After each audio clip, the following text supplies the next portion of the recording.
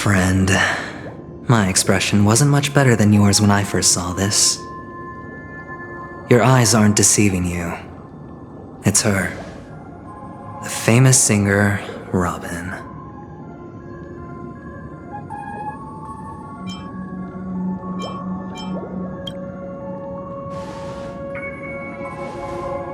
First of all, can I just say that this had nothing to do with me? I'm just an unlucky bystander here. The family can testify for me. If you don't believe me, just ask anyone in the Bloodhound family. They hate me and they hate the IPC, so they'd never lie. This is not where the crime happened. What I showed you was a memory. The most basic light cone manifesting tech. Authorized by the Garden of Recollection and owned by the IPC.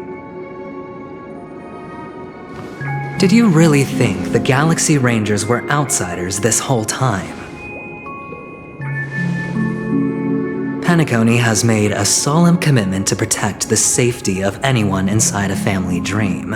Any person in distress will be forcibly awakened and safely returned to reality.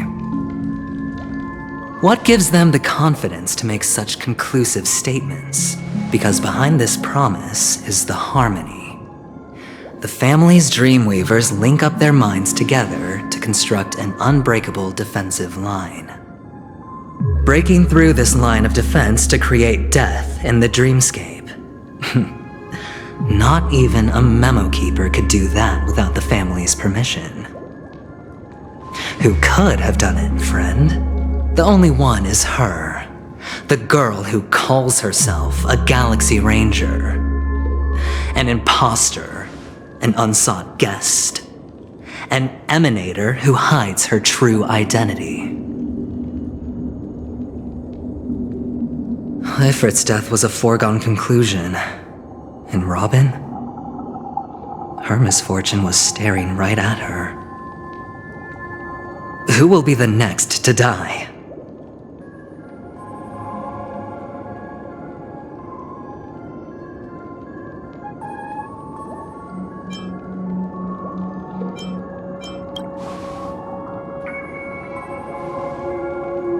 It's fine. Listen to your gut. Building trust always takes time, and I'm willing to wait. I just hope you realize that wherever that legacy is concerned, covert plans are already underway throughout Penacony. Everyone's got their own agenda. Careful you don't get stuck on the wrong side. If I were you, I'd keep my distance from Acheron. After all, any schemes out in the open are always going to be better than a monster in the shadows, right?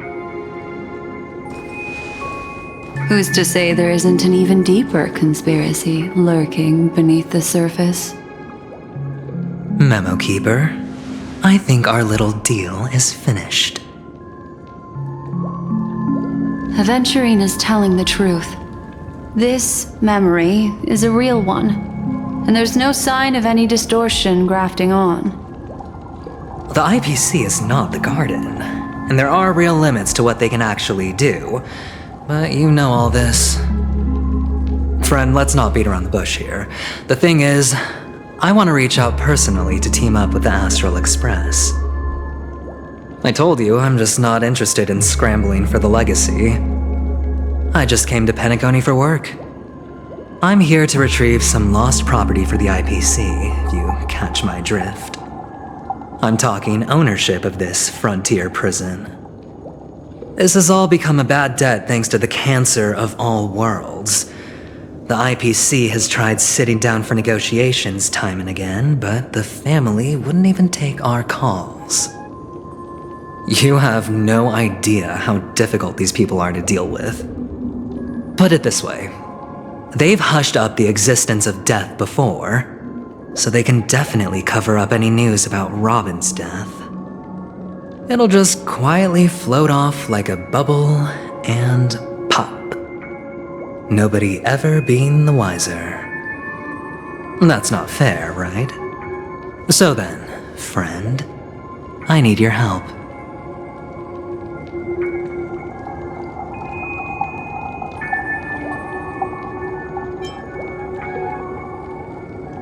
That's fine.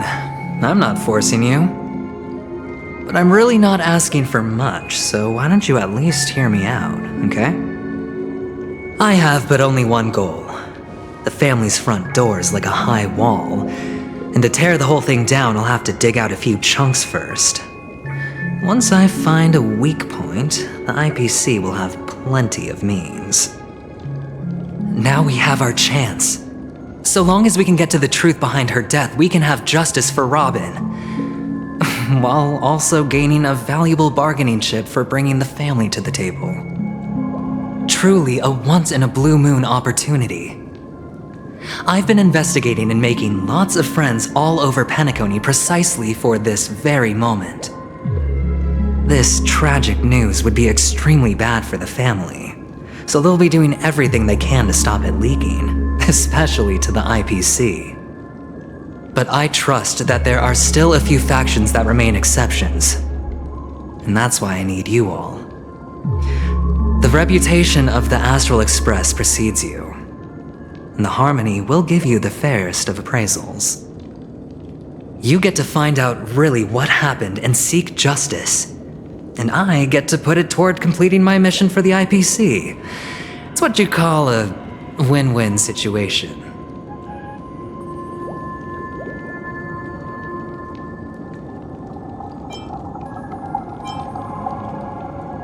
Don't worry, just head back and talk things over with your companions. That navigator is really smart. She must understand the value of this deal. Look, here's my contact details. If you come to any conclusions, call me. Oh, and take this. A thorough investigation can always use a little more funding. Don't mention it. So long, friend.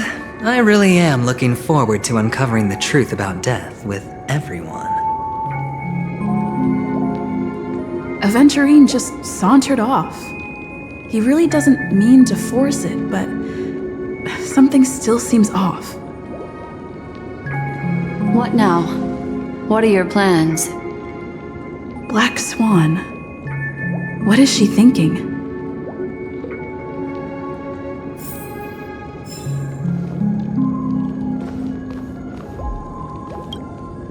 On the surface, this doesn't look like a bad deal for you. But Aventurine is a shrewd merchant whose scheme won't just be as simple as it appears to be. He doesn't know about Miss Firefly yet, but judging by your reaction, he may have noticed something going on and deliberately shifted topics to the truth of death to try and pull you in line with his way of thinking. That's quick thinking and very sound logic. Aventurine is no fool, and working with him definitely has its dangers.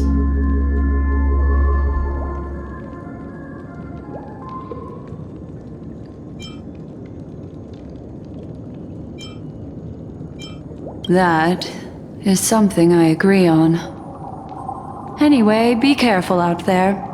There's more than one way to blaze a trail. In a dark forest beset by wolves, ensuring your own escape to safety should be your primary concern. As for the other questions, I'm not sure the two cases were committed by the same culprit, but that massive wound looked like its winged blade. We've all witnessed it in action before. Plus, it seems unlikely that there would be two lethal entities loose in the dreamscape. Sorry, I can't answer that question. That ranger is shrouded in mystery. I'm afraid no one is capable of providing an answer. But without a doubt, she is the most special guest at this banquet. It's like Aventurine said just then. It's best to keep your distance from her.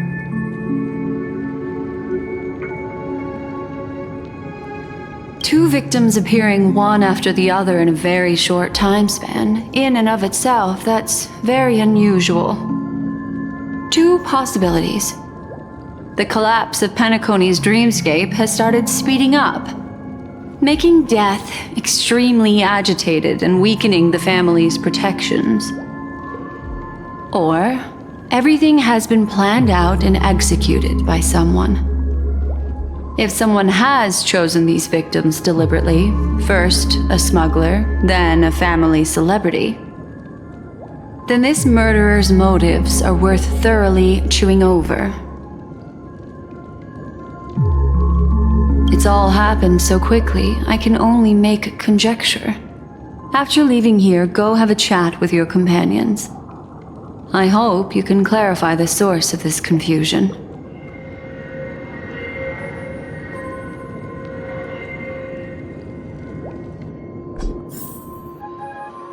Come, this way.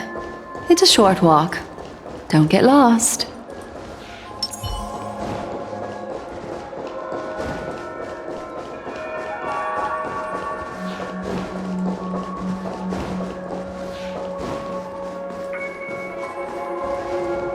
This way.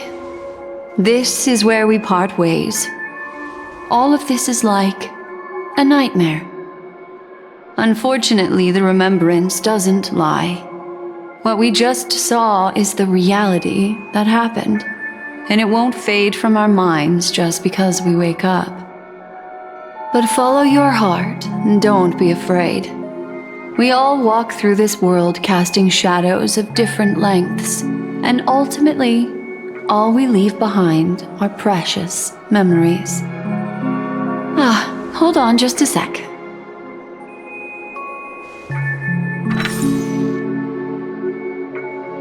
There you go, a small parting gift. If one day you unfortunately fall into the deep waters of the memory zone and there's no memo keeper to join you, hopefully it can guide you on my behalf. I also pay great attention to the ways of the world. Just think of this as an apology from me for hiding something from you.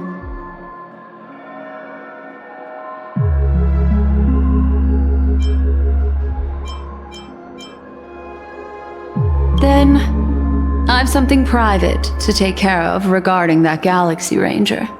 Let's leave things there, shall we? What fascinating memories will you bring for me next time we meet? I sincerely look forward to them.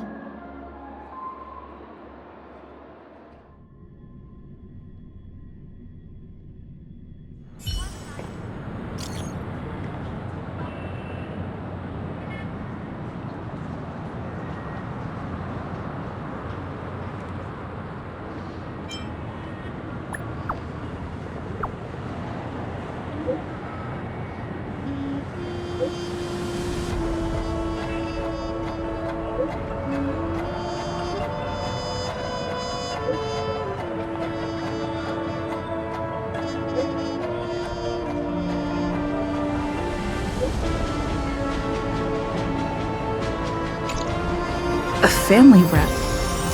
Is Himiko okay?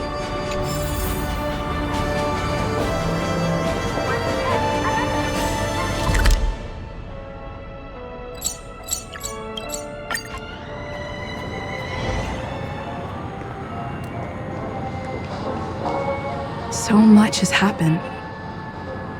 I should take a moment to gather my thoughts and wait for everyone to arrive.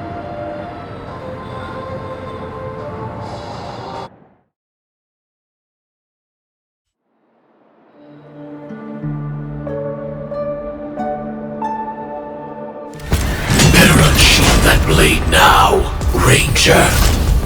Do you still dream, Hunter? Of those slain by your hand?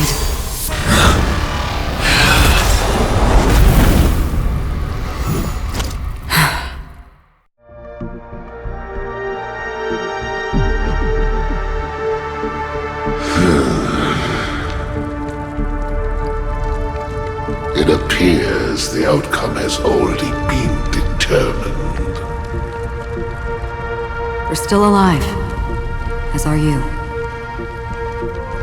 You still have room to make a choice. Leave the music box behind, and then go. Choice? The bloody trail of the destruction leaves no room for hesitation. The Taurus fire demon. Even if you sacrifice your life for that eon, you won't get special treatment. Ranger, you tread the narrow path of the hunt. You could never understand. We come from the fire and are born bathed in fire. We spread, burn, and destroy until all the kindling has burned out and we leave only ashes on the ground. Burning forms the entire life of a fire demon, from the beginning to the end. We are born to die, just to put into practice a profile of another universal truth. All things are created for the destruction. Your companions don't seem to think so. They fight for your chance at survival. They are my children, and just as I was, they are flames that have yet to burn white hot. They're still young, and I don't blame them. But my flames are faint, and time is running out. Can you see the planet of festivities in the distance? I plan to bring purgatory with me there, and before that, I must surpass you. Why? Because on the path they have forged, you have traveled farther than I have. Emanator.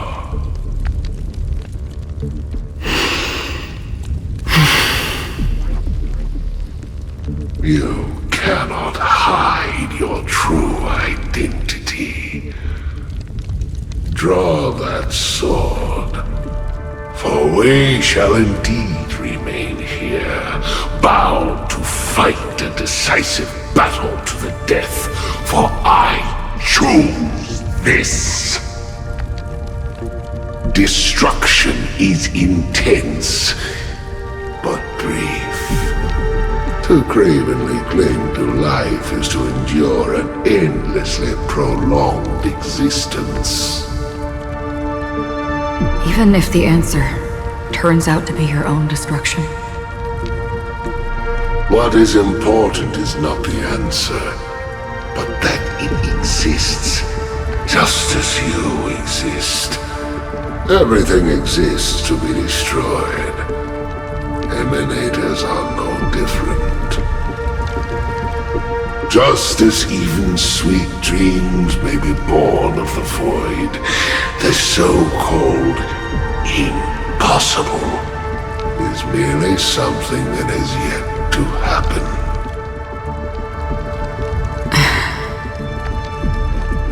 All right. I accept. You shall witness the most brilliant and intense fire in existence. May this flame illuminate the farthest reaches of your bottomless dream. A bottomless dream. Yes, that's right. But you've made one small mistake. This blade remains in its scabbard not out of pity or scorn. It's a personal secret that I don't want to disclose, but perhaps out of reciprocity.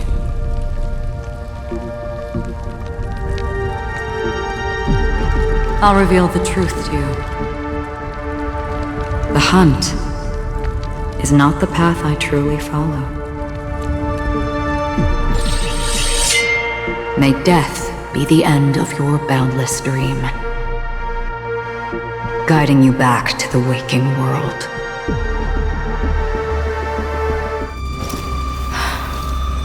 I still see them in my dreams. called it. Your time hasn't come yet.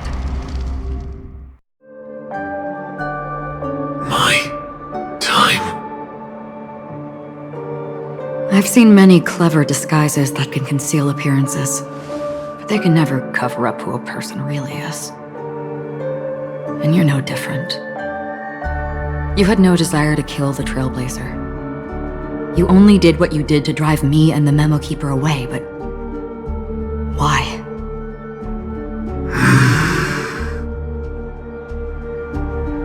Did Destiny's slave make you do it?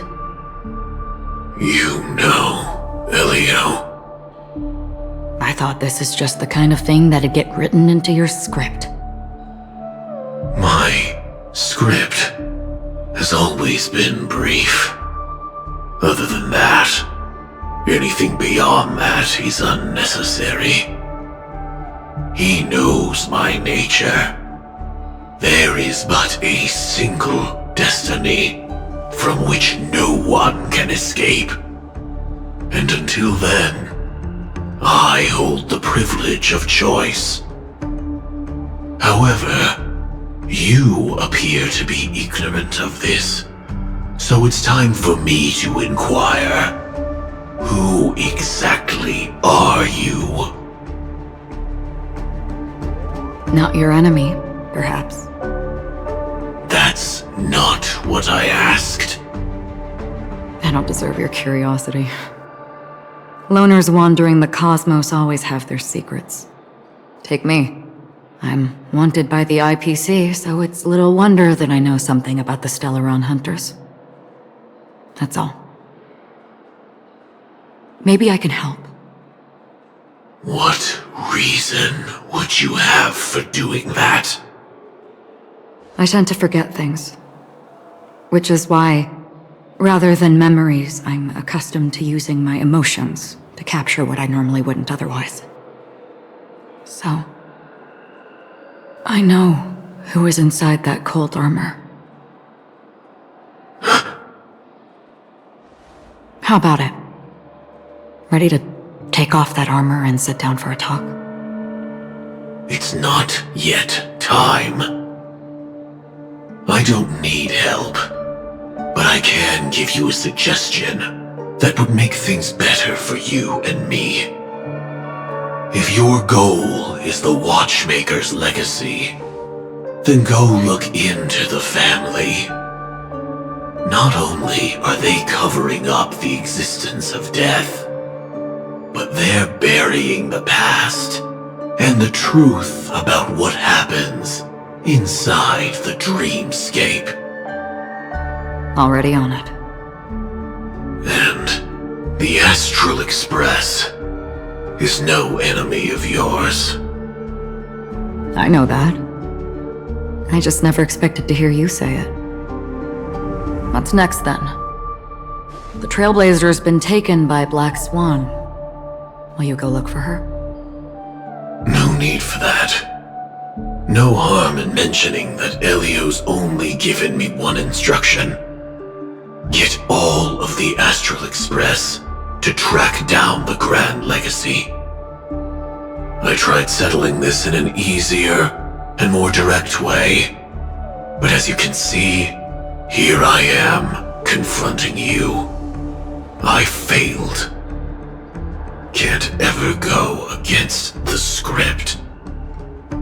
The so-called impossible is merely something that has yet to happen. That's it. Before we split, can I ask you one more thing? Is there anything else in your script about me?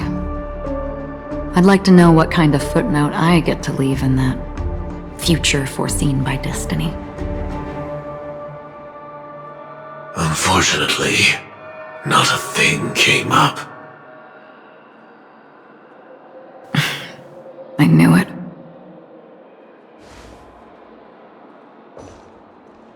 Hang on. I don't. Don't. What? Your first question was, do you still have dreams about everyone who died because of you. I don't. Never have. I was born without the ability to dream. I live for this cold, harsh reality. For a little light.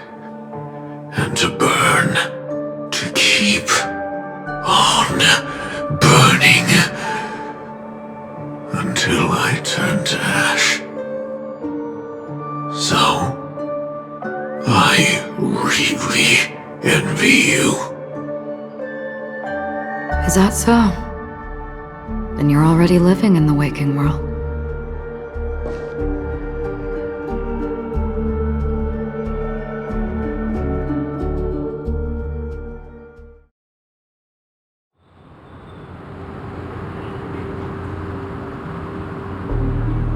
We heard about Miss Firefly from Black Swan, but we never expected Miss Robin to... I'm sorry that I couldn't be with you then. Reality cruises on in serenity, while undercurrents bubble up from the dreamscape. Just like that memo keeper said. Stay strong, everyone. We can still do what we can for them.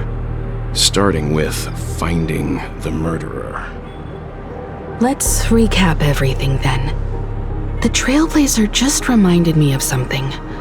Marge, do you remember what that family rep who negotiated with us said? Indeed, we trust that the Nameless has nothing to do with this, and we also beg each of you to help assist the family in verifying the identity of the deceased. That's how it was put, in reference to Miss Firefly. Looking back, he seemed a little evasive at the time, and he also failed to mention anything about the earlier murder, too. The family's planning on covering up all news about Miss Robin's death. If news gets out, Penacony's going to turn into a bloodbath. But the murder that followed closely after was obviously beyond their anticipation. The family had to try and turn things to their advantage by bringing in reinforcements from outside. The Charmony Festival is nearly here. They must be snowed under. It may also be that Miss Firefly's murder had so many witnesses that it couldn't be covered up. So they went with the flow and let more people on the scene to control the situation. After all, the nature of the two murders is fundamentally different. The family's first protective measure should be against malicious actors among the guests, such as that IPC envoy. Indeed, he was particularly concerned about that Galaxy Ranger. Are we missing the forest for the trees here? I always felt that Aventurine's reasons for accusing Miss Acheron were highly subtle. Can we believe him? At this point, I'm afraid the only ones we can trust are ourselves. Look, let's try to gather intel first and then list all the possible outcomes we can. Then we go through them, eliminating contradictions one by one. The fewer facts remaining, the closer we are to the truth. I've still got this sense of foreboding. It's like we're stuck in a whirlpool, spinning around that legacy even after everything that's happened. This time we're playing the role of a real detective. But before we start, what are we going to say to the family and Aventurine? As I see things, the family harbors no ill will towards the Astral Express. If they didn't trust the crew, they wouldn't have casually commissioned outsiders to investigate a case that's, in all likelihood, a scandal. Plus, this is the family's turf. Teaming up with them should make things easier for us in the future. As for that Aventurine, well, I'd like to hear your thoughts. He's complex. He deliberately slow-played his hand during negotiations while running circles around us all the while. He appealed convincingly to both reason and emotion. It wasn't forced, but the intent was obvious. Still, it's good to have contacts among all this uncertainty. Aventurine showed his skills, and as far as our interests are aligned, he can become a reliable ally. We also need to keep a certain distance from the family. Never let them get too close. Teaming up with the IPC helps balance that out. If either side makes a move, we have the option to pull out.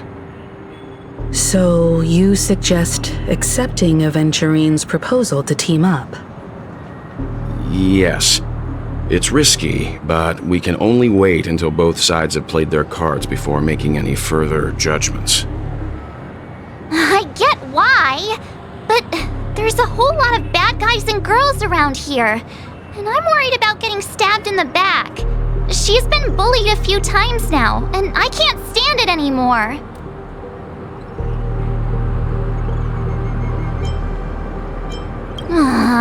You're like a broken record. Forget about it. Just let me keep an eye on him. If that doesn't work, we can just turn the tables and use him instead. Then, could you please reply to Aventurine? Everyone, take this time to put together your thoughts.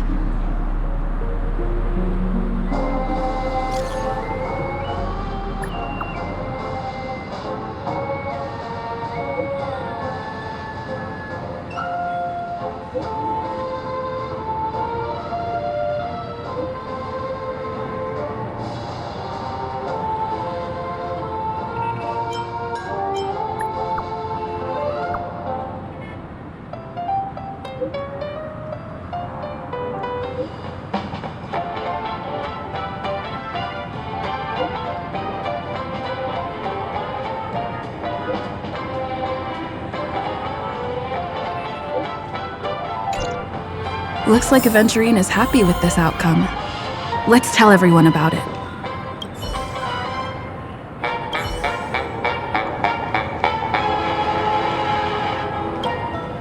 Aventurine's goal is to try and recapture Penacony for IPC. To do this, he'll have to bring down the family in its entirety to create a big enough chance.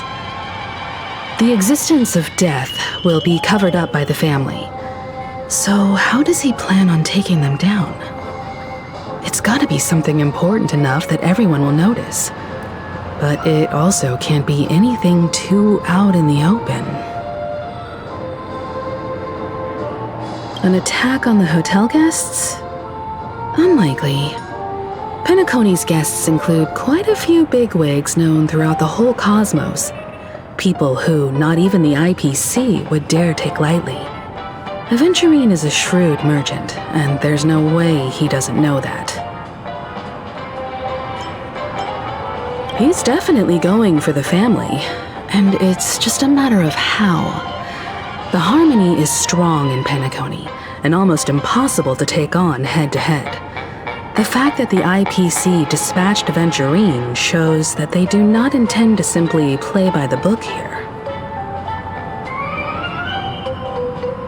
Aventurine has devoted considerable attention to her. But this Galaxy Ranger, we know hardly anything about her and can't rush to any conclusions.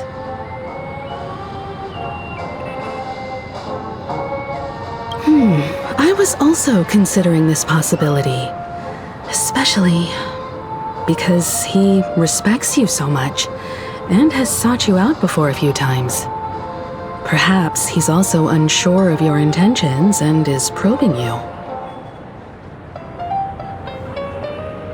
I'm just speculating. In any case, we have to be careful when handling Aventurine. He's skilled at reading people and discerning the right moment to strike. Also, he's clearly a born gambler if he's willing to go all in to win.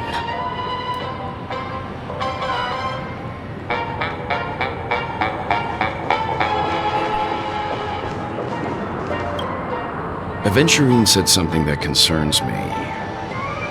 He accused that Galaxy Ranger of killing Robin without any evidence whatsoever, but said nothing about her connection to that memory zone meme or why he was stalking you.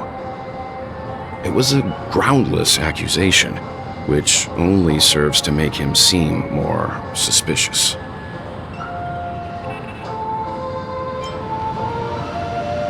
Maybe Aventurine's goal was never to gain our trust. Maybe he wanted to foster a feeling of enmity towards Acheron and make the situation more volatile. 2 birds, 1 stone. However, I asked Don Hung back on the Express to confirm that story about the Annihilation Gang and the lost messages. It wasn't something that Aventurine made up out of thin air. You've met her many times now. What's your impression of Miss Acheron?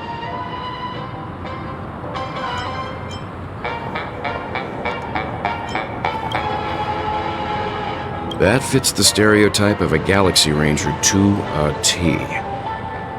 They're eccentric, unpredictable, and fond of being alone. No wonder she's a suspect. I really love Clocky.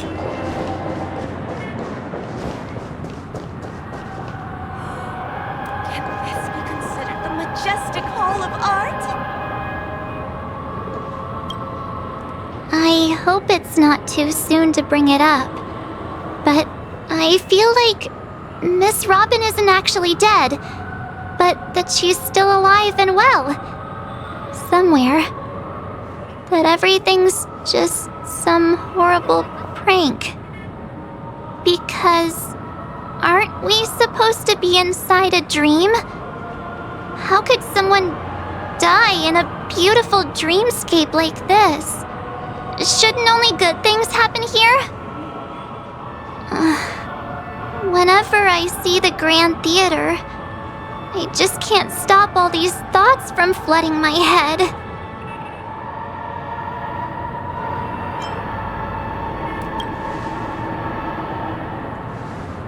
Yeah, of course.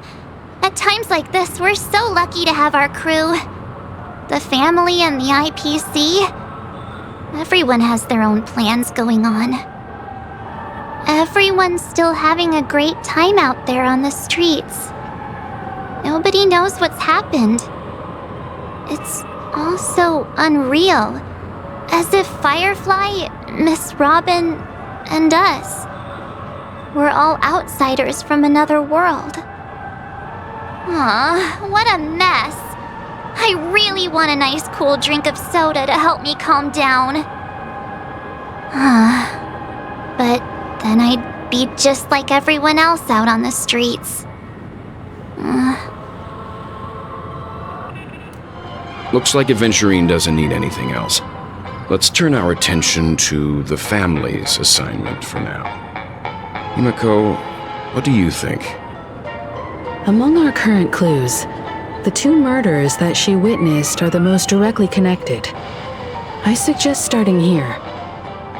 One thing I'm curious about is, if a person dies in a dream, what happens to them in real life? Seeing as we're at the family's behest, why not pop back out to reality and verify Miss Firefly's situation back at the hotel? Perhaps we could also make a few inquiries about her while out there. How about we split off into 2 groups? There are still some things worth focusing on inside the dreamscape. I'll investigate those, and we can link up again later. Worth focusing on? Oh. No problem. I'll leave it to you then. Huh? Aw, I thought I'd finally get to see Himiko and Mr. Yang go out on a mission together. Oh well. Take care then, Mr. Yang. I will. Keep in touch.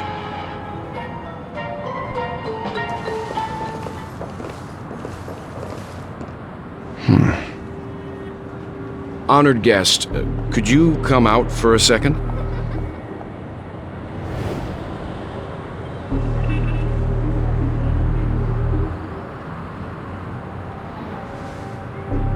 I'd be embarrassed too, getting stared at like that. Forgive me. My name is Welt Yang. I'm one of the crew members on the Astral Express. I believe you've met my colleagues. Welt. Is there something about my name? First, don't you want to know my name? I already do, Miss Acheron. You're a prominent figure in Penacony. What are they saying about me? Some claim that you're the real culprit behind these murders, that the Annihilation Gang's tragic fate at the banquet was a result of your blade, and that you're now attempting to unleash another bloodbath on Penacony. The Annihilation Gang? Ifrit of Everflame Mansion. Tragic fate. That Duke turned his dying body to flames and sacrificed his life as a martyr. He was a determined and heroic pathstrider. Not even a villain should be disparaged like this. And what's more, there were plenty of suspects invited. Do they really think that a blade is more dangerous than that black hole you're wielding? Keen intuition. Not even the family managed to point out the truth behind this cane. So you must surely know, Miss Acheron, that peering into a black hole is not a wise move. As a potential threat, your knowledge of us has reached uncomfortable depths. Reveal your true identity and intentions. Otherwise, brace yourself for gravitational disintegration. That shouldn't be necessary. But if it makes the Nameless feel less defensive, I'll be happy to abide. Believe it or not, Galaxy Ranger, Acheron, those are the names I go by to this very day. My trip to Penacony is solely to fulfill an old, final request. I'm here for the Watchmaker's legacy. And that's it. I think I've been honest enough. Still unwilling to reveal your true identity? It's not that I don't want to. It's just that I can't. I've come so far, and I can't sum up all of that in just a few words. Everyone has their own unspeakable past. Secrets that they don't want to be revealed. And I won't be asking any more questions, such as why the Astral Express is roaming around the cosmos with a Stellaron on board. Is she okay? That memo keeper didn't do anything, right? She's fine. Let's just stick with the topic. Gaining my trust depends on how much you're willing to reveal. I've run around many different Penacony dreamscapes just to try and find that legacy. And during this period, I came into contact with quite a few guests. In the process, I gradually came to realize the secret of Penacony may be closely related to the Trailblaze. That's why I've come to ask for your help. I don't have enough proof yet, but I'd like to speculate something. The source of all tragedy lies within the family. If you could trust me, we could find the proof to support this claim together. Mr. Yang, I think you've come to the same conclusion, haven't you? Let's leave it at that. For now, I'll choose to believe that you bear no hostility. Share your findings with me and me alone. I don't want vague conjecture to interfere with other people's judgments before we find solid proof. By the way, would you like something to drink? Before we go, how about 2 cups of Wake the Heck Up? No, 4 cups. Because the conversation coming up will last forever.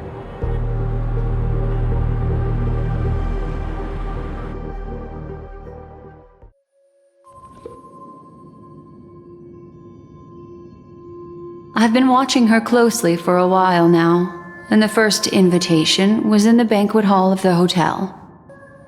She just sat in one corner, keeping silent, chugging down a couple cups of Wake the Heck Up.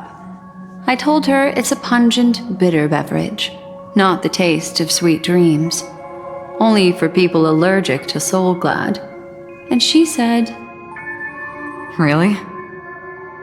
But I don't taste any difference at all between them.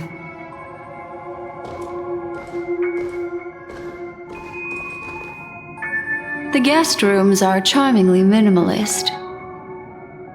An aesthetic you share, Miss Acheron.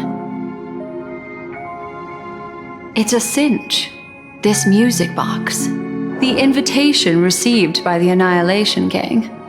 There are latent memories that linger on it yet. You see, memories of you are not yours alone. They travel in other people, other things. I know much, and I can predict even more. With some help, the dead can be made to speak. The Annihilation Gang, that band of desperados who all disappeared after meeting you, what exactly happened to them? Well, let me reveal all.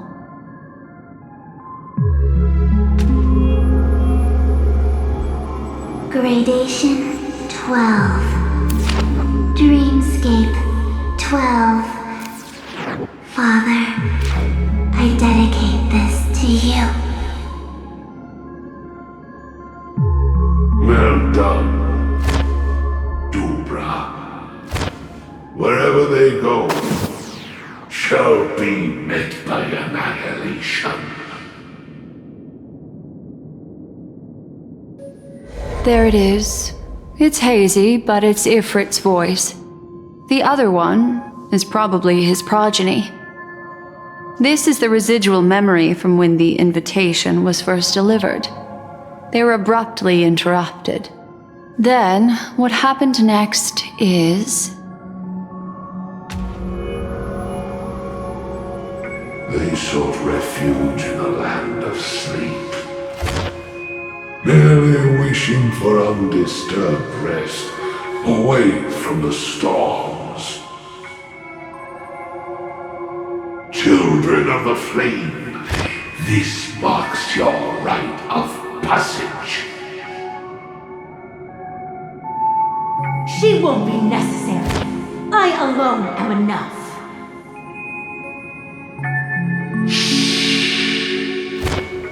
When have those on the path of destruction feared death?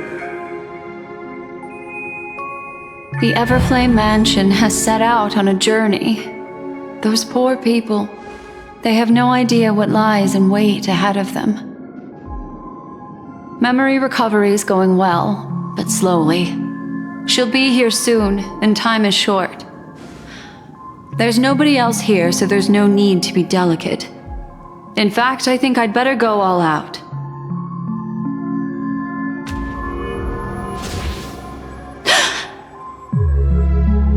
What happened?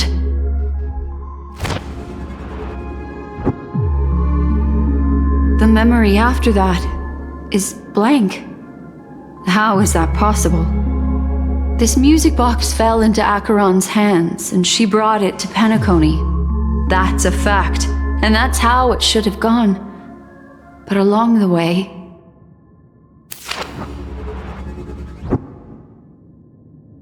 it's like it's been erased. Who's done this?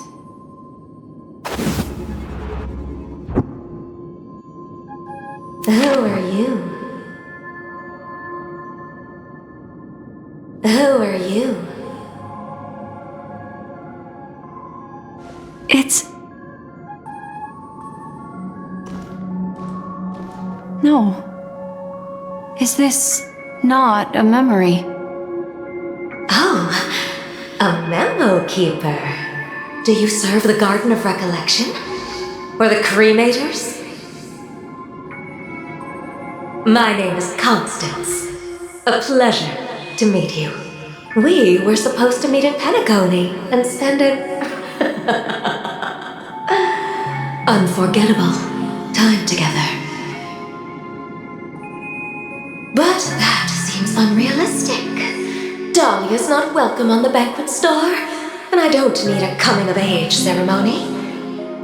And you, I know what you're looking for. Want her secret? I can give it to you, and then you can enjoy the banquet for me.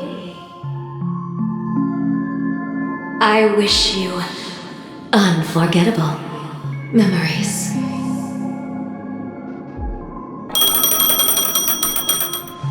Oh. A phone. Wanna listen in?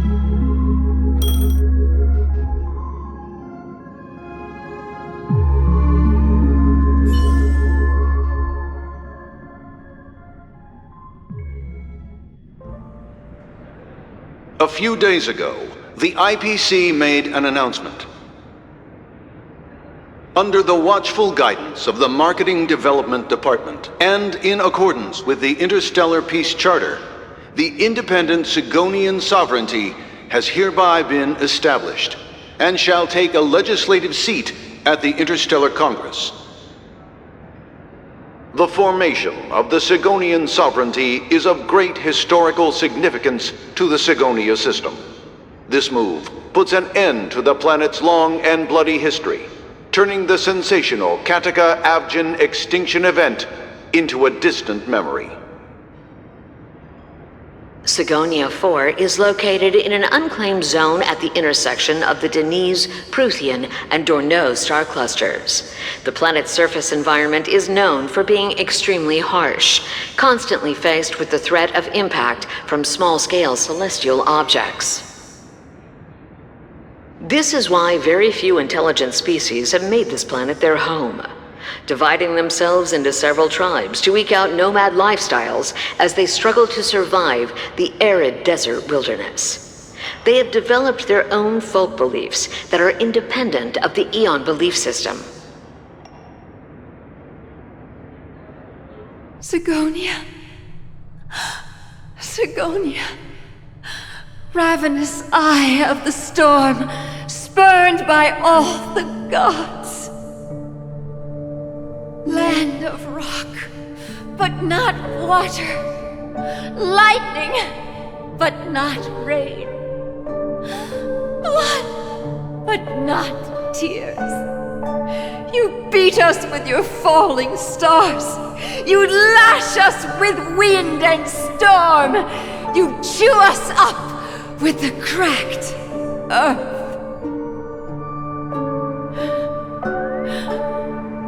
You promised us a land of honey, yet yoked us beneath a sword of bitterness.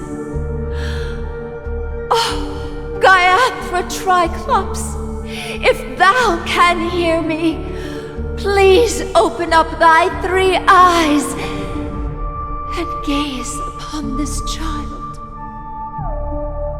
When you took his father, my child was still sleeping in my belly. And where my husband went, I too soon must go. I don't ask for a peaceful death, just for you to tell me, does the baby swaddled sweetly asleep? Does he dream of his mother's heartbeat and the sound of falling rain? Please tell me whether this life is all just a fleeting dream. Otherwise, why would this child be born to face impending death? Mommy! Mommy! Mommy! The rain! It's raining! Raining?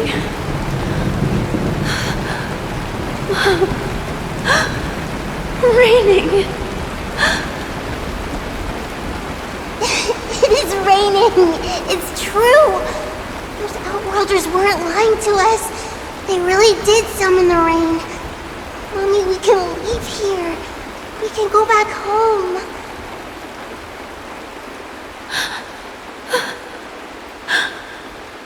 Back home. Gaiathra after a triclops. You came. Do you hear that? Thank you. Thank you.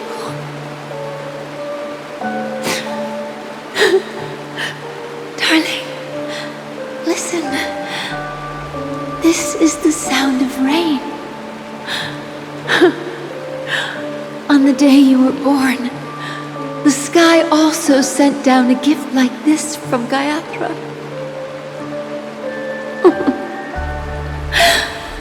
Such a lucky child. Such a blessed child. Just like your name.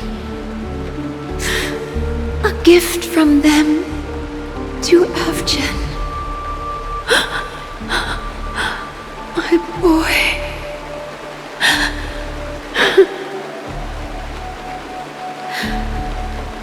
May the goddess Gayatra close her eyes 3 times. Keep your blood eternally pulsing. Let your journey be forever peaceful. And your schemes forever concealed.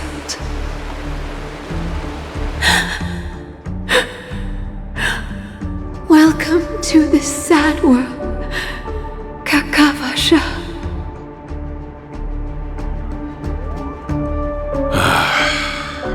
Time to wake up, gambler. Oh, heavens. I must have drunk too much Soul Glad. Didn't expect you to be back so soon. How is it? Find anything? Just as you guessed.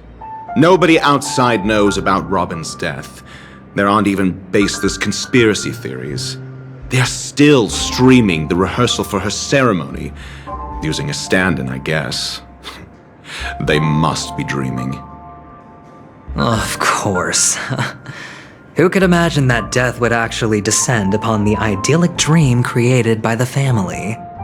Let alone that the victim would be the female lead of the Charmony Festival. To be honest with you, I didn't believe it. I even tested it a few times myself, until I discovered that I couldn't actually die. Whenever there's any danger, I'm forced awake by the dream pool, and it's all as if everything were just a nightmare. That's why I'm convinced that there are a few big secrets lurking behind the scenes. Then you must have heard about the Memory Zone meme. When I graciously deigned to establish connections with the Oak family on your behalf, they were quite in a pitiful state of disarray. Besides Robin, there was another body. I don't know the exact details, just that it was a stowaway. 2 murder cases?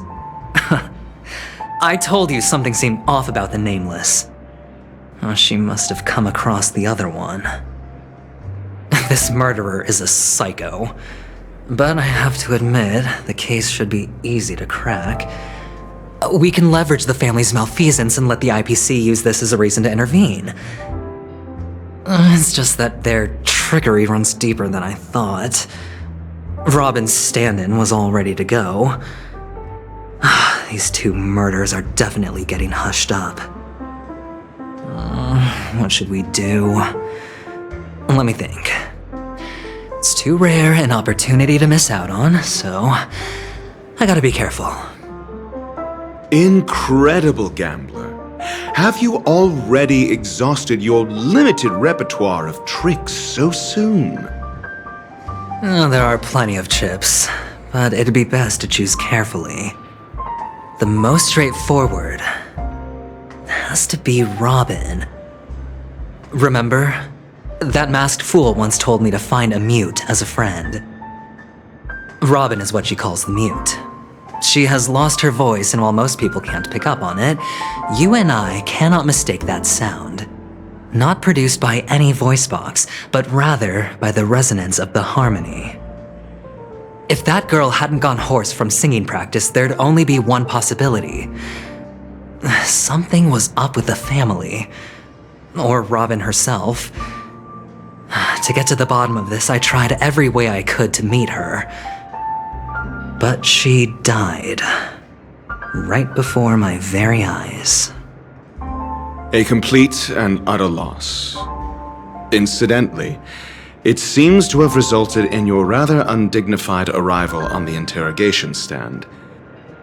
There were eyewitnesses at the scene, and the family, in their graciousness, has tentatively accepted your alibi. However, for the foreseeable future, you shall, regrettably, find yourself under the vigilant watch of the hounds. Well, things aren't looking too optimistic, Doctor. I'm starting to break out in a cold sweat.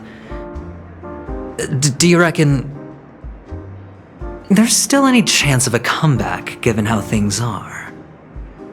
A probability? Yes, it exists, but it verges on the infinitesimal. To phrase it in a manner more befitting the vernacular of Penacony, you're dreaming.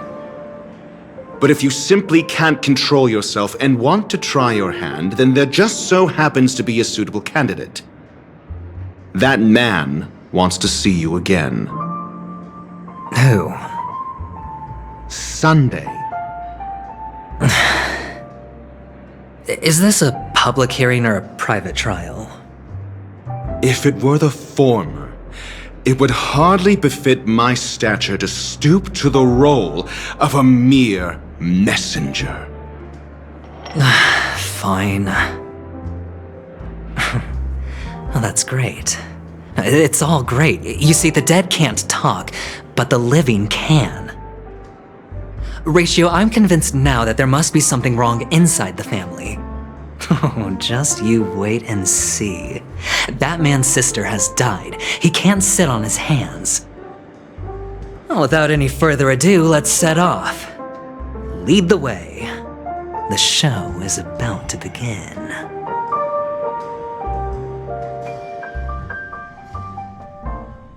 We're here. The Dewlight Pavilion is the Oak family's fortress and a place where heads of the families meet to discuss great plans for Penacony. Fortress? I like this metaphor. I dealt with the warlords of the Amanicus star system not long ago, and their synchronized orbital manor wasn't this heavily guarded. This mansion nominally belongs to Sunday, and is very befitting of its owner. Without his express invitation, the likes of ordinary guests would never grace these grounds in their lifetimes. Look around while you still have this moment of freedom. Hey, Doc, whose side are you on anyway? Who's to say I won't sell you out? We'll see. When we meet the authoritarian master of the Oak family, I'll pry an answer out of him. Follow me and I'll bring you to his parlor. Hold your tongue and let me deal with the members of the family.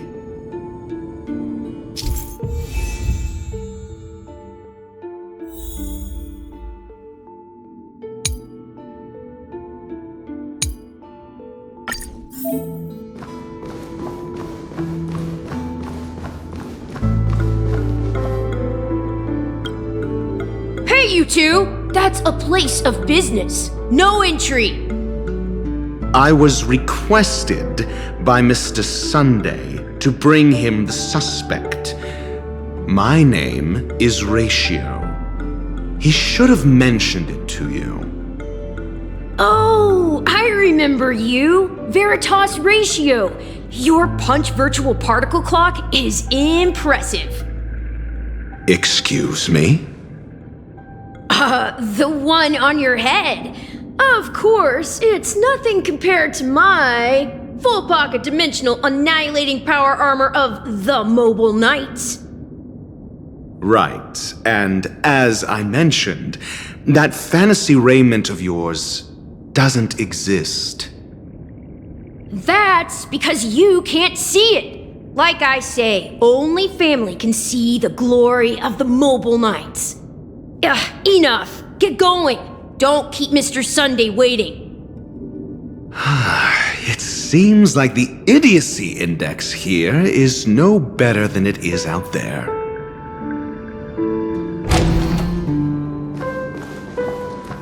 Feeling lucky. Feeling lucky. Feeling lucky. A dead end? The door is shut tight. Looks like we're on our own. I mean, there isn't a door. How did you get in before? For security reasons, the family built the administrative site deep in the dreamscape, with the mechanisms hidden in these nightingale statues. The direction of the statues can be controlled. On the previous occasion, an attendant named Kona had gone to the side room to verify something before setting the statues in the correct positions. Well, maybe we should do the same. Let's go and take a look. Of course, we can also use brute force.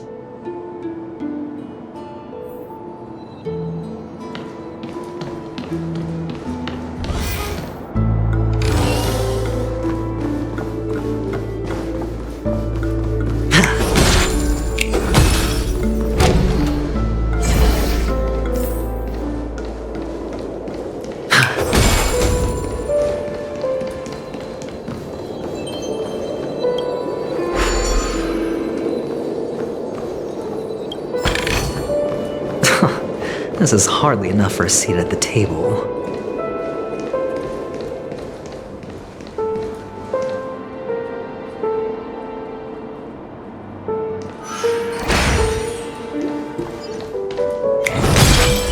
Oh, the bigger the risk, the better the reward.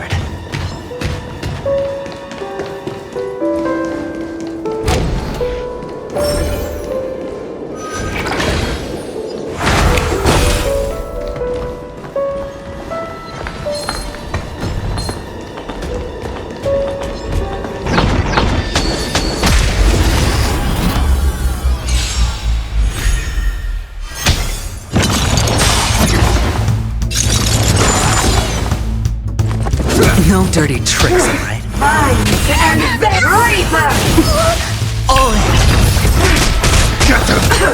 Stand still. Time to say bye. Boom. Ill fate descends!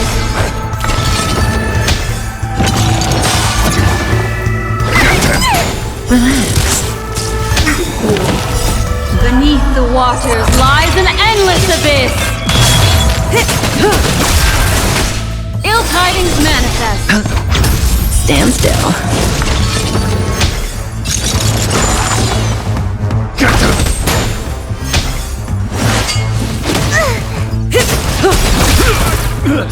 Time to say bye. Boom.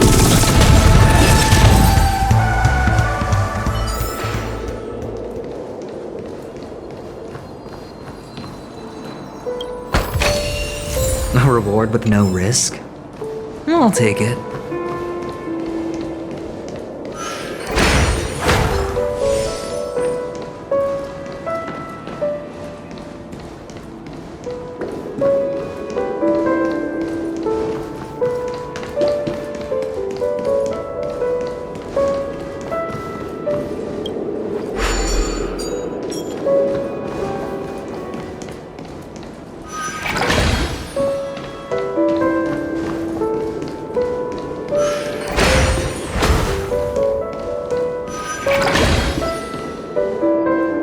Six nightingales facing in different directions. An obvious hint. But are these nightingales? They are. What's wrong? How can nightingales be so huge? They look more like torment eagles to me. There are no eagles in the 5 families, only nightingales. Why am I wasting time with you on this?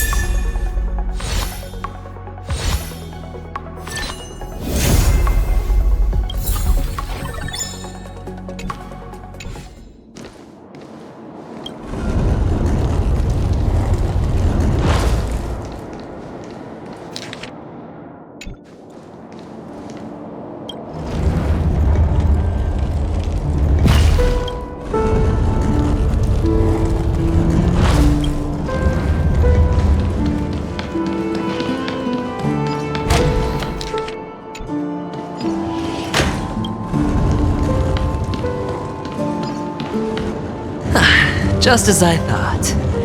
Here's the correct answer. A truly miraculous discovery. Perhaps I should offer you the chance to join the Genius Society. Really? Well, I thought you'd given up on that already. I was being sarcastic. Can't you tell?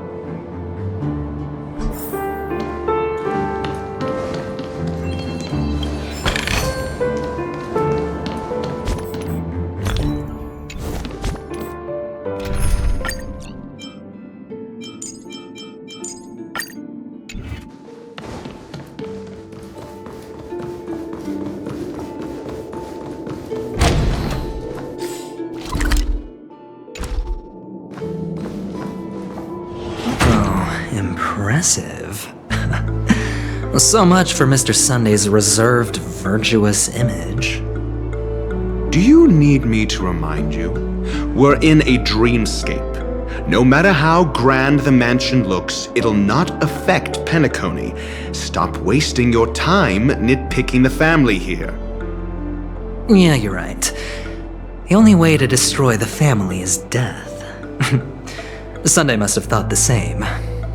Let's head down.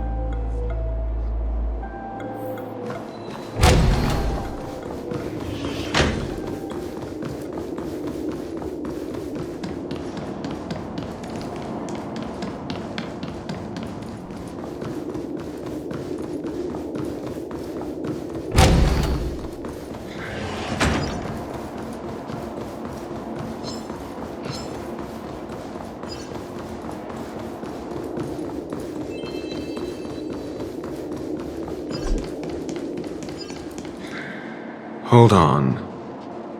Huh? What's wrong? Are we heading the wrong way?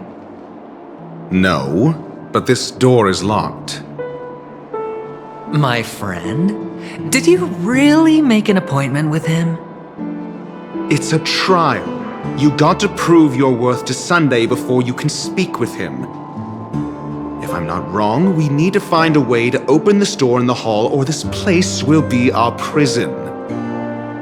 Oh, an escape room. My favorite. Get serious. I've no time for games. Let's head back.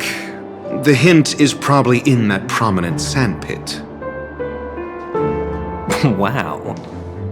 That's an enormous sandpit. I'd love to build a tall building for myself. Once I have enough savings.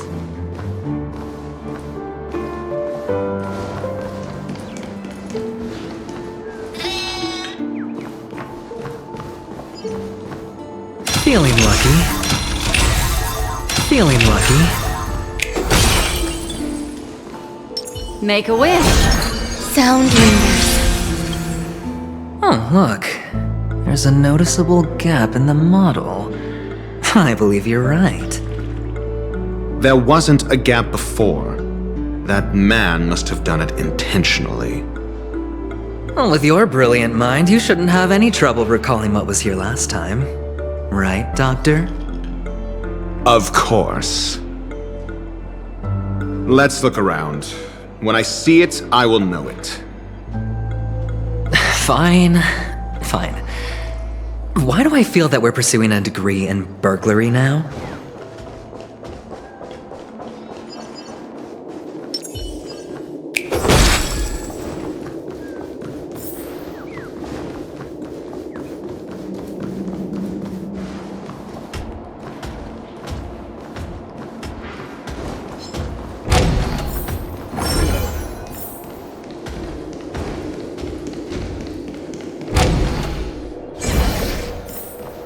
Found it. This is it.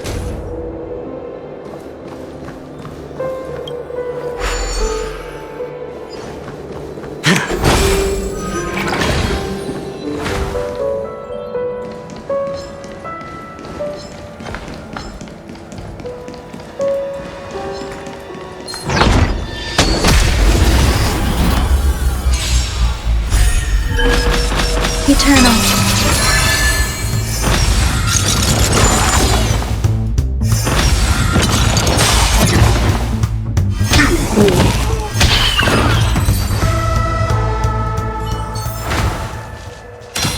spooky.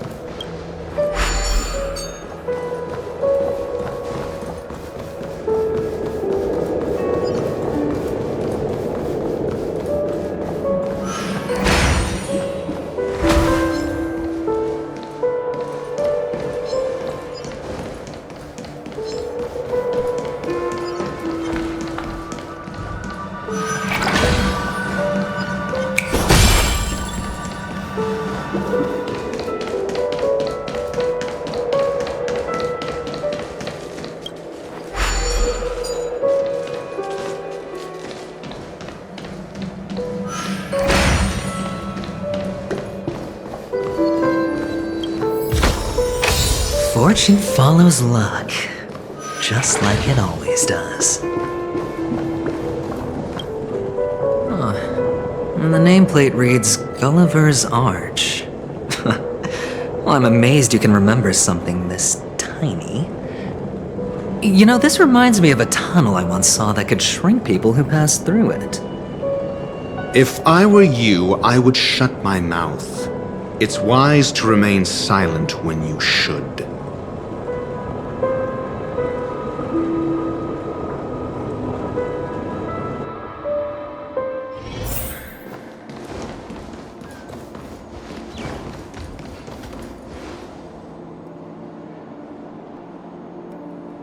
Oh, this reminds me of one of those building toys. You know, with the blocks. I've never played with them before.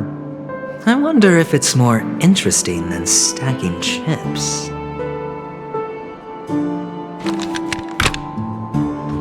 Oh, look. The gap is closed. And it fits perfectly. So, what's next?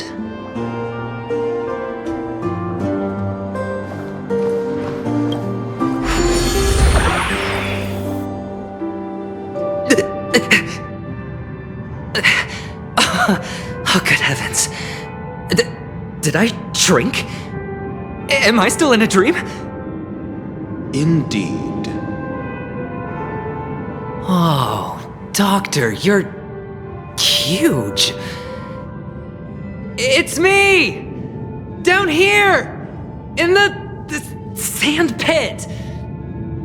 Oh, actually, I think we could make this work for us. Just find a way to slip me into Sunday's collar, and I'll infiltrate the family just like that.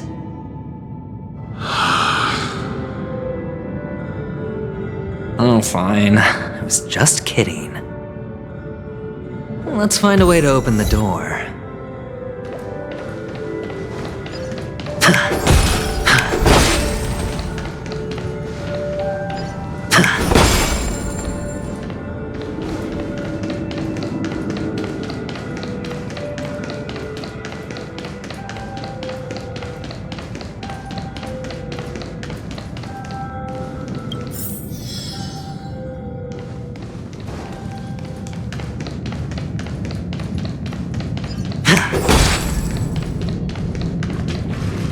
Hello! Welcome to the Golden Hour base model. I am an Oak Soldier. I will be here to guide you through the tour of the base model. Happy to be of service. And tell me about the tour. Hello! Welcome to the Golden Hour base model. I am an Oak Soldier. I will be here to guide you through the tour of the base model.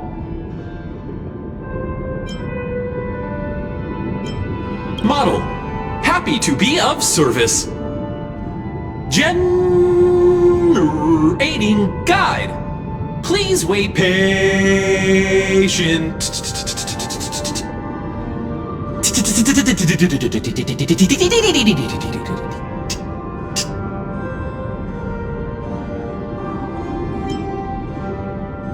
Found the nearest check-in spot.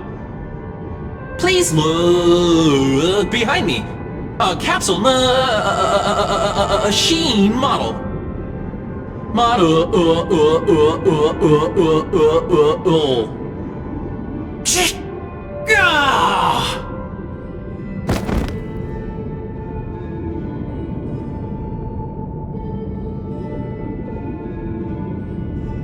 What's up with that?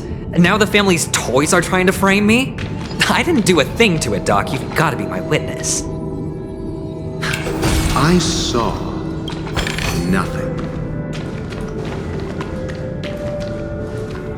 Oh, capsule machine. There's no mechanism on the floor. Could there be one at the top? Doctor, do me a favor.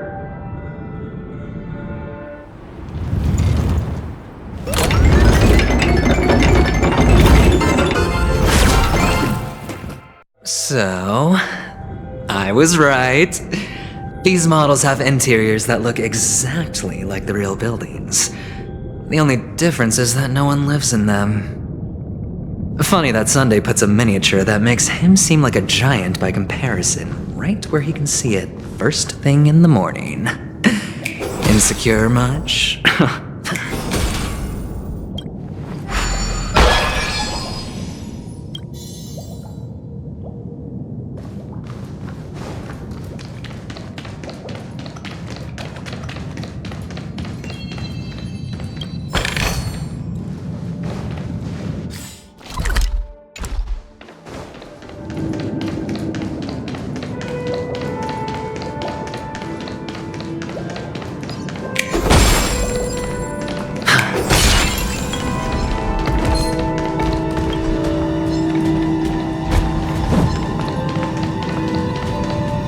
Make a wish.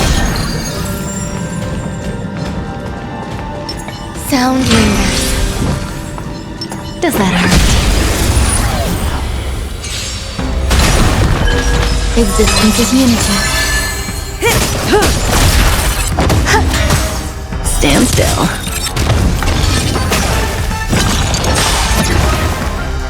Time to say bye. Boom.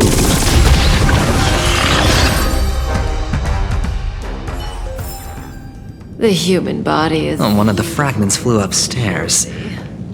I'll need to use the pinball machine to flick myself up there. But it's tough.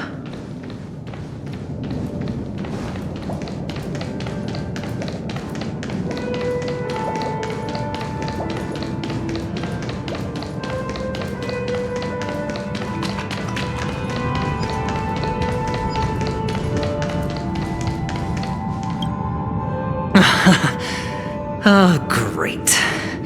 There's another pinball machine base here. And it's empty too. Doc! I'll need your brain power again. There's no need to yell, I can hear you. The pinball machine must be hidden somewhere in the hall, like the arch.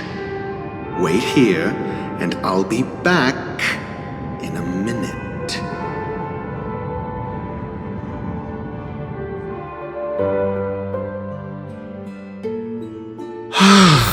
Finally, a moment of peace.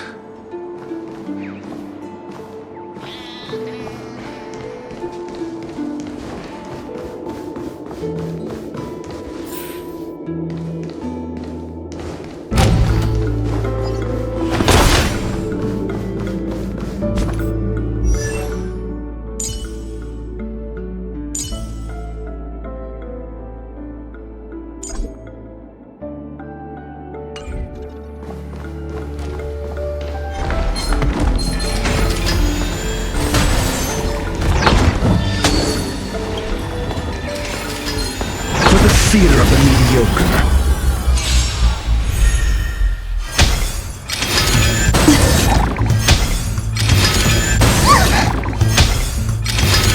Didn't hurt. Answer me. Protect me! Protect me!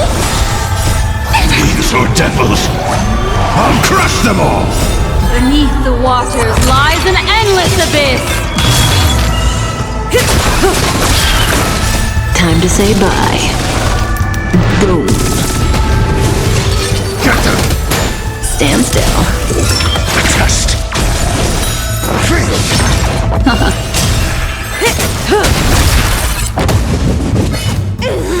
You dare attack? Get them. Relax. Answer me. 0 points. Knowledge, the measure of truth and falsehood. Get them. Time to say bye. Boom.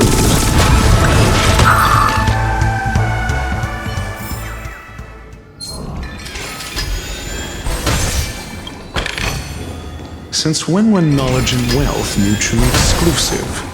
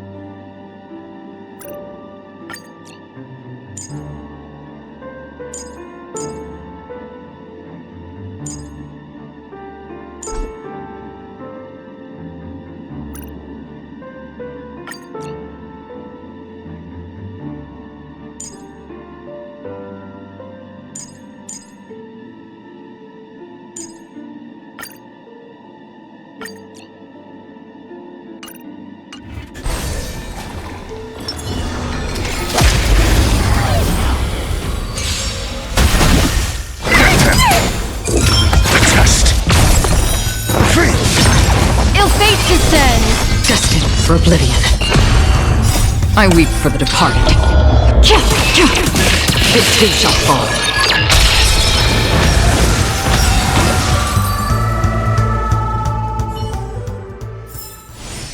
Another blood debt repaid.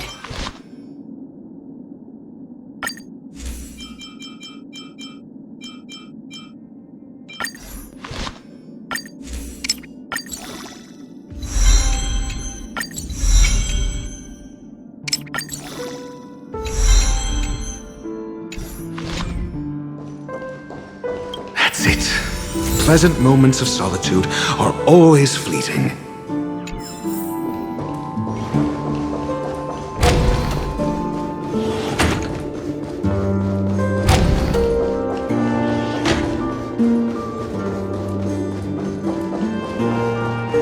Oh, you're back. Just place it here. Thank you.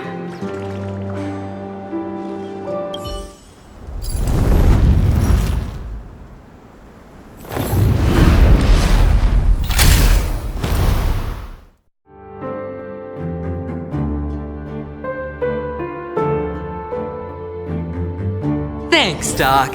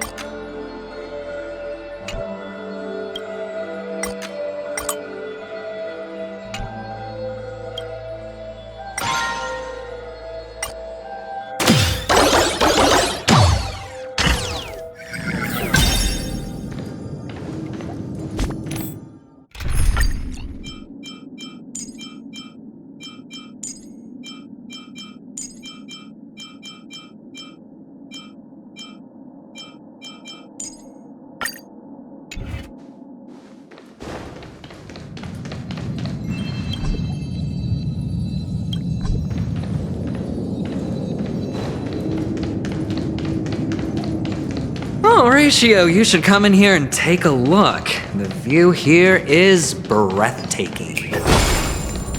Honestly, you could easily squash me with just a pinch. If that is your wish, I will do so without a moment's hesitation.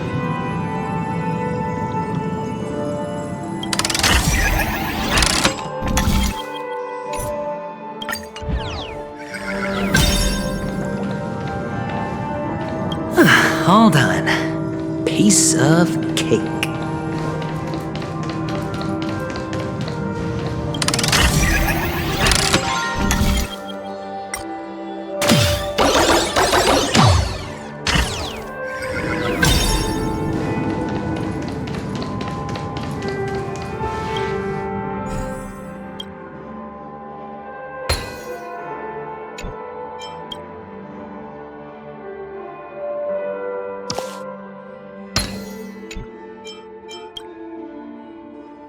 And the joyous tour of Toy City has come to an end. Makes me feel sad. Penacony isn't all bad, right? I'll use this interesting experience as a talking point at the poker table.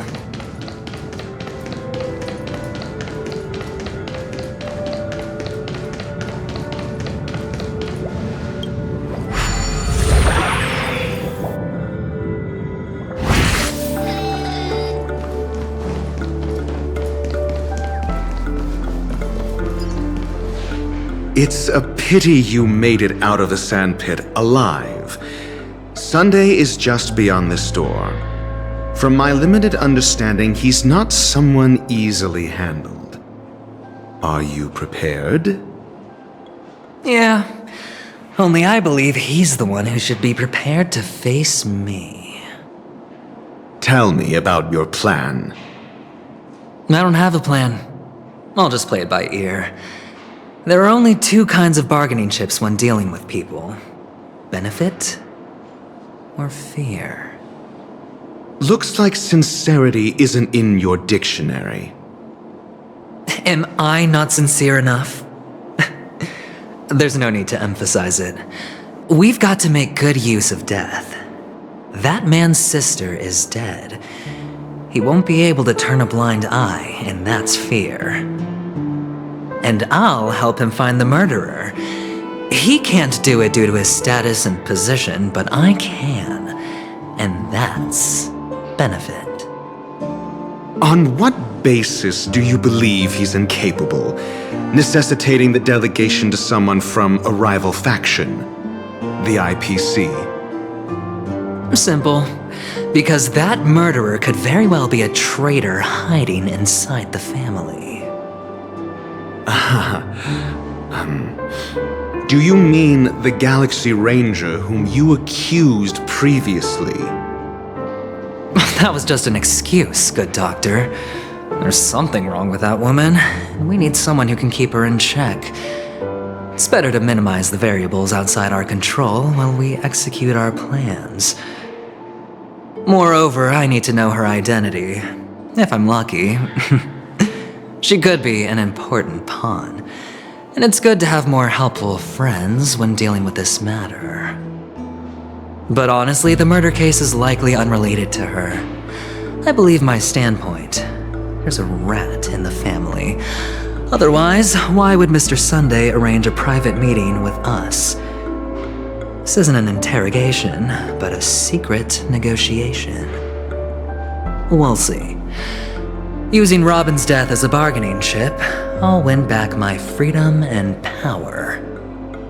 In the end, I'll ruin this beautiful dream and create the grandest death.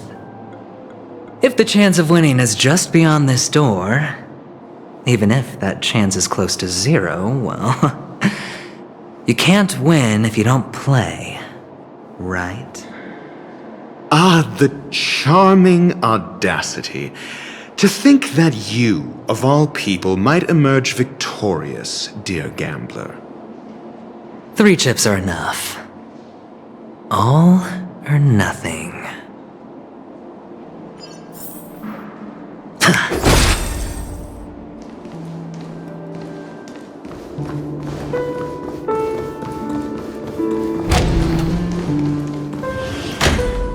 seems my puzzles are too effortless for you, IPC Ambassador. I appreciate your words. And I see you put a lot of effort into welcoming me, Mr. Sunday. However, this is no way to greet a guest. Well, this isn't an invitation, but a summoning. Before we speak, I need to test your character. I imagine this knowledgeable doctor friend of yours has been of great help, yes? Certainly. You ought to know this better than I do. He's already faithfully fulfilled his duties, hasn't he? Yes, the doctor has assured me of your noble character. He considers you, like himself, a virtuous person who can be trusted by the family. I have come to know you very well as a person, Mr. Aventurine. You're diligent, generous, and willing to cooperate. The fact that you succeeded in overcoming many obstacles just to meet me gave me the reason to believe in your wisdom and courage. But there's one thing I must ask you. That is, you've used your wisdom at the wrong place to meet the wrong person and put yourself in a situation where you shouldn't be, witnessing a tragedy that shouldn't have happened. You don't look too well. Am I making you anxious? If not, then it means I'm on your side. If I wasn't mistaken, you'd just made a serious accusation against the family. No, you weren't mistaken. For depravity is creeping in around you. Well, there's no need for us to be evasive. Let's talk about your sister. Your sister's talent is unrivaled in the world of show business. As you know, her voice has been out of tune since she returned to Penacony. What's more disheartening, she can't sing anymore. Who could be responsible for this? Many suspect the culprit is among the outsiders, but I know you hold a different opinion. Now your noble status has become a shackle, preventing you from apprehending the murderer and avenging your sister's death. You're feeling anxious because you're out on a limb. But don't worry, I'm on your side. I'm immensely honored by your concern for me, Mr. Aventurine. Since you're so selfless and generous, I believe you wouldn't ask for anything in return, would you? Well, naturally, you wouldn't incur any loss from this. I just want to reclaim what is mine. My liberty and the personal items under the family's custody, the bag of gift money, and the box in which the cornerstone is stored. That's right. Cornerstone. I've heard it's a treasured asset of the Strategic Investment Department. A sacred stone that seals the Preservation Emanator, granting significant power, and every liquidation specialist holds one. For an object so precious, it probably comes at an even higher price than other forms of recompense. Well, I'm sure you're aware of the high level of risk I'll be undertaking to bring the truth to light. Mr. Aventurine, when you're out and about, do you always make adjustments to your appearance? Your tie should be on the center line. Your shirt must not protrude from your vest. Your trouser creases should be perfectly straight and always aligned with the tips of your shoes. Of course. But I don't, because it's not appropriate to do so in public. You should make sure everything is presentable and in order before leaving the house. I'm not the kind that takes risks. The cornerstone must be in the custody of the family. No room for negotiation? Please, don't let me turn you down twice. Sure. The gift money is good enough. I suppose you wouldn't mind that. After all, a merchant can't function without a bargaining chip. You compromised quicker than I thought. Unfortunately, It's a gambler that needs a bargaining chip, not a merchant. I can give you your gift money, but before that, I want you to tell me.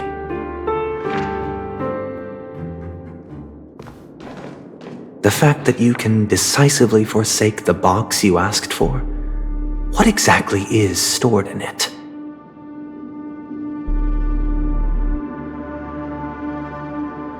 Oh, triple-faced soul, please sear his tongue and palms with a hot iron, so that he will not be able to fabricate lies and make false vows. What have you done? Under the light of the harmony, all wickedness is revealed. I implore them to shed their light, and I'll ask you questions on their behalf. Next, you have 113 seconds to prove your innocence and gain my trust. And if I refuse to answer? You can try, and we'll see if the harmony rejects you. Question: do you own a cornerstone? Yes. What a simple answer.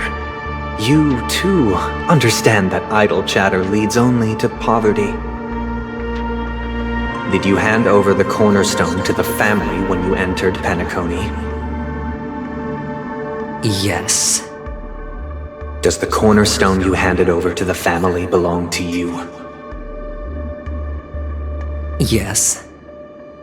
Is your cornerstone in this room right now? Yes.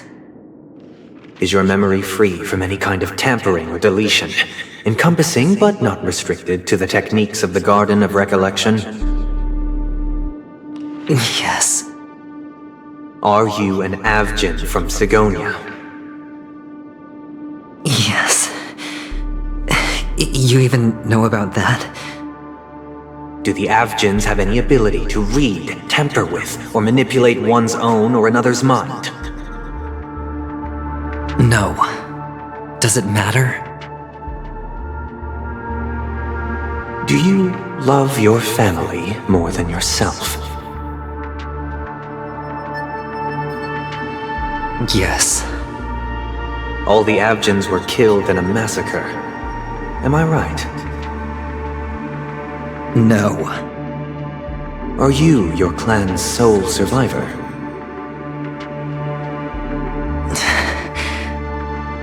Perhaps. Do you hate and wish to destroy this world with your own hands?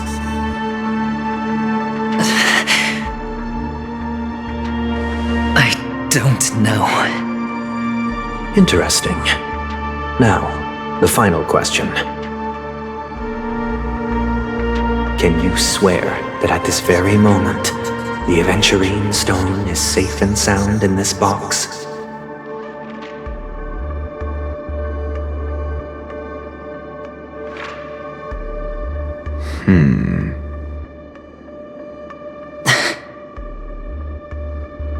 Of course.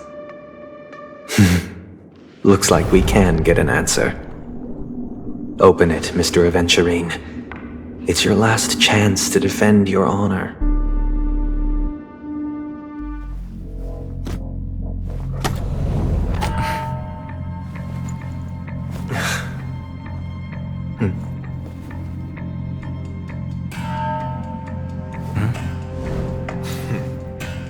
Please.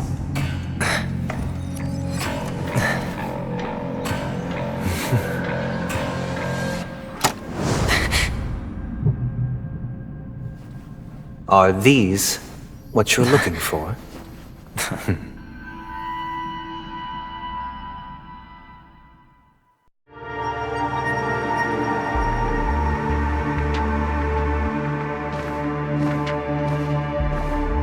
Since you came as promised, learned doctor, does this mean that you are willing to take the side of the family in this farce? What makes you think you can convince me? I've heard you haven't enjoyed Mr. Aventurine's company. I also understand that you're an avid learner who sees the pursuit of knowledge above all. In that case, you ought to realize that a competent scholar knows their position and wouldn't forsake more vital matters for the sake of petty pride. If you agree to assist the family, I'll share our research findings on the Stellaron. You must be quite aware that, besides the family, no other faction is willing to share such information.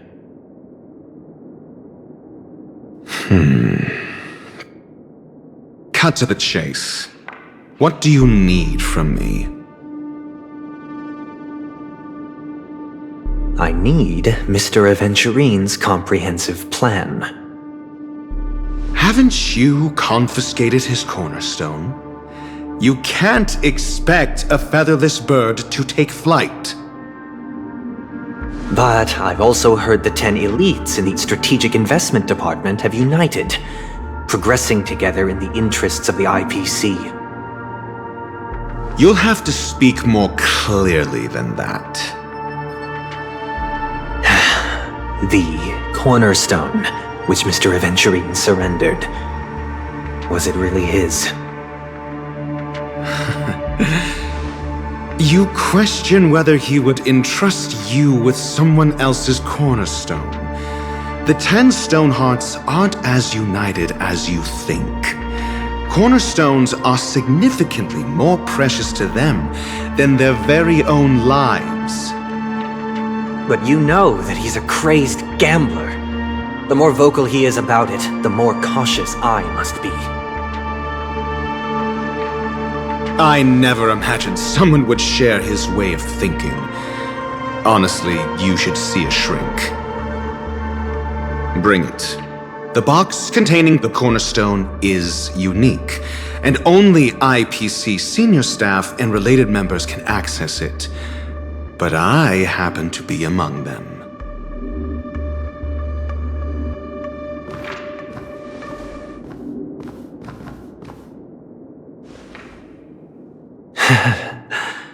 I appreciate it.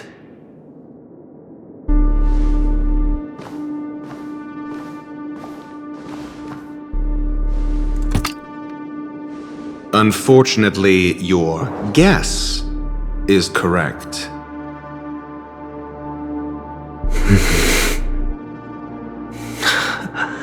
The golden stone. Its color and glow are similar to that of Klepoth's body. This is the very ruse he intends to use to fool you. He won't reveal to you that the 10 Stonehearts chisel their own will into the cornerstones, granting them an unparalleled radiance. And this golden statue is also known as Topaz, not Aventurine, and it belongs to Topaz. So, do you wish to confront him? Not at the moment. I'm more interested to know the location of his cornerstone. The safest place somewhere you'd never think of. Because he never intended to hide it. In fact, that cornerstone has been in your hands from the very beginning.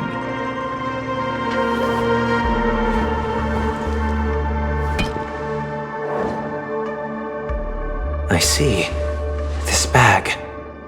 Mixing a cornerstone, more precious than life itself, with a bunch of worthless jewels, disguised as a gift of money waiting to be confiscated, is indeed in line with Mr. Aventurine's style. Then he makes up some trivial excuse, downplaying the matter, and requests the gift money. This is a gamble, one he's all too familiar with, betting on your single misstep, leading to a total loss. Learned doctor, I am grateful for your help. The family will surely reward a righteous person like you. As for the villain, I hope he retreats in humiliation. It was all thanks to your friend with a keen eye that I could add a blot of utter failure to your storied career. Ratio, you wretch. Finally shown your true colors, huh? Oh, and just to remind you, you currently only have 17 system hours left to live. Treasure your remaining time, and savor the delectable aftertaste of defeat. You might as well explain yourself a little more clearly. What I performed on you just now was the Harmony's consecration. You were to show allegiance beneath the illumination of their grace. Yet you acted willfully, uttering nothing but falsehoods, transforming the consecration into a trial. I genuinely see no reason to absolve you from it. Is this what the Harmony represents? But is it built upon constraint and coercion? You misunderstand, Mr. Aventurine.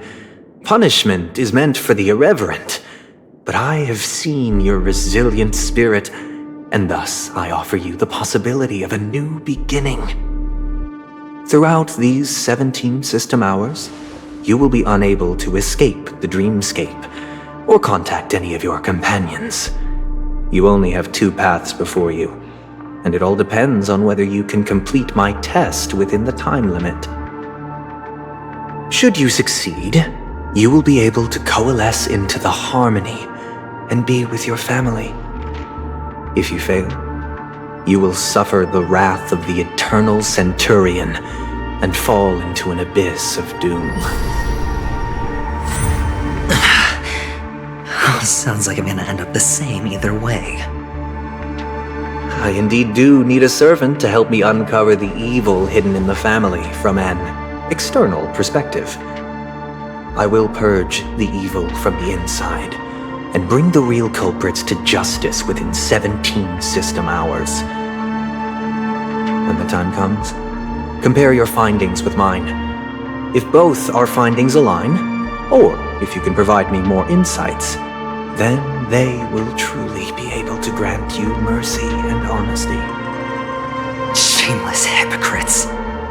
You took everything from me and still demand the truth? That isn't fair.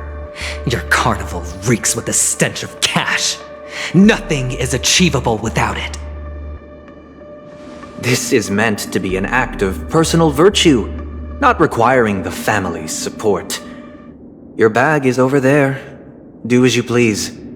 I believe you can trade this bag of worthless jewels for everything you need. That's what gamblers excel at, isn't it? Off you go, Mr. Aventurine. You are free. I will wait here for your good news.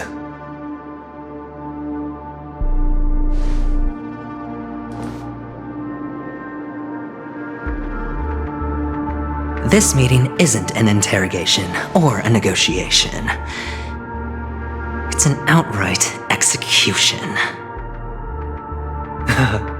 Why would I do that, Mr. Aventurine? I'm just wondering what a passerby who stumbled upon a scene of a murder could have found out. That's all. By the way, before you go, I have a personal question. What is it now?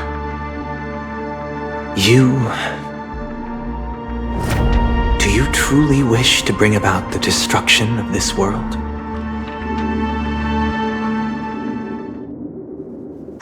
Kakavasha! Where did you go? Oh, are you injured? I got it back, sister. You went to look for them? That's too dangerous. It's just a necklace. It's neither food nor water. We can survive without it. But I can't live without you, little brother. Promise me not to look for those catechins again, okay? Sister, don't be afraid. The catechins are fools, but I'm smart. I played a game with them, and I won. one? What happened exactly? Tell me. I made a bet with them. The two birds in the desert and me. Who will die first? I won. They suspected me of cheating, but I didn't. I won fair and square. Of course you'd win. You've always been a lucky child. Gaiathra Triclops must be watching over you.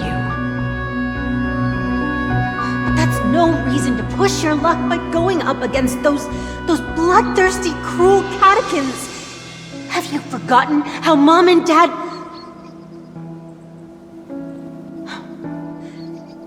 Look, this is just a necklace. But Kakavasha, you are my only family.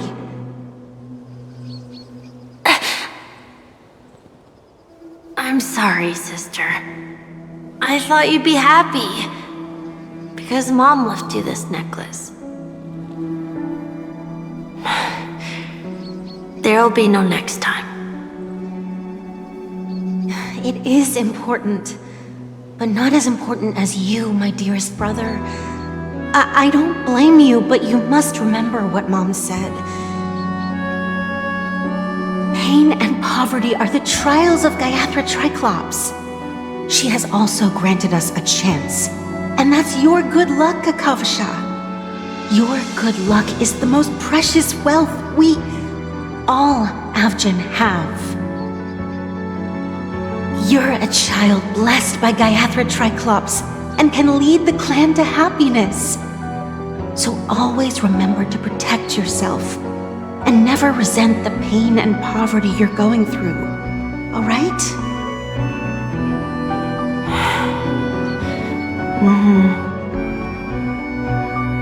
Listen to me and swear to Gaiathra Triclops. Okay. We'll swear to Gaiathra Triclops to protect this wealth. But sister, if Gaiathra Triclops was really watching over us, then why did she not protect Dad when he was swept away by the quicksand? After all, Dad went to the Catechins' land only to prepare for Gaiathra Triclops' offerings. And where was Gaiathra Triclops when Mom was shivering in our arms?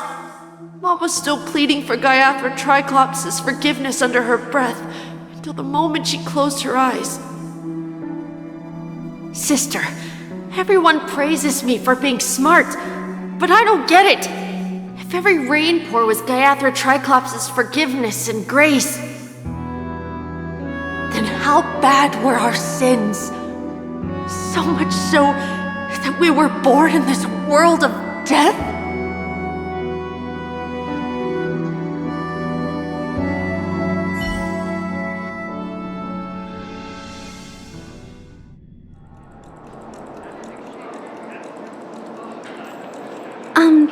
Excuse me.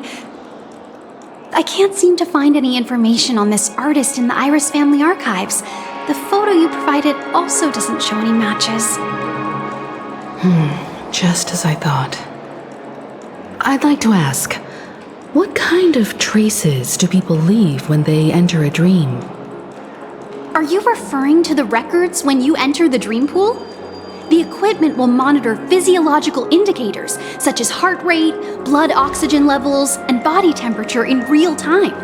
This data will be included in statistics and handed over to the family for the screening of any data anomalies. Immediate action will be taken once any illegal behavior is detected.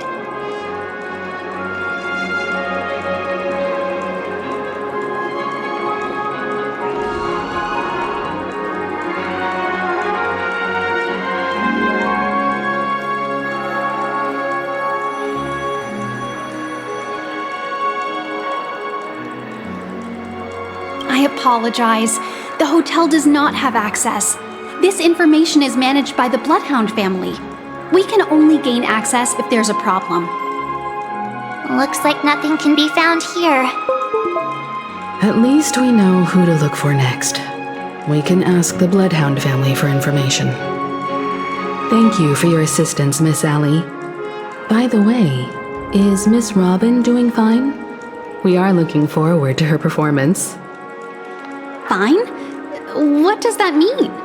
Is there something wrong with Miss Robin?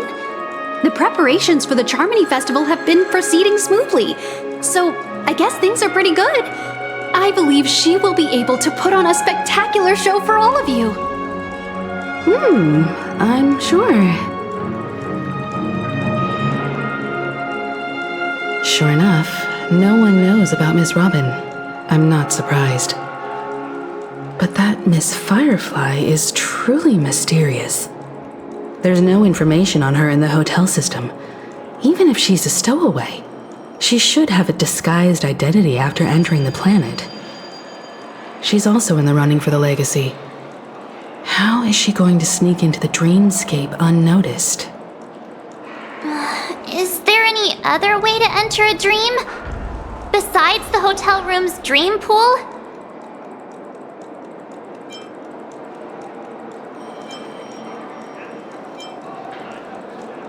The Memo Keepers have abilities that are difficult for normal people to comprehend. In the memory zone of Penacony, they thrive effortlessly, a fact proven to us by Black Swan. The hacker girl from the Stellaron Hunters used extraordinary means to unlock the Dreamscape Hotel's seal. According to the scene witnessed by her, it is likely that they are behind Miss Firefly's case. The Garden of Recollection and the Stellaron Hunters. Both are possible, but what about the IPC? Since they want Penacony all for themselves, they're bound to have a plan. Who are you guys? The Bravo team has arrived at their designated position, ready to execute armed evacuation operation. Boss, get moving! Armed evacuation? Boss, are you drunk? What do you know? It's more efficient this way. Just don't let the director find out. Act first, report later. Understood? Help! Help me! I spent all my year-end bonus on the snowball! I don't want my name on the department's major disciplinary notice! Hey, check it out! That voice. Could it be the IPC workers from Bellabog? To all guests, the IPC will be conducting special operations within the hotel. Please follow the staff in charge of evacuation to the designated safe zones, or compulsory measures will be enforced. I'll request a beating for you lot! You've been told not to drink during work hours. Take him back to the hotel room. I'll organize a meeting later to properly go over how this incident report should be written. Miss Topaz? I never thought I'd run into you on Penacony. Long time no see, Astral Express crew. Aventurine has told me a lot about your happenings.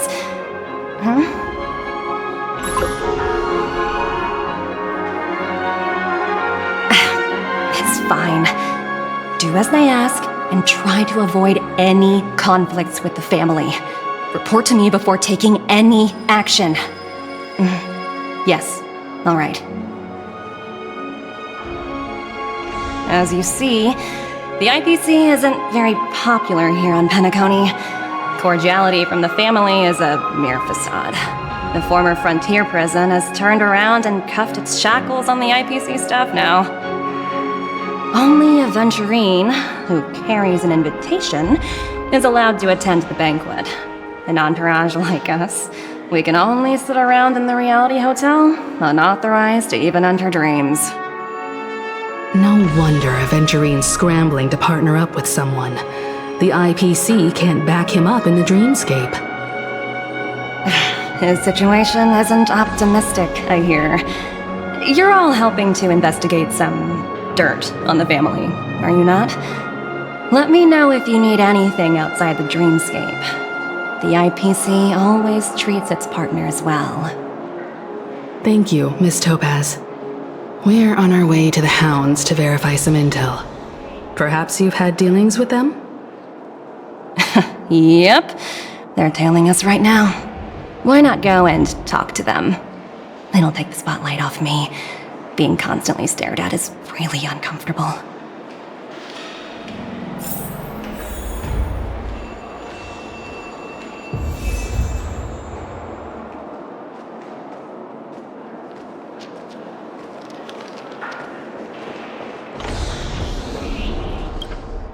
We're carrying out our captain's orders.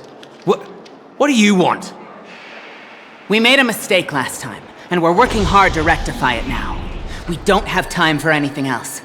Surveilling the IPC executive Topaz, ensuring that she stays put at the Reverie Hotel during her time on Penacony. We've got the right one this time. So that's it.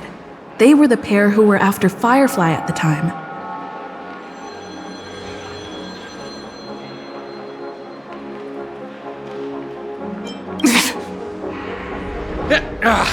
It's you again. Back for more trouble? We're not afraid of you this time. Well, spit it out. Stop bothering us if you've nothing important. So you know each other. Why do you keep running into people you've beaten up before?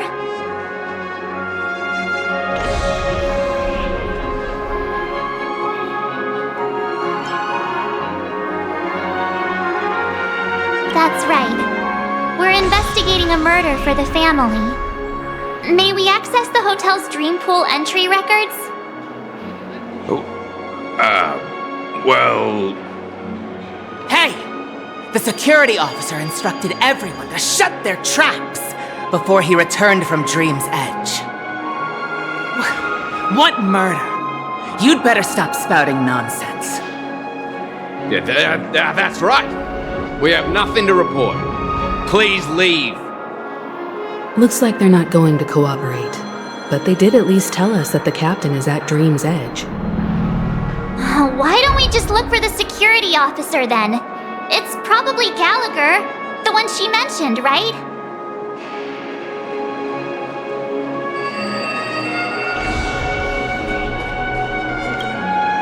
How does it feel to be in business with Aventurine? I bet you're not used to it. That's just his style. All or nothing is his mantra. He's always cozying up to his clients while egging them on to undertake some dangerous assignment with him. But everyone has their merits, so I won't comment further. But Aventurine's luck has always been good. He's always closed all his cases without a hitch and basically never lost a gamble. Which is why, on the issue of retaking Penacony, I'm watching with keen interest.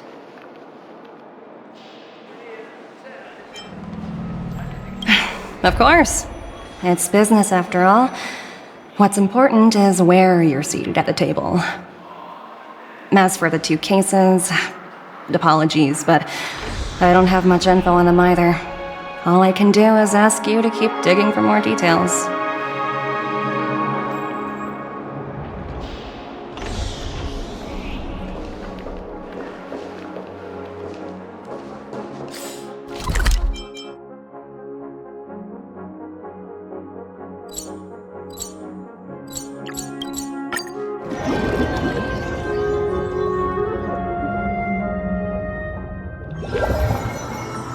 Such tight security. I bet they're stumped by the case as well. Gallagher. Gallagher. Where could he be? Miss Claudius! Apologies. The Bloodhound family is running an investigation up ahead. No unauthorized personnel allowed. Hold on a minute. I think I've seen you before. The gray-haired one. How much trouble have you stirred up exactly on Penacony?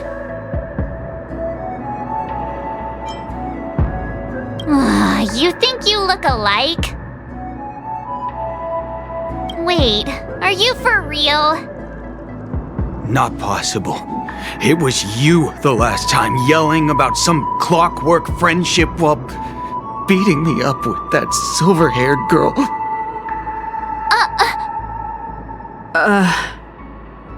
I'm not letting you get by this time. Please leave, or I'll have to get on my knees and beg you. Huh? What kind of heinous crime have you committed now? Hold on, sir. We have documents authorized by the family that would aid your investigation. If it wouldn't trouble you, could we see this Mr. Gallagher? Who exactly is this Gallagher you keep talking about? There's been a few people mentioning this name. Even the one with the gray hair. He didn't send you all here? It was the security officer who dispatched us. That's all I can divulge. He'll do! He's the one we've been looking for! Sorry, no can do. The boss said that since it's a matter of the family's reputation, no one's allowed through. Everyone, please leave. There's really no need for us to make things difficult for each other, right? We're really sorry for troubling you. Let's think of another way. Another way. That's it! Didn't they say something about that? What was it? Clockwork? That got this guy to change his mind. Can you perform it again? That, clocky magic.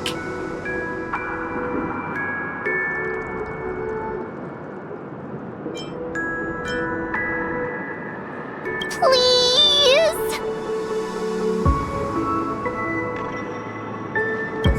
Sorry, no can do.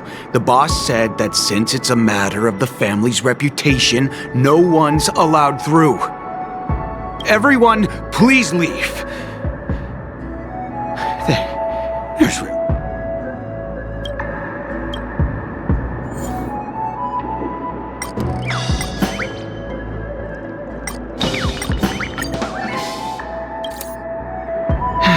Let me see what time it is now. Whoa! It's this time already! What? Time to clock out! And no one's gonna stop me.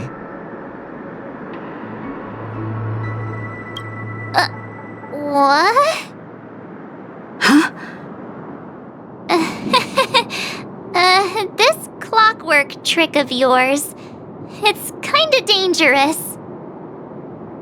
At least he won't be getting in our way again. Let's go find that Gallagher and ask him the intricacies of the case. I was wondering what all the commotion was. Huh. Oh, it's you guys. Welcome. Since you made it here, what can I do for you? Hello, Mr. Gallagher, sir. Judging from your tone, it sounds like you were expecting us. Miss Himiko, you're too polite. There's no need to call me sir. Mr. Gallagher, you even know my name. Of course I do. You folks are from the legendary Astral Express and honorable guests of the Watchmaker. I had an encounter with this lady in the golden hour. I remember that little silver-haired girl was there too. I'm sorry for what happened to that kid. This is also the reason why we've come to visit you, Mr. Gallagher. The Express can't just overlook the death of that child. So we've decided to help the family get to the bottom of it, in the hopes of getting justice for her. The Nameless involved with the family. What an unpredictable twist of fate. Why? What's wrong with the family? It's nothing. On Penacony, everyone loves the family. No matter how much one resists the beautiful dream, when the time comes, they too will find it hard to let go. Who wants to leave a warm nest? Just idiots, little kids, and inebriated fools. Mr. Gallagher seems to be getting at something. But you got it wrong. I'm not. You want to discuss the case? Sure, come with me. This is not a good place to talk. Let's go elsewhere.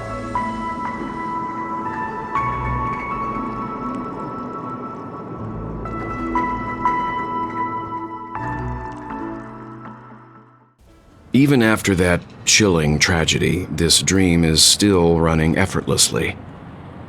Other than the family of the Harmony, it's hard to imagine any other power in the universe that could sustain a building of such magnitude.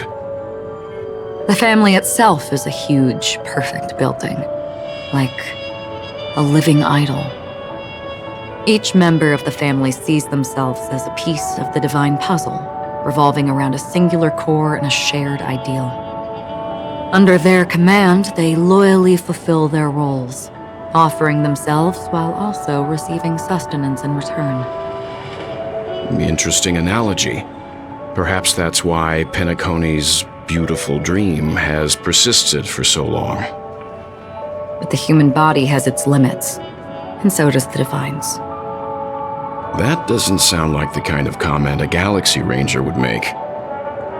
Just pointing out the facts. Mr. Yang will definitely have a better sense of what's going on than I do.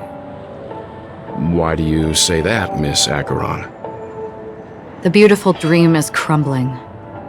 But not because of a particular eon, a particular faction, or a particular visitor. Its collapse stems from a certain inevitability of human nature. The family refuses to acknowledge this, and it has ultimately backfired and become a catalyst.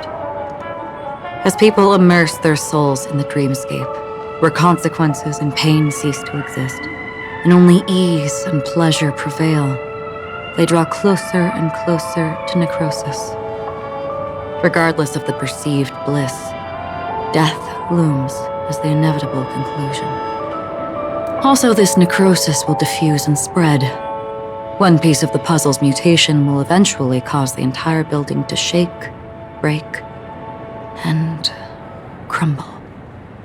In the end, the dreams that people built in the name of freedom became the cage that imprisoned them. I'm sure you've gained a lot from this trip, Miss Acheron. Are you willing to share your findings with me? Of course. That's if I remember.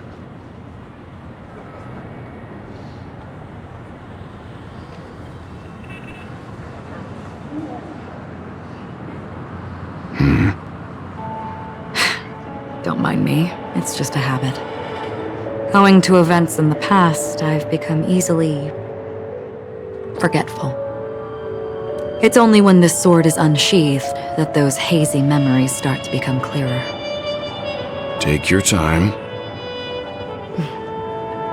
That should do it. I vividly remember everything that occurred on Penacony. Ask away. The moment of daybreak. I've heard that's where the Dawn Factory, which processes the foundation of the dreamscape, is located. Behind the dreamscape's song and dance stand many imagination factories. Workers create all kinds of whimsical works day in and day out in their dreams. Then they return to reality and sleep on a narrow bed in a room. A far cry from luxury. They say it will suffice. Experiencing the bizarre and motley dreamscape is the best reward. There I encountered a young woman who had just come of age, the perfect time to indulge in beautiful dreams. Her greatest wish was to one day move to the golden hour and see the magnificent garments she had woven with her own hands. For certain reasons, her wish was difficult to fulfill. But I managed to bring her a garment.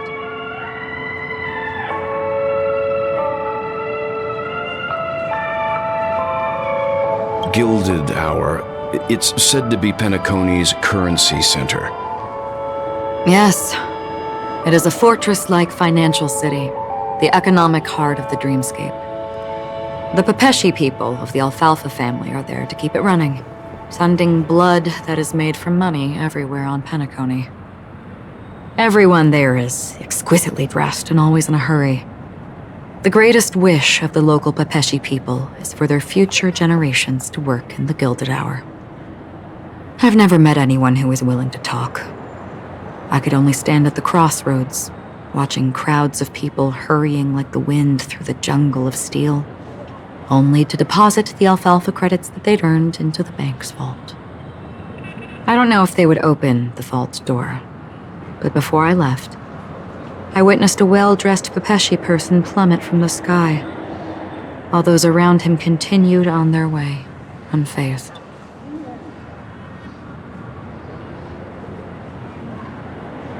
I hear the Blue Hour is very romantic. Do you have any tales to share? Perhaps Mr. Yang has heard. There is a large boat called the Eventide, anchored along the Sea of Dreams, where soft music and dancing persist endlessly every night. I ran into a wizened lady there. She was at the dock, waiting for her long-departed lover to return, waiting for countless hours within time that stood still.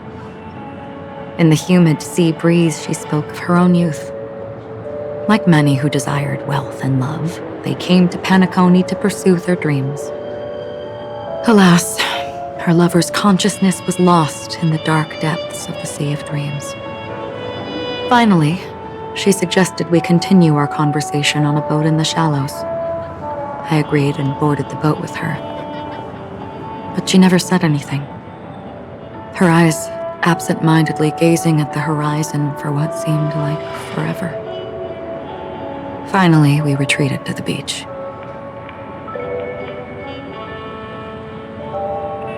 The dreamscape of chic, luxury, and consumerism, the moment of dusk. My companions have been there too.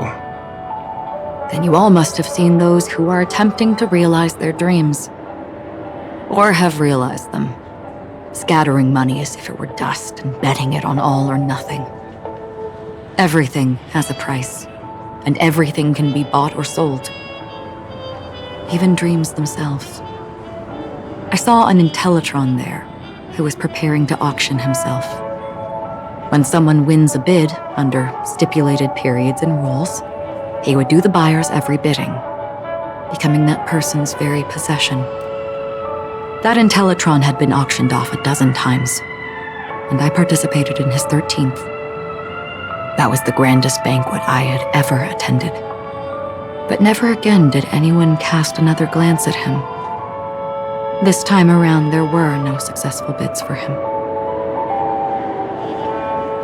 This is what I've seen and heard along the way. Someone once said to me, Penacony wasn't like this a long time ago, nor should it be. I've traveled through the reality and dreamscape of the planet of festivities, watched the tides of night rise and fall when time stopped for people, where the spirits of the rich and impoverished remain forever fixed on their own scales. This is why I think the collapse of the beautiful dream is inevitable. There might be a way to change everything. Perhaps. But if this is indeed the world that people desire, if this is precisely why life chooses to slumber, should we still seek to change it?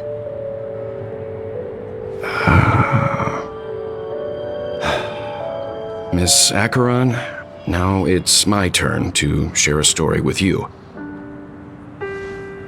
There was a man from my homeland who, at a time when the world was grappling with deep, unhealable pain, made a choice. He wove together the dreams of everyone in the world, linking people's dreamscapes, and shouldered this burden himself. From this, he created a giant, a spiritual Adam. And since that moment, the giant stood between heaven and earth, becoming the pillar of the world's existence. As a price, those who found it hard to move forward, who could not advance, forever lost their future. They slumbered in a dream, devoid of disaster and pain, living out their days peacefully in the man's created utopia. And it is because of the wishes of those people who wished not to awaken that this spiritual atom became unbreakable.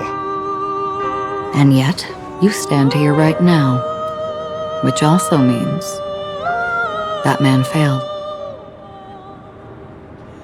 Because people must always move towards the future. Even if human weaknesses make them pause when they truly cannot move forward, humanity will eventually seek a way to save itself. And that man, he was never a failure. Like everyone in that world, he etched the possibilities of human nature into his heart. He was the sun chaser of legend, soaring towards the sky and embracing his final victory with his fall. He ascended to heights uncharted, only to come face to face with the sun, a place not visited by anyone before. His wings would melt because of it, only for him to fall into the sea. And after that, countless others would surpass him, soaring to even greater heights. A fitting metaphor for the Nameless's trailblazing spirit. Thank you, Mr. Yang. I know what you wish to confirm. The universe has innumerable similar, yet different worlds. In these worlds, there are innumerable people who look alike, yet don't. I, too, have embarked on journeys, encountering old friends with familiar faces on different worlds, witnessing their destinies follow paths similar to mine. So I will tell you, even if not completely similar, the story you just told, it overlaps with my past. And within that abyssal dream, I ended that man's life. Alone.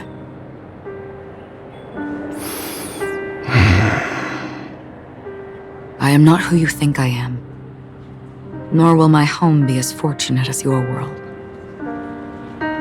I am sorry. It's fine.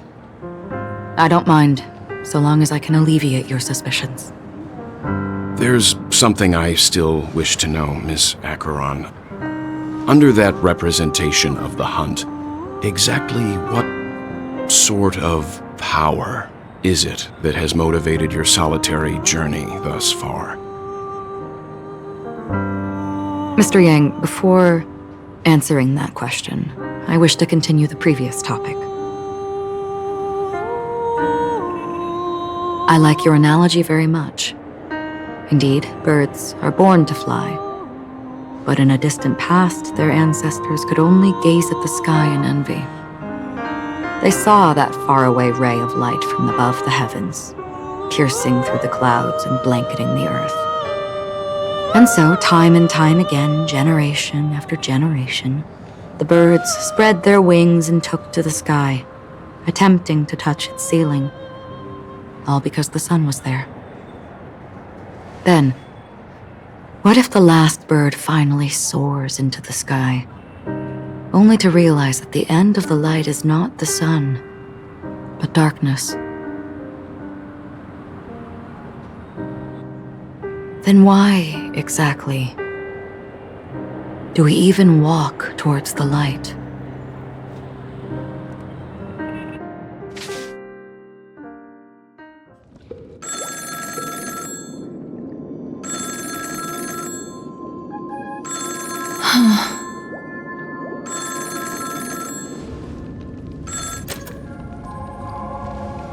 Long time no see. Having fun on Penacony? Acheron? This voice, it's not Constance. Could it be her companion? Though I don't know exactly what you are, or what you're up to, my bullets will find you. Until then, you best find a casket store on Penacony and ask the owner to reserve a good quality casket. For you, imposter. Imposter? I see. She gave my whereabouts to someone who's tracking Acheron too. Who are you? Huh? Did I make a mistake? Who the heck are you? I'm the Garden of Recollection's memo keeper. Not bad. This is the kind of tough challenge I like. You that imposter's bodyguard? Never mind. It's fine. I'll leave a round for you. So get that forehead clean and wait for me. I don't know what you're talking about, but you know Acheron, the Galaxy Ranger, yes? I have something to ask you. Are you asking me to write your will? Sure. Go ahead. Not quite. I only want to ask, how exactly did she become a Galaxy Ranger? She's clearly not a path strider of the hunt, but you are, aren't you? Tell me, what's Acheron's deal? Sure. Heck, never thought I'd come across an ally. What a stroke of luck. Well, I'll be on Penacony soon. Memo keeper, go buy a bottle of his Donna's White Oak and warm it up, and I'll raise a glass to you. That lady's passed. Well, nobody knows. But if all you want is a simple answer, sure, you best get a chair and take a seat. That woman, named Acheron, is an emanator who should not exist.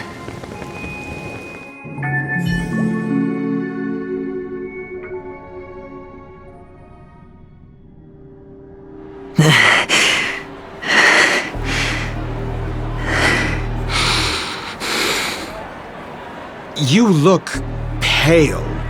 Or is that also part of your act? I didn't think you'd have the nerve to show yourself. I thought this was exactly what you wanted. After all, I faithfully fulfilled my duties as you instructed. Just tell me if you can't hold on any longer. So, the genius of the Council of Mundanites wants to be my Undertaker now. What an honor. Yes, and I'm pretty sure the people at the Strategic Investment Department would love to be notified of your death in due time. But let's not forget, you won't be seeing them, because I'm the manager of this task. Great. Then tell your people that Aventurine is ready to go in 17 system hours. Oh, you've got a lot of nerve. How exactly do you plan on completing your task while your hands are tied by the Harmony? My conversation with Sunday convinced me that there's a traitor in the family, and that they hold the secrets of Penacony. So, I took the opportunity to set everything in motion. I even managed to recover the gift money. Things haven't gone this smoothly since I walked through the doors of the Reverie. Now I'm only one step away from victory. Let's just wait and see. Sounds like a very elaborate way of saying that you failed. That's all I can say. Have you forgotten, Doctor? You betrayed me. Go. Do what you must. I look forward to the sight of the IPC fleet surrounding Penacony. You've achieved what you desired, haven't you? That's true, but what's your plan? Did you conceal an orbital support beacon in that gift money bag? Well, who knows? Maybe that's why I'm handing out cash even when I'm about to bite the dust. You are indeed a gambler. An insane one at that. Well, maybe I am. Who knows? Fine. Here, take this. Open it when you're on your last legs. You'll thank me. What's this? Medical advice?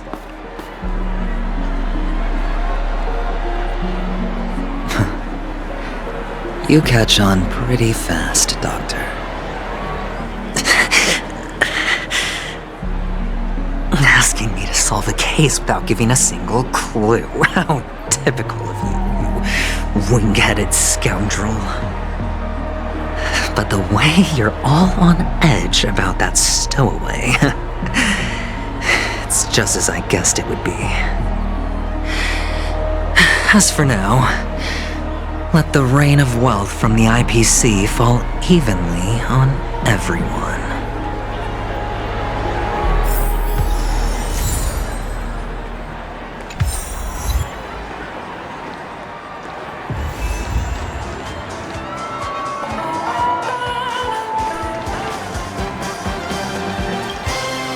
Would you be willing to support my performance?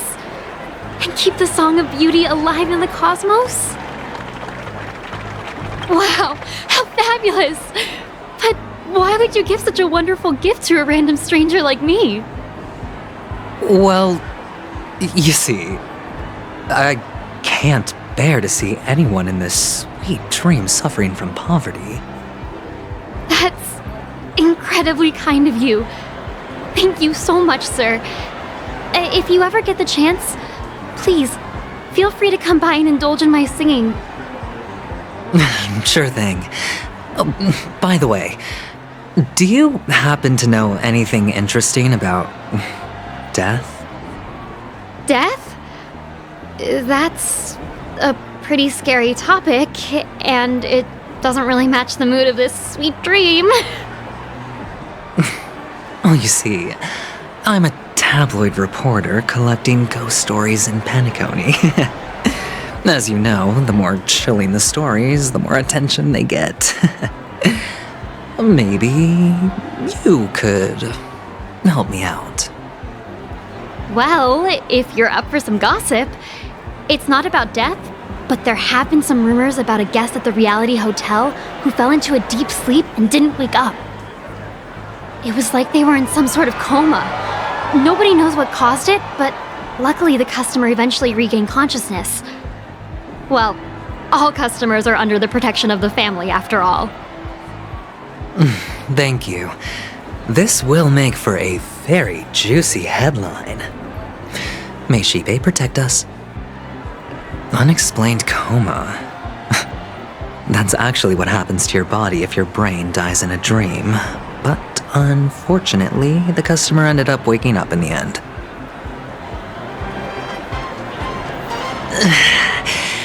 I can feel something inside my head.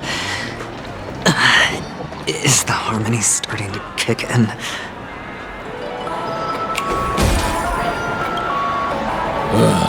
The world has truly lost its way.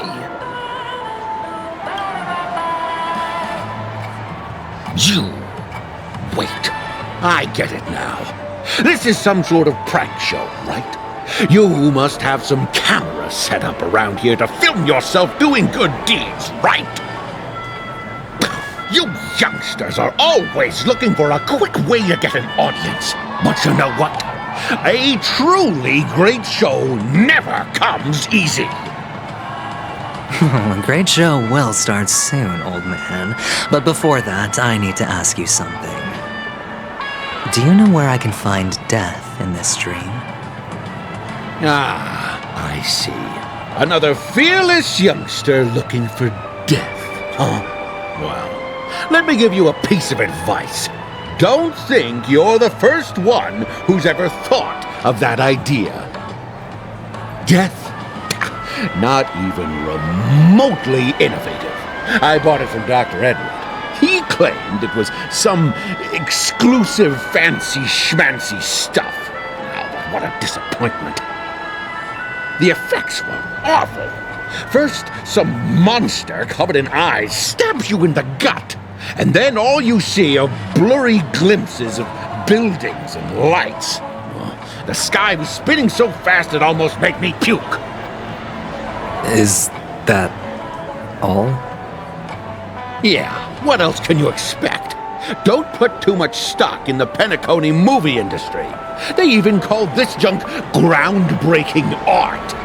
Can you believe it? What a joke. Well, I'll leave you be then. I hope you have a wonderful day. A monster covered in eyes. That sounds like the memory zone meme. But buildings and lights... I don't think those have anything to do with death. Well, that whole dream bubble was probably created using rumors and gossip.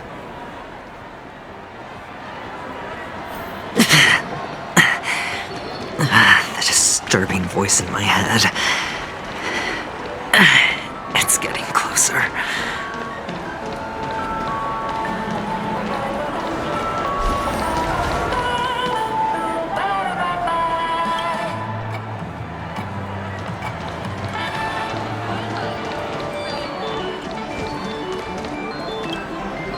Take care, my friend.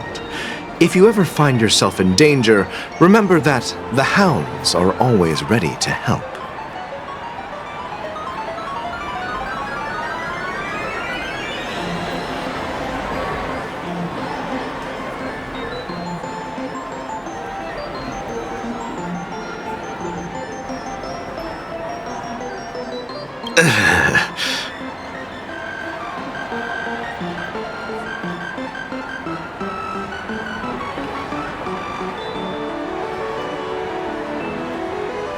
You don't look good, my friend.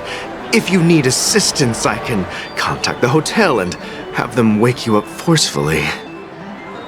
That won't be necessary. I have some business to attend to. But thank you all the same. All right, then. If you ever need help, don't hesitate to reach out to us hounds. Well, actually, I do need a favor. As the most outstanding hound in Penacony, have you come across any stowaways recently? Stowaways? How could there be stowaways in Penacony? We've never had anything like that before. All right. Good luck with your work then. What was I even thinking? Family would never share intel with the IPC.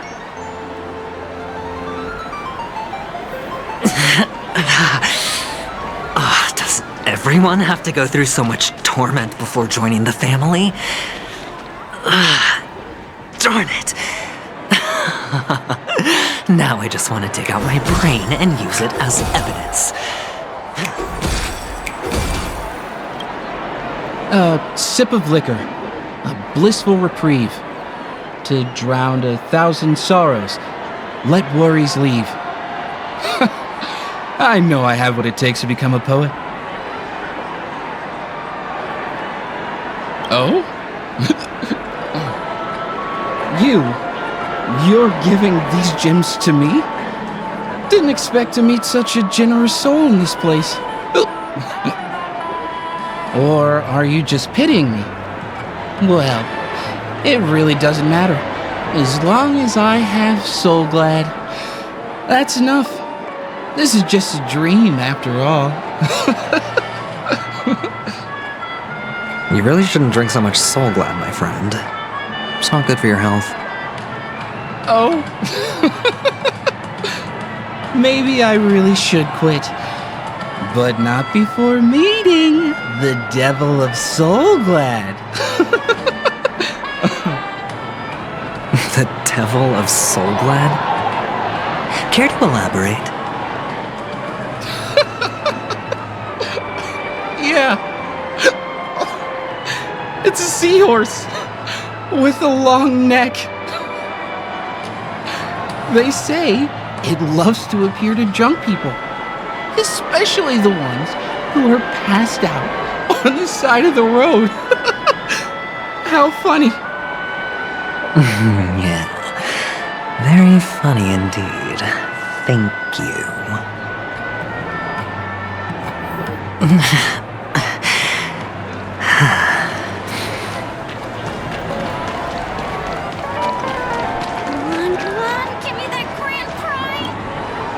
You want to talk to me?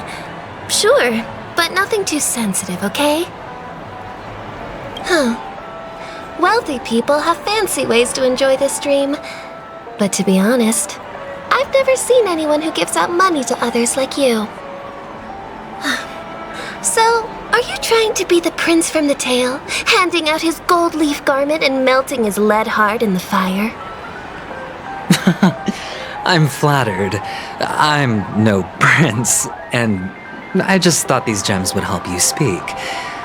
So, as an investigative reporter, maybe you've heard something about death? Another curious soul. I see. Well, that was actually the topic I was most into when I entered the industry. But my boss shut it down. How did your boss talk you out of it? Well, she simply said, covering baseless urban legends like that would make us look like some third-rate tabloid. I thought about it, and she had a point. Reporting on stuff like blowing out birthday candles and getting spooked by nightmare ghosts isn't exactly professional material. Guess she's got a point. Thank you for sharing.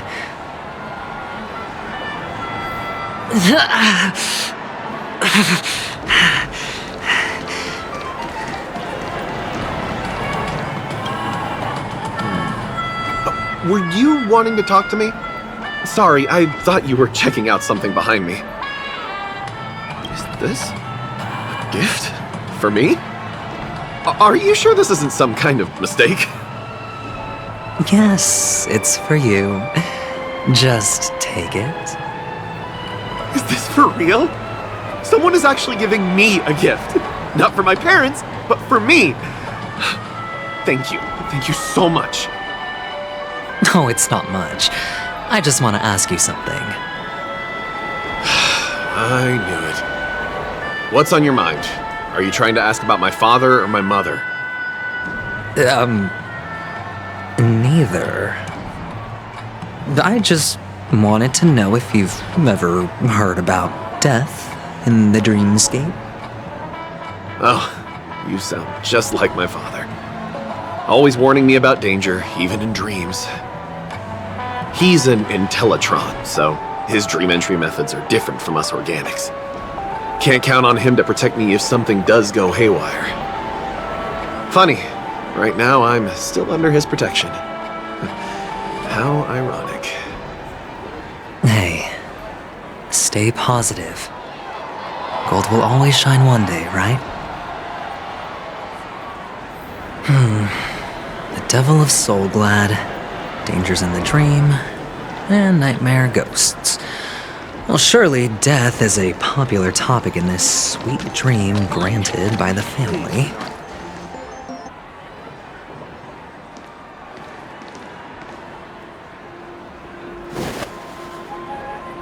Remember what I said. You Sigonians are better off hiding in the sewers. Look at you, snooping around and sticking your nose everywhere. Is the smell of death so enticing, my fine fellow? Oh, it's you, masked fool. I should have guessed it. You're the imposter who appeared on TV after Robin's death, right? I heard you got caught by the family. I gave you a clear clue. Befriend a mute. Simple and straightforward, you know? And what did you do? You messed it up and ended up as their prisoner.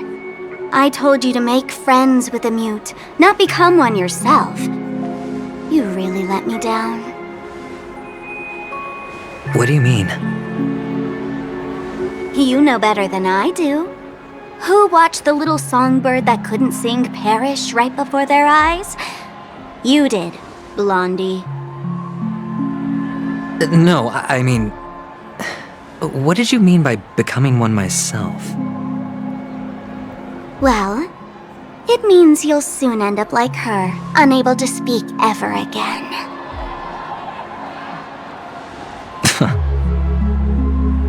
But it's a good thing if you ask me, because... Because I'm getting closer to the truth, right? Oh? Why else do you think I'm handing out cheap trinkets all over the streets, fool? All part of the act. Fool's bait. The more pathetic I seem, the more likely you'll come sniffing around. So, now that I've drawn you out, will you reward me with an answer for my efforts? Why should I help you? Don't you want to see Penacony descend into... chaos? Well, I can make that happen. I just need an answer to one question. Back then, when you asked me to find a mute, did you really mean Robin?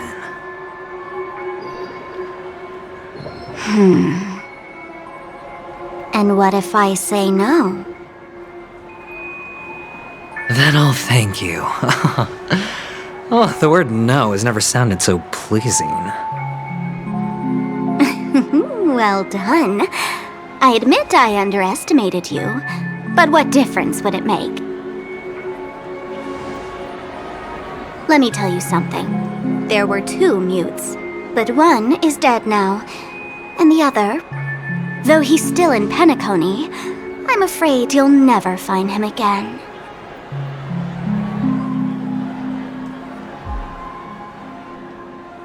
Now I'm completely sure that I was on the right track from the beginning and never strayed, fool.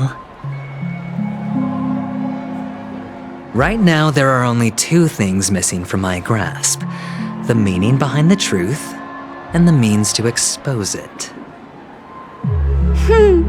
How impressive. That's quite a fancy way of saying I haven't learned anything so far. Not exactly. I've gathered enough clues to prove its existence, and that's enough for me. As for the answers to my questions, I'll find them within 16 system hours. Oh, really? Only 16 system hours? Well, let me lend you a hand. Here you go. This is my precious, mutually assured distraction button, and I have one just like it. When either of us presses it, the other and the whole of Penacony will go up in smoke. If you're really so desperate for the IPC to take over Penacony, blowing up the chessboard isn't a bad idea. Start from scratch. That's where the IPC excels, right?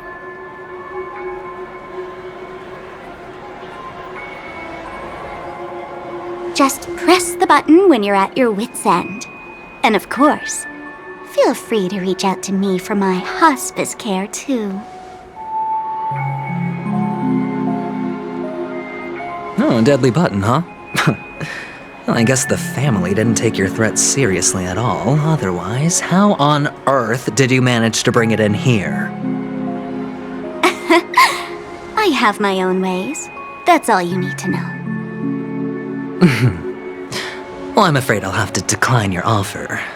Who knows if your little gadget will actually work.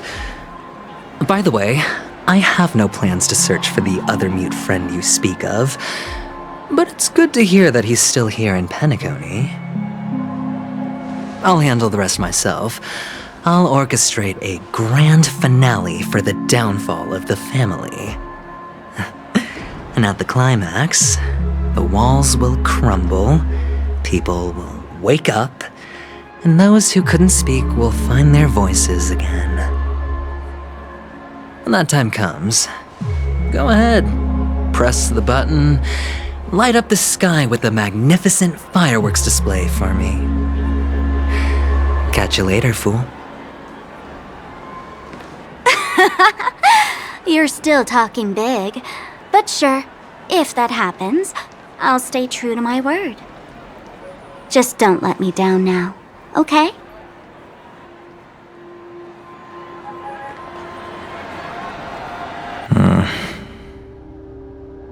So, number 35.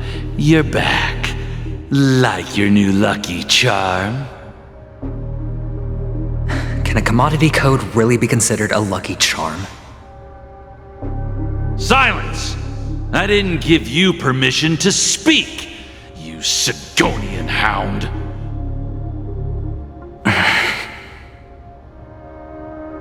The guys in black didn't say much, so I've no idea what you did to save your skin in that massacre back in the day. But I figured you must have had good luck, so I bought you. From now on, you and your good luck are my assets. Are we clear? Your first task is simple. In addition to you, I've purchased 34 other slaves. Go and play a game with them. You came out alive after 2 days. It proves that you are the real deal. You're insane. Testing out if you're a good product.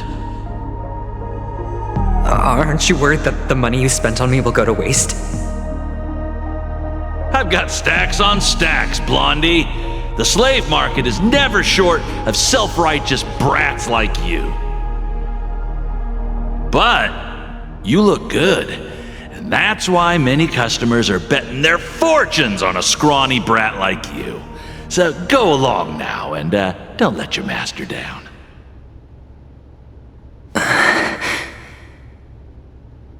How much did you spend? What? My price. How much did you pay for me? Huh. You really want to know? Well, it was 60 tanba. No more, no less. I'll take my chances. 30 tanba. If I come back alive, you'll give me 30 tanba. Deal? Are you trying to strike a bet with me? Oh, you've got some guts. Yeah, sorry, but that won't do. Don't forget your place, slave. You're not qualified to be at the table. You're just a chip, a life thrown away in someone else's hands. Either you come back with more chips for your master, or you never come back. It's all or nothing. Don't embarrass me, my lucky hound.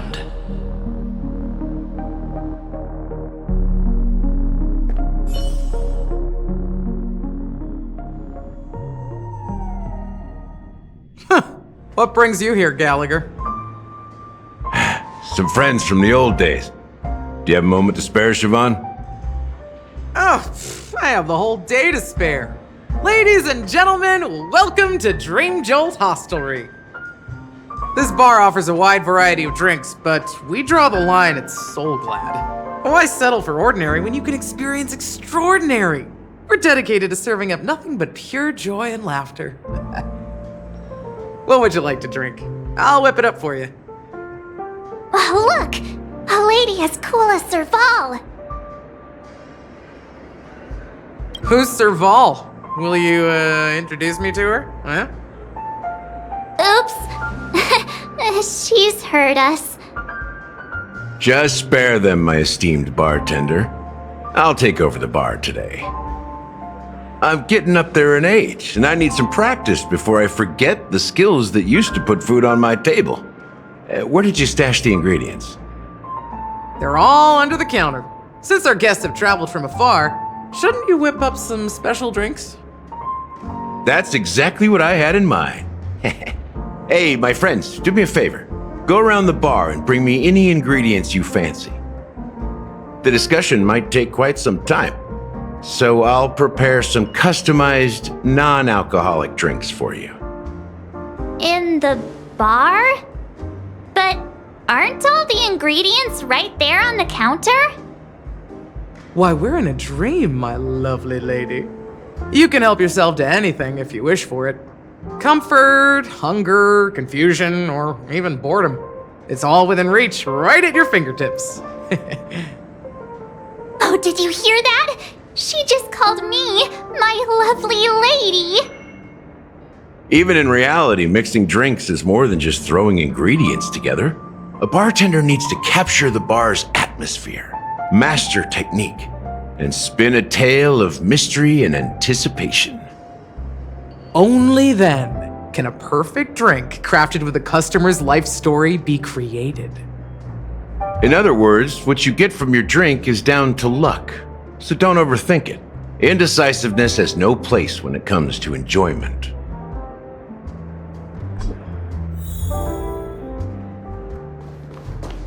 And let me tell you, don't underestimate the bartenders of Penacony, especially not Gallagher. This guy is pure magic. He can satisfy even the pickiest of customers. Don't go easy on this old man. Give him a real challenge.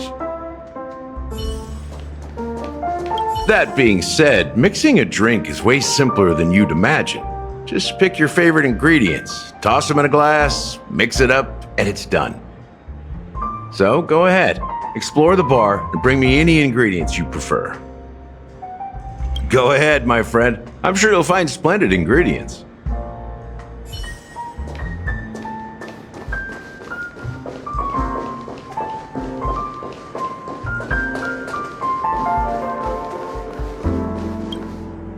Hey, look at all these chips scattered everywhere. A few days ago, an actor from the Iris family came. Caused a ruckus with Siobhan. Those chips must have gotten scattered during all the chaos. That's a clever metaphor. That being said, opening a bar in this place, filled with monsters, is quite a feat. Siobhan must have a lot of tricks up her sleeve, right? You'll have to ask her yourself to find out. But I have a feeling she won't budge unless you impress her with an incredible drink.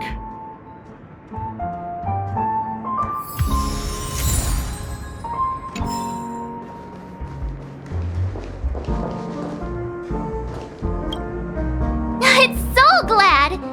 But I thought they didn't sell Soul Glad at the bar.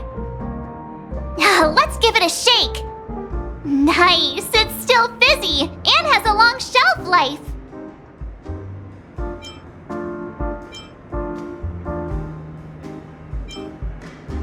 Yeah, perhaps.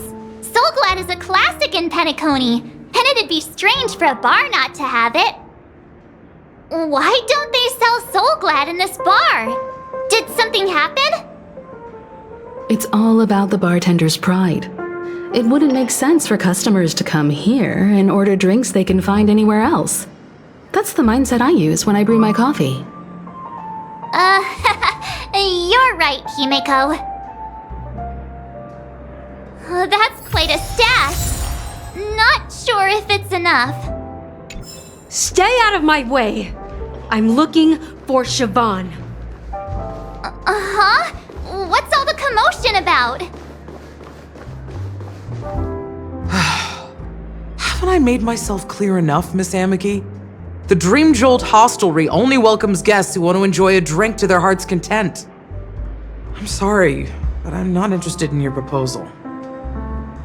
But you have the talent. You'll attract a huge audience. You're destined for the Iris' stage, not for this rundown shack. Come with me. will become the talk of Penacony, is shining light into every corner of the dreamscape. Please, Siobhan, I really need you. As you see, I'm entertaining my guests. Don't make me repeat myself. Fine. If you don't come along, I'll just sit here and not go anywhere else. Give me a sparkling drink. Sweet. With extra ice. Just one moment. What's her deal? We can't discuss the case with other people hanging around the bar. Hey, can you do that clockwork trick of yours again?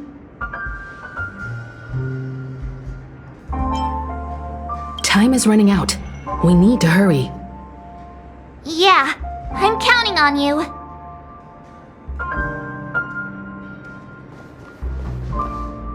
You're one of Siobhan's guests, right? What can I do for you? If you're here to convince me to leave, please stop it. I'll never leave until she accepts my proposal.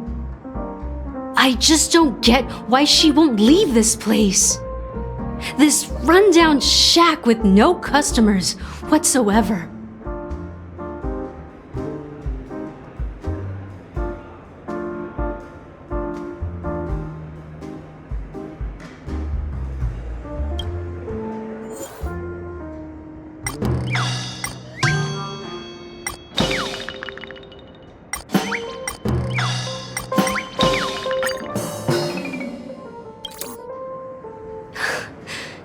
It's ridiculous, right? Our paths were never meant to cross, yet I'm still holding on to her. I'm too timid and shy, longing to shine but afraid of stepping into the spotlight. I need her guidance because I'll never be able to do anything alone. You don't know Siobhan's past, and you have no clue how radiant she used to be. Even among the talented Iris family, her skill was unmatched. I know she probably thinks I'm just trying to ride her fame to get ahead. But all I want is for her to reclaim her place.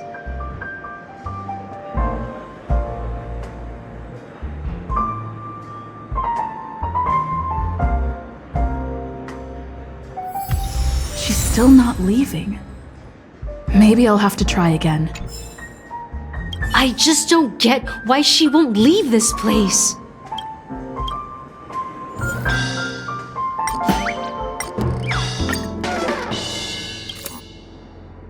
Those darn Iris jerks! They're the ones who forced Siobhan into hiding here, running this pesky bar. It's all their dirty scheming. I get it now. She's not leaving because she doesn't want to run into them again. I can help clear the way for her. I can do her a favor. I'll go back and write a letter to the Dream Master exposing the crimes committed by the Iris family. Siobhan will definitely appreciate it. Things might get out of control if she gets any angrier. I need to come up with another plan. I just don't get why she...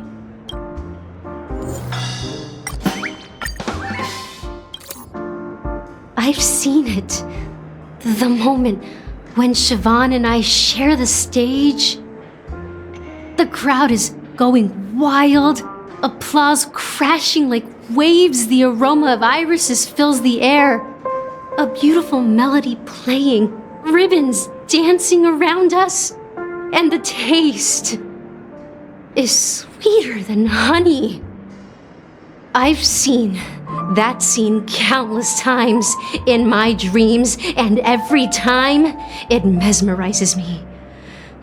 That's why I have to bring her back to that world, no matter what it takes. Want to raise a glass, my attentive listener? Let's consider it a toast to my far-fetched dream.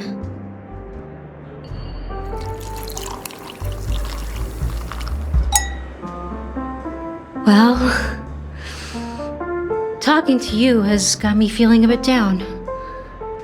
My thoughts are swirling, making my mind clear, and bringing tears to my eyes.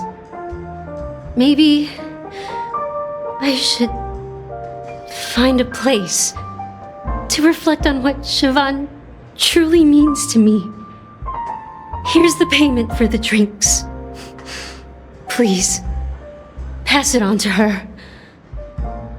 I'm leaving now. Amaki has left? That's good for her. Radiant dreams may be enticing, but they're nothing more than dreams.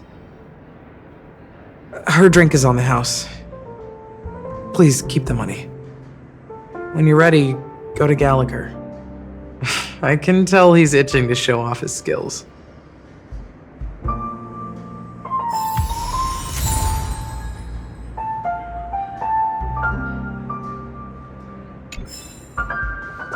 That being said, mixing a drink is way simpler than you'd imagine. Just pick your favorite ingredients, toss them in a glass, mix it up, and it's done.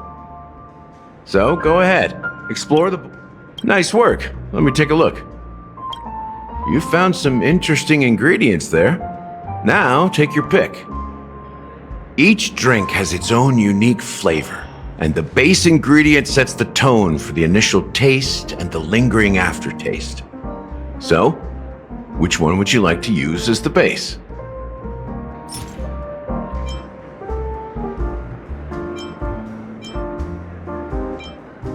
The original formula is said to be Nunu's favorite drink. It's sour and bitter, and the bubbles burst in your throat like swallowing rusty chains, evoking thoughts of dungeons and prisons. Now that you've chosen the base, it's time to pick the adjunct, the ingredient that'll create a marvelous chemical reaction with the base.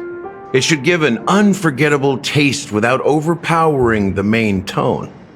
So, what's your choice for the adjunct?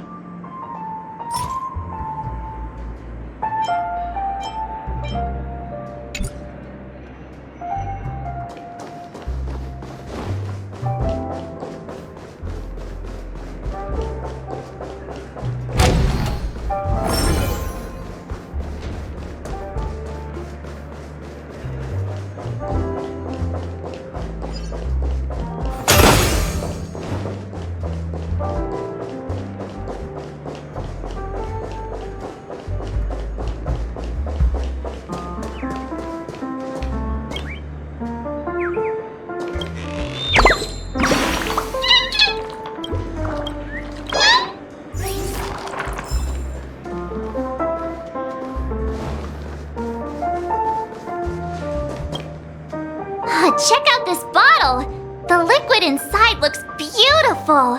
And the label reads... Dream Syrup. Thick. I don't see an expiration date, but the production date is... half an amber era ago? Ugh, drinking this stuff can't lead to anything good. That's for sure.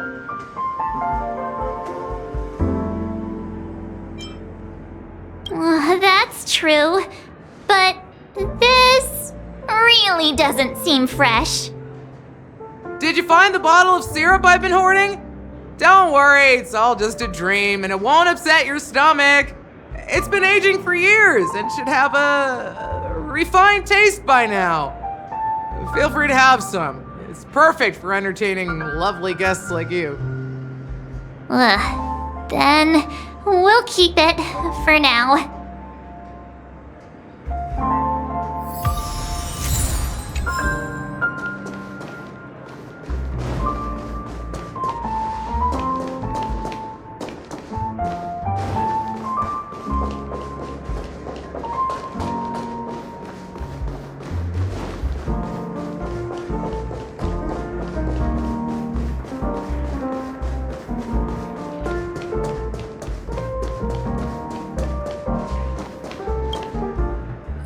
Can this be used for mixing drinks? Oh, and there's a note underneath. Exchange with your precious things. Oh, what should we exchange for it? And who should we give our stuff to?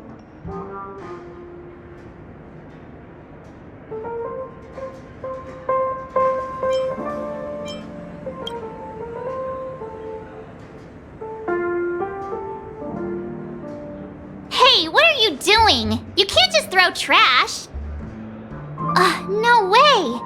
The words on the note are changing. Happiness is the dream of the humble. Does this mean we can take it? Something feels weird about this.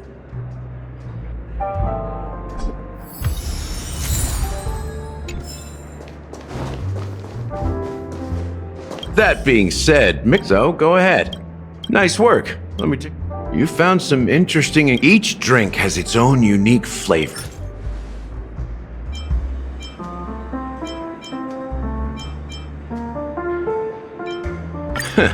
You won't find a sweeter drink anywhere in Penacony. And that's what today's dream seekers crave. Now that you've chosen the base, it's time to pick the adjunct. The ingredient that'll create a marvelous chemical reaction with the base. It should give an unforgettable taste without overpowering the main tone. So, what's your choice for the adjunct?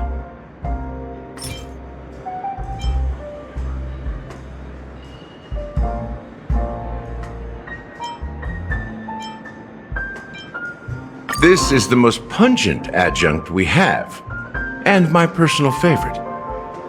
Before Mikhail left, the wrinkles at the corners of his eyes had deepened like knife cuts. He mumbled, his breath too weak to climb up his throat, caught up in his chest. But I could smell it. The lingering scent of Penacony itself on that night. Mikhail. Almost there. Let's pick a decoration. Which style do you prefer? Anything you need, I've got it.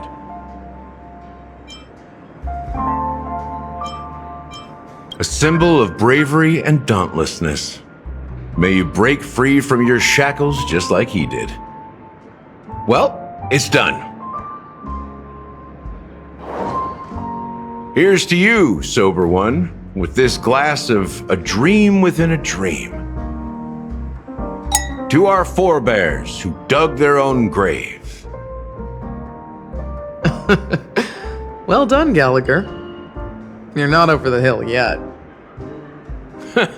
So are you satisfied? Oh, the flavors! They're way more sophisticated than Soulglad. The richness and layers of these flavors are a masterpiece, especially with the adjuncts. I can taste the spicy and sour notes with a hint of sweetness. I'm not entirely sure what it all means. Maybe Mr. Gallagher can shed some light on it. Well, if you're expecting a profound answer, I'm afraid I'll disappoint you. The imagery it implies is pretty straightforward. It's just a glimpse of what this dream truly tastes like. Nothing more.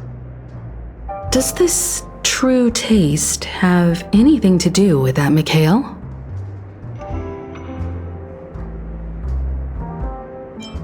Yeah, that name does sound familiar. When you got knocked out by that masked fool girl, I think I heard someone calling that name. Do you remember?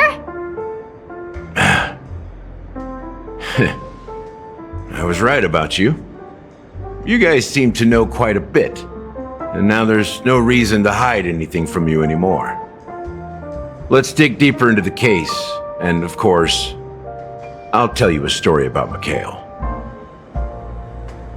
Alright, let's start with what we know based on the clues the family has. It seems that Firefly isn't a local or an invited guest. In other words, she's a stowaway. She managed to fool me at first. My age must be getting the best of me. But here on the planet of festivities, stowaways are a common sight. You're bound to run into one sooner or later. After the incident, the hounds wasted no time searching for that girl in both the dreamscape and reality. But here's the thing. We only received bad news, and the trickiest kind at that. She simply vanished, leaving no trace in the dreamscape or reality, as if she had never come to Penacony at all. Huh? Does that mean...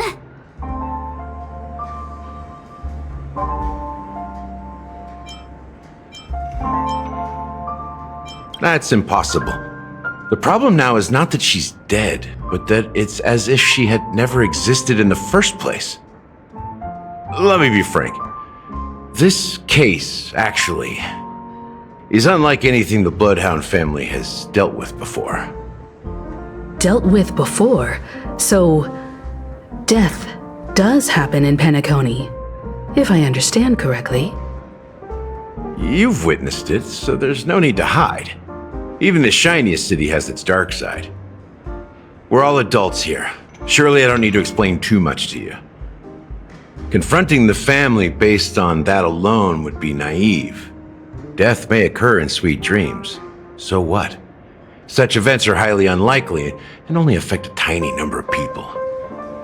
If you really want to delve deeper into this case, you need to understand the true problem with the family. I guess it's time to tell the story of that Mikhail. You're very perceptive. The Astral Express has received that music box too, right? Do you know the secrets it holds? There's a message. Witness the impossible in the realm of dreams. Find the legacy of the Watchmaker, father of Penacony, and thus the answer to the question, why does life slumber? That's the exact wording. Hey, why are you laughing? Wait, did you write it? It's quite poetic.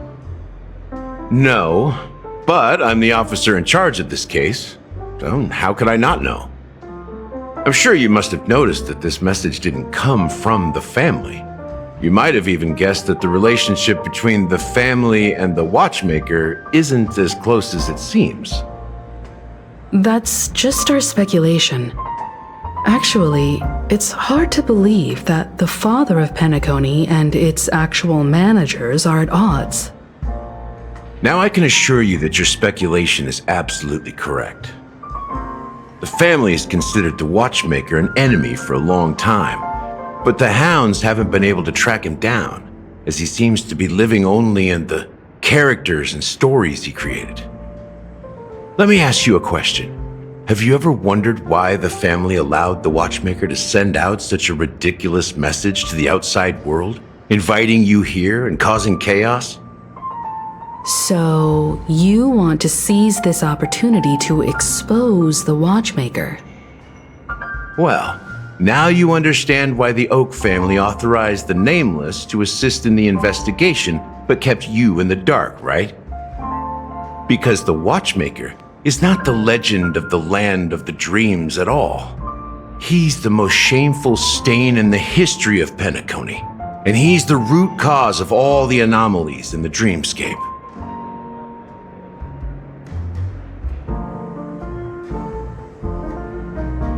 You don't get it? Well, I mean, Mikhail, the betrayer of the family, he's the Watchmaker.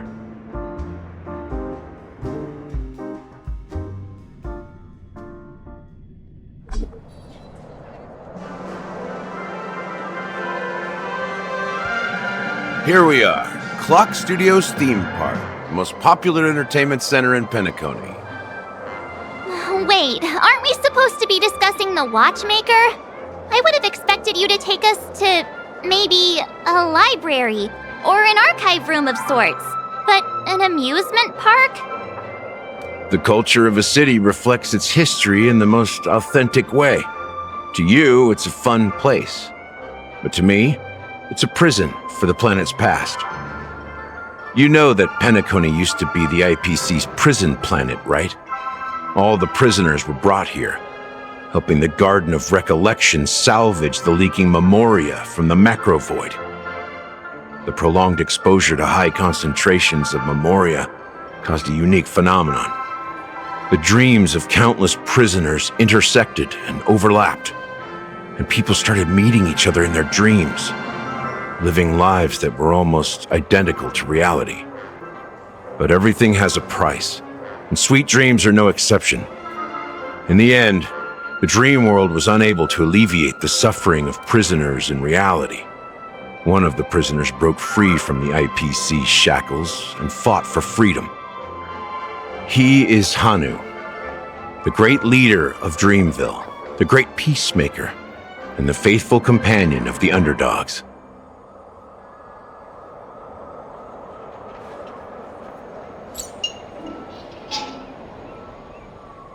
History is always written by the winners. However, it's undeniable that Clocky is an animation that draws from Penacony's actual history. These characters not only exist in Dreamville, but also in the distant past. Once you realize this, you'll understand why we're here. There are so many members of the Bloodhound family around here. They just received a lockdown order, supposedly from Sunday himself. Who knows what it's for? What's going on? Why can't anyone go in? So many of them. I've never seen anything like this, even when they're tracking down suspects. Well, it's a masterpiece from the family, after all. Besides the followers of the preservation, the family members are the best at creating mind-blowing marvels. Let's find a quiet spot and continue our conversation. The view here is great, right? We can see everything from here, including Clocky. If all the characters in the animation are based on characters in reality, then Clocky's counterpart is definitely the Watchmaker. In the animation, he's Hanu's partner and one of the founders of Dreamville. Does that mean the Watchmaker was personally involved in that war and sided with Asdana? It was a monumental war for freedom. Hanunu fought alongside a motley crew of masked fools, nameless, history fictionologists, mourning actors, omen vanguards, even visitors from beyond the sky. In the end, they emerged victorious. Among them was the person who would eventually be known as the Watchmaker. But if you do the math, doesn't that mean the Watchmaker was around for several centuries? I'm not sure, but Mikhail was already the Watchmaker when I met him, so maybe he inherited the title. How old are you now, Mr. Officer? I'm 13. No way! Not even close! Hanunu freed the frontier prison, but peace still eluded him. With limited resources, threats from the outside world, and internal conflicts between major prison districts, the future of Asdana was uncertain. It wasn't until the Watchmaker approached the family with the idea of turning the prison into the planet of festivities that Penacony finally gained its name and glory. Thus, he became known as the Father of Penacony. But didn't you say the Watchmaker betrayed the family? And you said you were his companion, so that means you... No, I'm not his companion, but rather one of his many children. But I am indeed a traitor. Not to the family, but to Mikhail. What did you do? I did nothing. And that's the worst betrayal of all. Just like you, I had close companions. We dedicated ourselves to Penacony. But the Oak family, they set us up. Mikhail was too old to protect his children anymore. So we left the family to find our own path. We were branded traitors of the Harmony, even though the true traitors were someone else. While they continue to praise the Watchmaker's name in the world, behind closed doors, they condemn him on a pillar of shame. Nevertheless, we wanted to clear his name. We intended to find the real traitor, the one responsible for all this, and restore harmony to Penacony. But we failed. Too much time had passed, and the land of the dreams had become deeply corrupted. After countless fruitless pursuits, I gave up. Like a lost dog. The family accepted me and made me an officer, supposedly as a form of forgiveness. But it was actually a punishment. Since then, I've been completely cut off from my partners and my past. As for Mikhail, I heard he died in obscurity, in a place where no one could find him.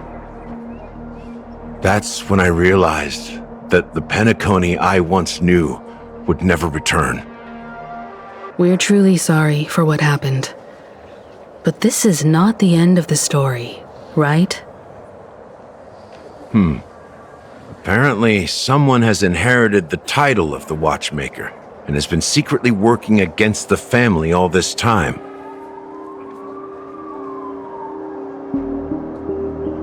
Well, that's one way to look at it.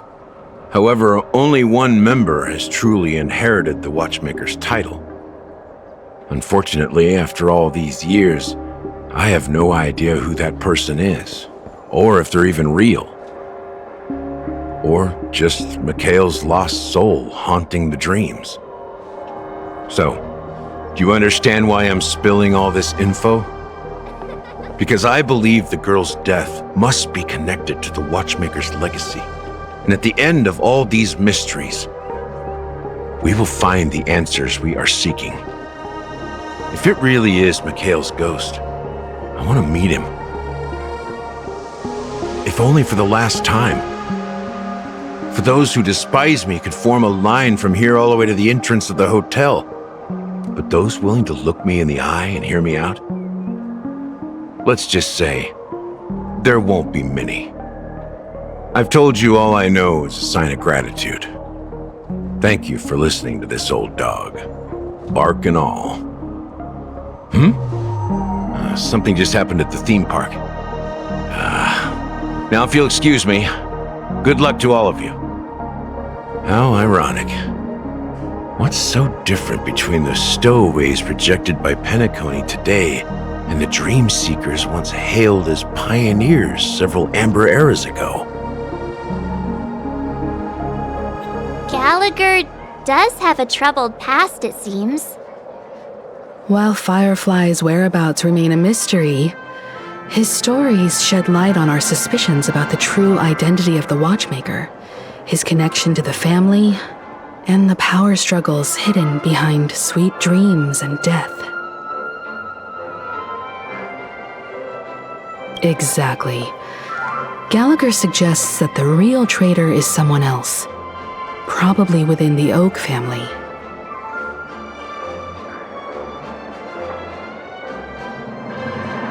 That lines up with what we've gathered so far.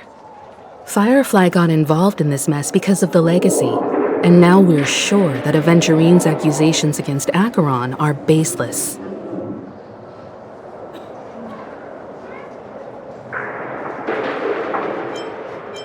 You're really into Clocky, huh? He's just a fictional character, not a real person. Speaking of which, that Clocky who only reveals himself to you is quite intriguing. It's a shame we've never met him since then.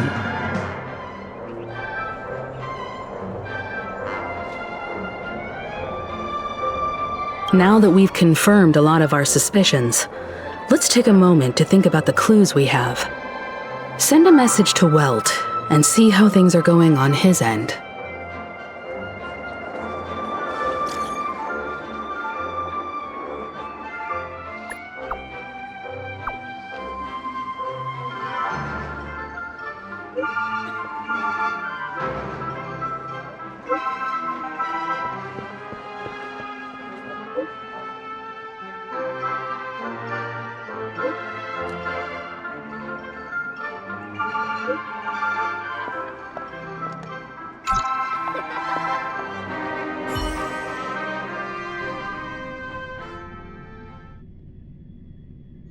Are your companions worried about you?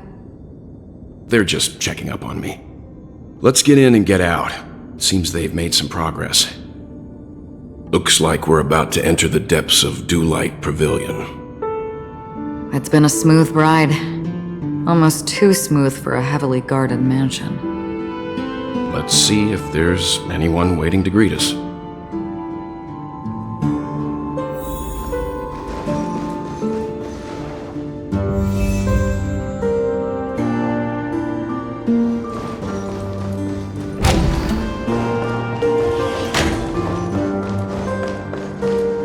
Something feels off. A grand mansion like this and not a butler or servant in sight. Could it be due to the disruption caused by the emergency? Well, this door is open. Looks like we'll have to investigate ourselves. Let's proceed with caution. Just one moment.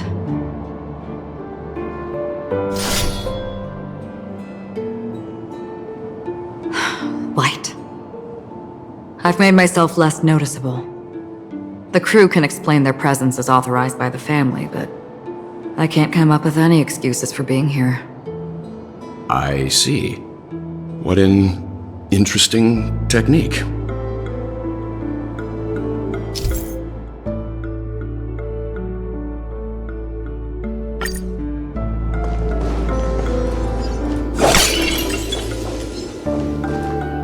Spring forth!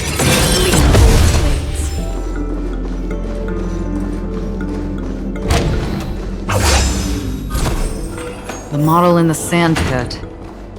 It's the golden hour, isn't it?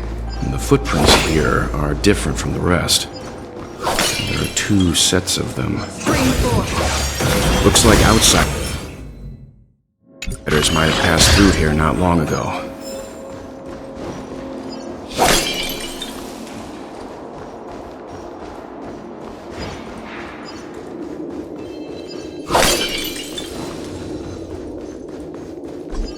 While there aren't any people in this mansion, they've set up quite a few mimetic guards to patrol this place.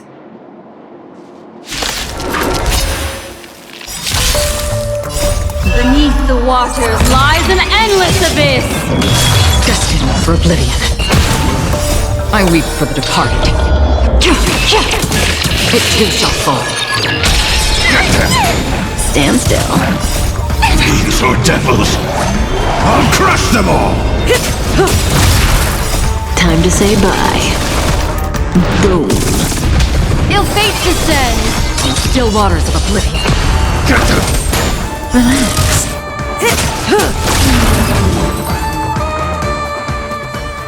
Look, it dropped something. A note. Looks like instructions from the butler for the other servants. Seems like the mansion's entire workforce were assigned other tasks before Robin's death. It must have been a big project to require that much manpower. The Charmony Festival, perhaps. But no matter what their main priorities are, there should always be someone left at the mansion, right? So you're saying someone deliberately cleared the place out? Yeah, but I don't know why.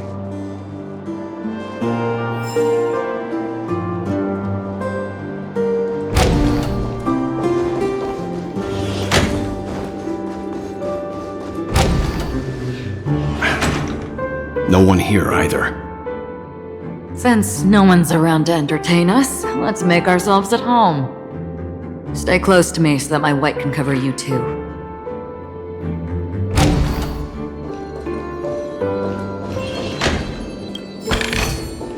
Don't forget to let your friends in on the action.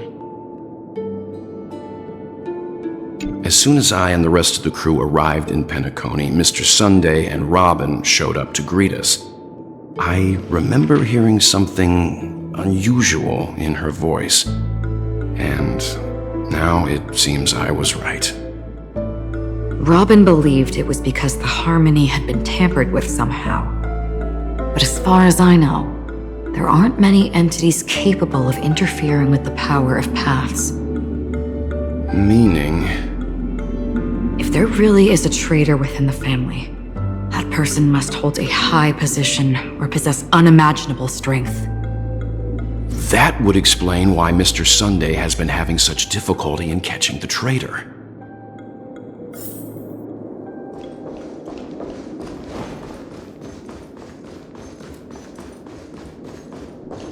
This light cone is securely guarded.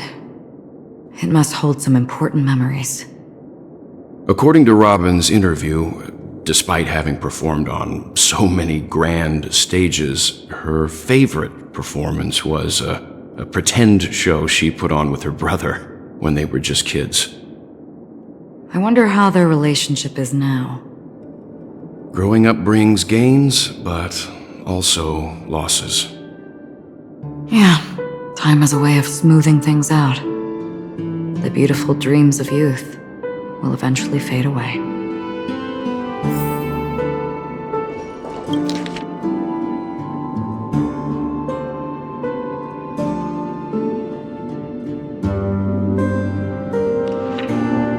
The information about Robin, Firefly, and the other victims, I don't see any commonalities among them. Looks like the rumors were right. Death does seem to be targeting random victims. And based on Sunday's notes, he's no stranger to death. He's just surprised that it has resurfaced.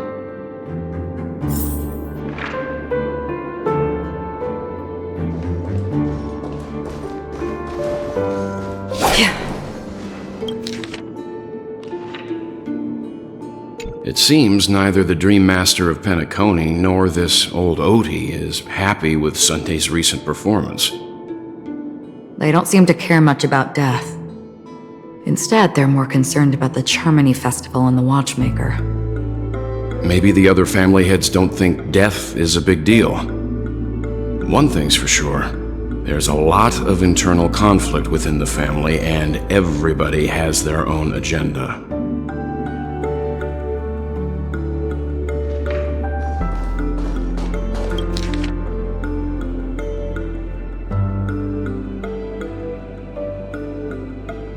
Mr. Sunday has done some serious research on his suspects.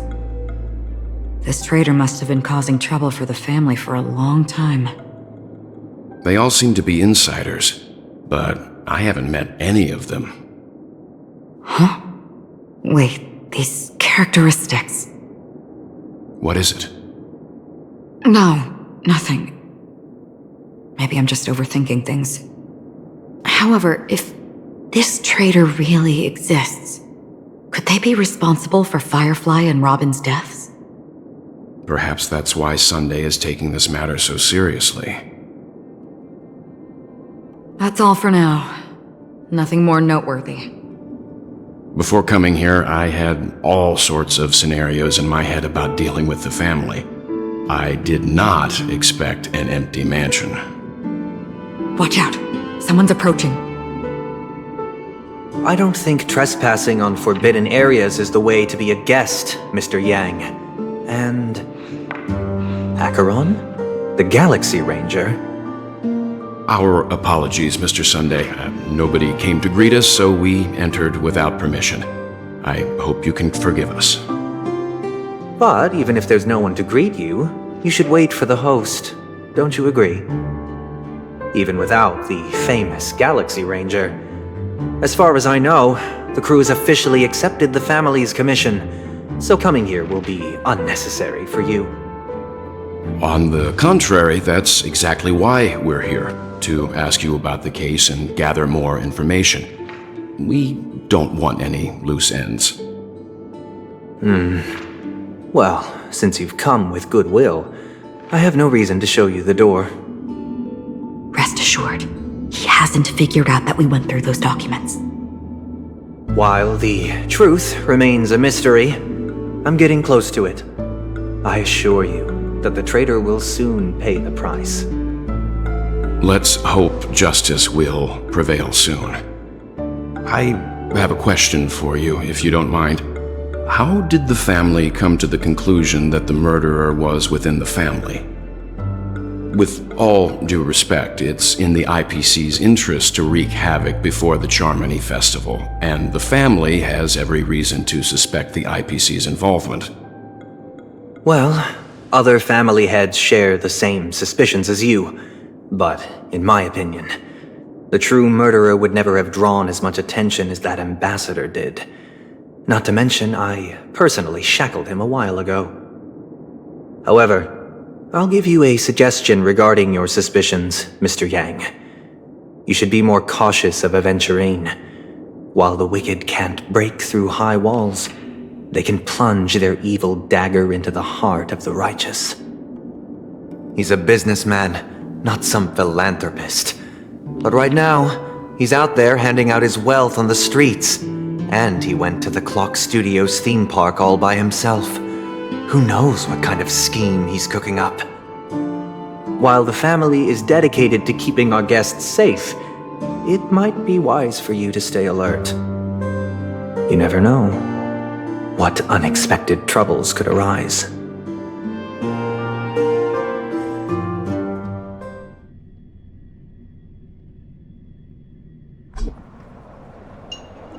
According to a Pierpoint hotline tip, there was a major breakthrough in the shocking Ejhazio Aventurine case. The suspect has been arrested. This fraud case has been linked to many departments within the Interastral Peace Corporation and the Intelligentsia Guild, causing a large drain in manpower and resources, resulting in the IPC taking a massive loss. The case's main suspect originates from Sigonia 4 and is one of the survivors of the second Kataka Abjin extinction event, who does not carry an interstellar refugee travel permit. As per Strategic Investment Department Head Diamond's sentiments, the IPC has appropriately relocated the suspect in the spirit of the Charter and will continue to conduct further investigations as to the motive of the suspect.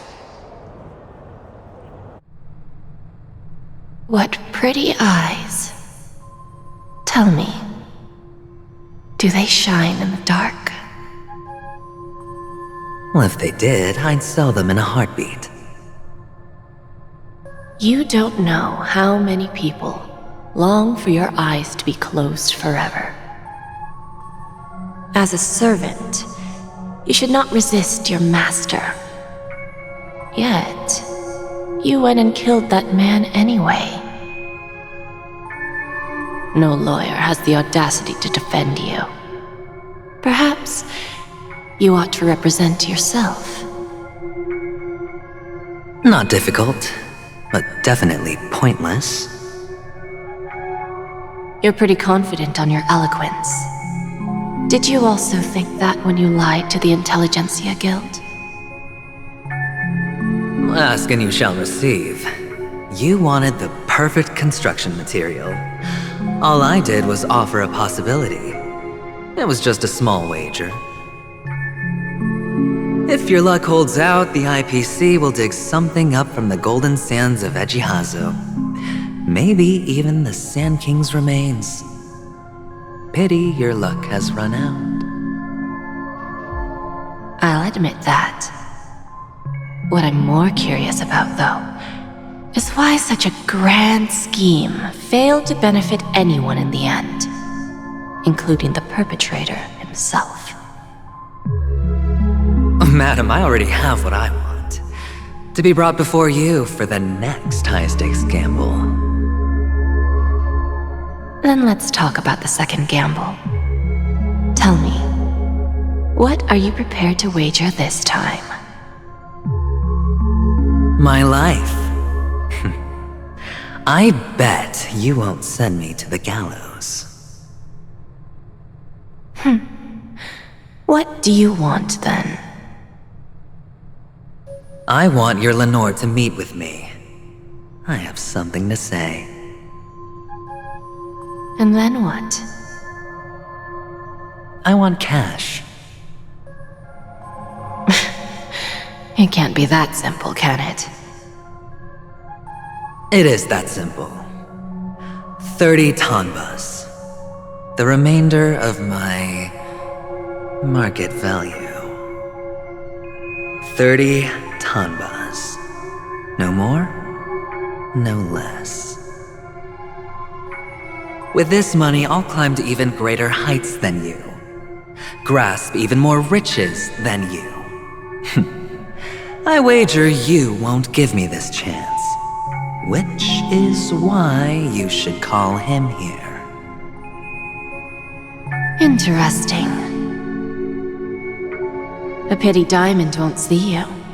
No one gets to see him. From here on out, I am Diamond's representative, and I will decide on his behalf. You're wrong. 30 tanbas. I'll give you that. And much more than that. Wealth, status, power.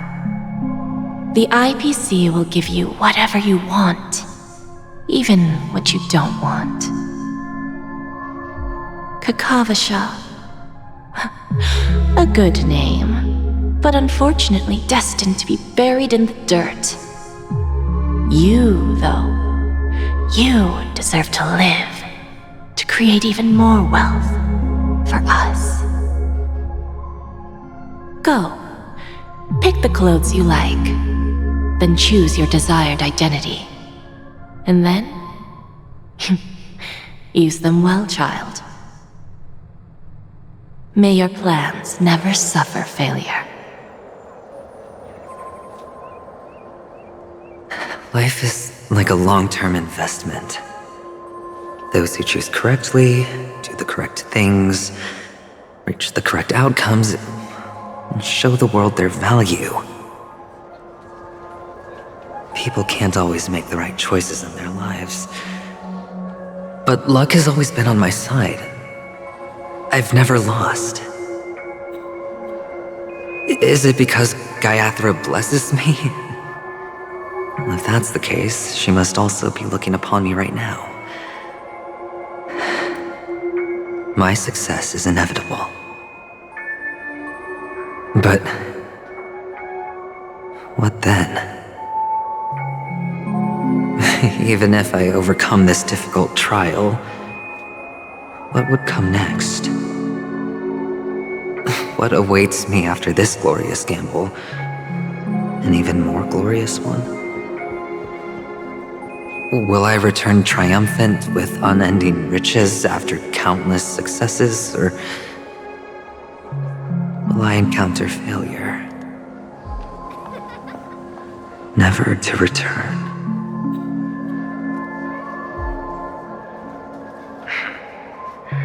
I'm pretty sure you already have some ideas. Lowly gambler.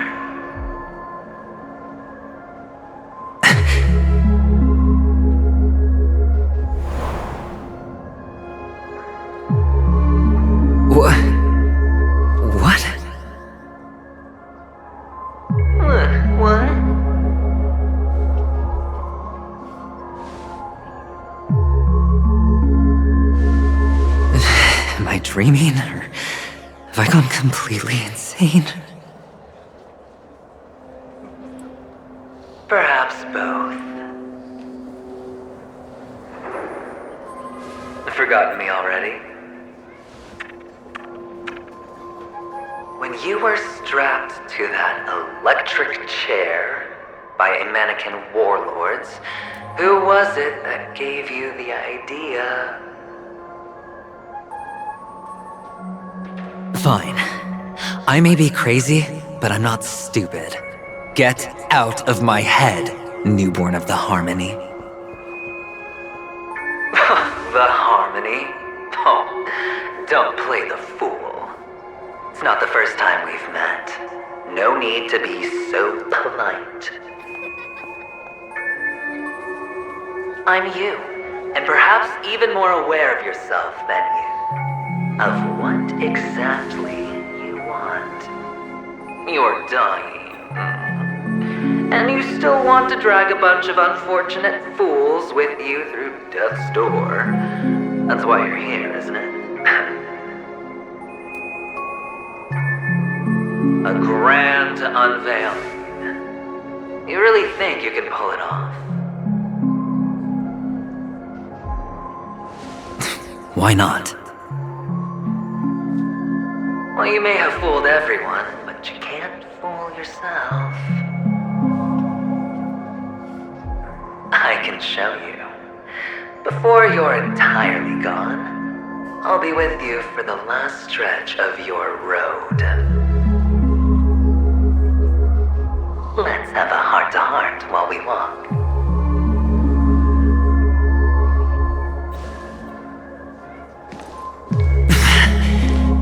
What exactly are you? Most people in this world spend their entire lives just to reach one outcome. And I am that outcome. Kakavasha, I am your future. First I'm hearing things, and now I'm seeing them. Great. Am I going to be elevated into the Harmony's Emanator next? Oh, just a Pepeshi? No. A child? Feeling lucky. Feeling lucky.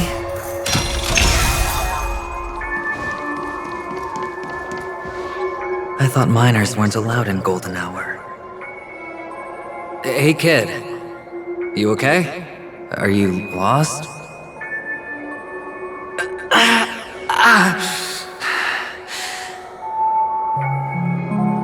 What's wrong, mister? You don't look well.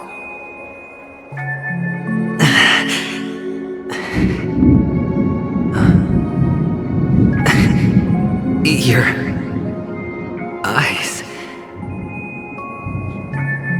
Impossible. Who are you? They're pretty, aren't they? Sis said they're a gift from Mama Funga. Colorful eyes are said to bring good luck. Mister, you have pretty eyes too. Beautiful. Are you alone? Where are your parents? They're in that amusement park. Papa and Mama went in first. I'm just about to go look for them. I have to go. Goodbye, mister. Hope you have a good time, too. Those eyes. And Mama Funga. No, it can't. There aren't any Avgens left.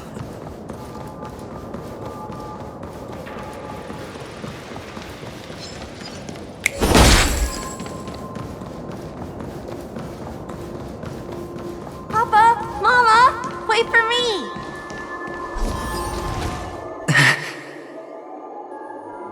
Only on Penacony, am I right? What are you still doing here? Well, you've known all along. The family truly showed leniency to everyone who came seeking help. Why would there be a need for such high walls and deep moats? However, people don't see it like that. Especially since the flavor of the dream syrup is so alluring. You will receive no charity on Penacony. And relying on your own strength alone to topple high walls? Not a likely fate.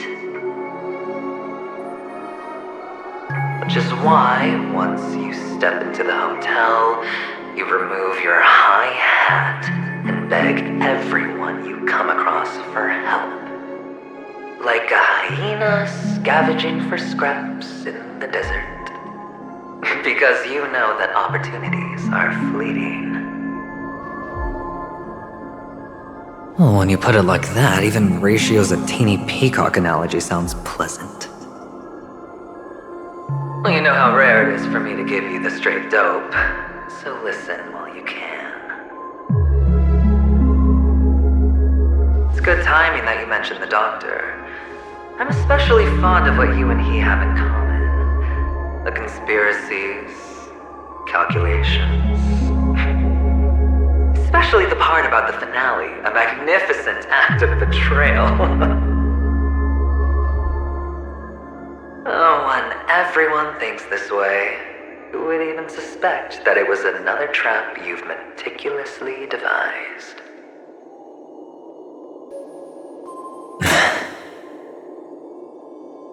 Go on. Tell me I'm right. You know who you really are, Mr. Cavalier Gambler. Uptight, overcautious, massive inferiority complex. You've won so much, and you're still so afraid of losing. They only see your big bets, your bravado, the full house, the straight flush. They don't know the other hand is below the table, clutching your chips for dear life. It's a heck of an act. No wonder the tavern sent you an invite. You're a natural kid. You don't stop at fooling the audience, you fool yourself too. Well, the best way to prevent others from seeing your true colors is first being able to fool yourself. Of course. I know you all too well. But it's strange. Why did you decline that invitation? You had the chance to embrace elation, was that not what you most wanted? But you chose the IPC instead. For the preservation? I doubt it. Do you even have anything in common with the preservation? Oh, I thought you knew. Didn't you say you had me pegged? We're done. Either stop talking or disappear from my sight. That's fine. But who exactly is about to disappear here? Well, it's not going to be me, anyway.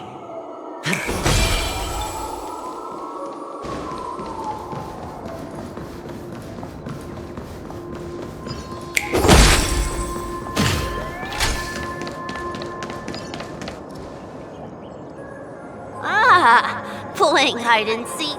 I'm really good at this.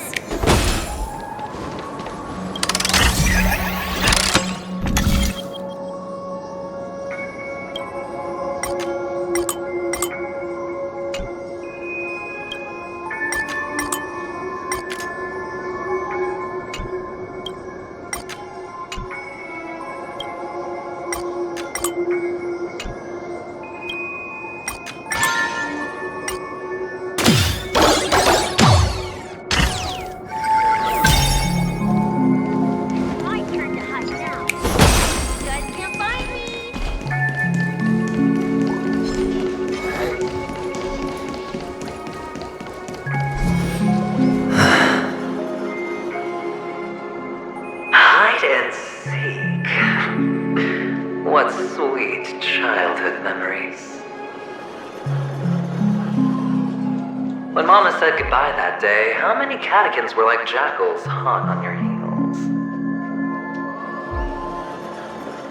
I know you won't forget that sound anytime soon. Those shrill cackles. You had to hide right under the noses of those savages. You and Big Sis, playing dead, drifting in shirt. Shame. Wasn't that the last one Dad left behind? It wasn't ruined. I've always kept it. Come on. It's a rag. It's not like you can ever wear it. Now you don't have to hide. You probably won't even deign to get your pretty outfit wet in the rain. And your social capital has changed after all. I've never changed. On the contrary, now you're the one who does the hunting. The last round of hide and seek, and you get to be it. You should enjoy it.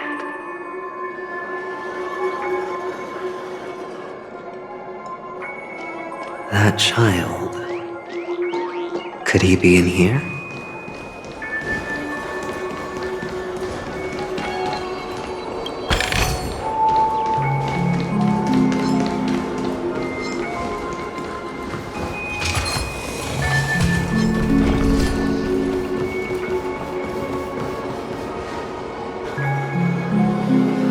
Is this... a topaz? What is this doing here?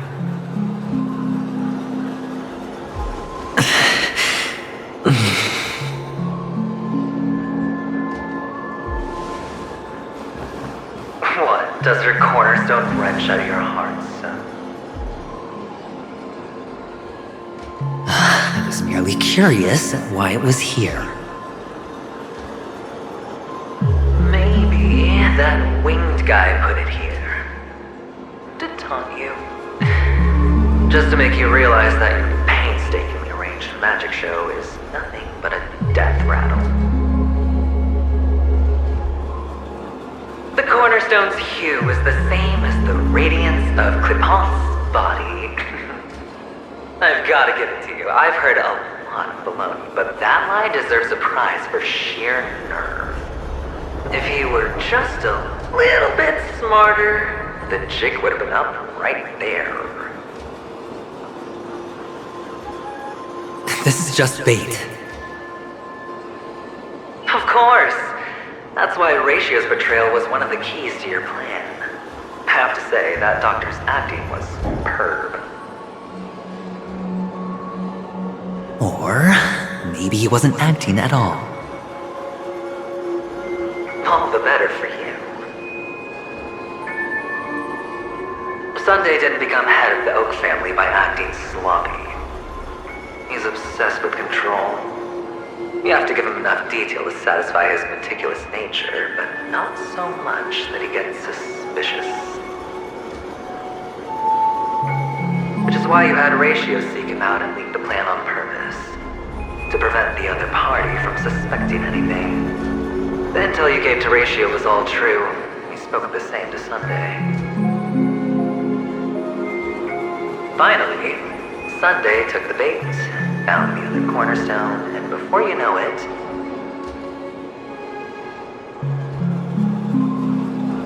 everyone's distracted enough for you to steal the third stone right out from under them. Why don't you stop rummaging through my mind? Your mind. It's our mind. You're me, and I'm you. We're the same.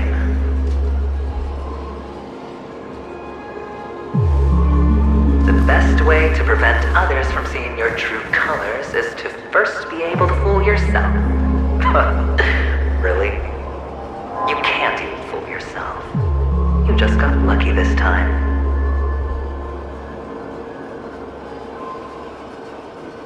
This is the other cornerstone in Sunday's hands.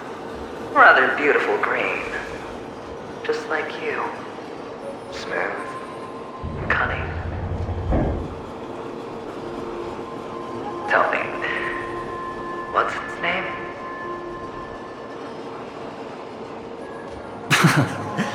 Why are you even asking me? Must I do all the work? Aventurine is the stone of luck and trickery.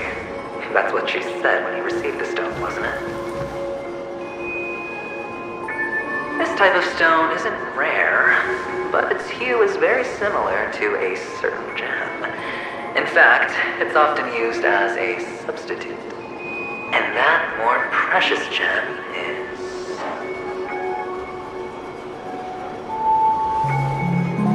Jade. Even Sunday can't tell the difference. Oh, looks like Jade can be substituted for Aventurine, too. Sauce for the goose. Aventurine, topaz, jade. 3 elites, 3 cornerstones who, for a measly Penacony, offered their everything. Oh, you're even more united than the family. As I've said before, 3 chips are sufficient. All or nothing. But will it be the former or the latter? We'll find out soon enough. So, where's the real Aventurine stone? Take it out, let's have a look. Suddenly you don't know where it is? I just want to hear you say it. After all, it really does resemble its owner.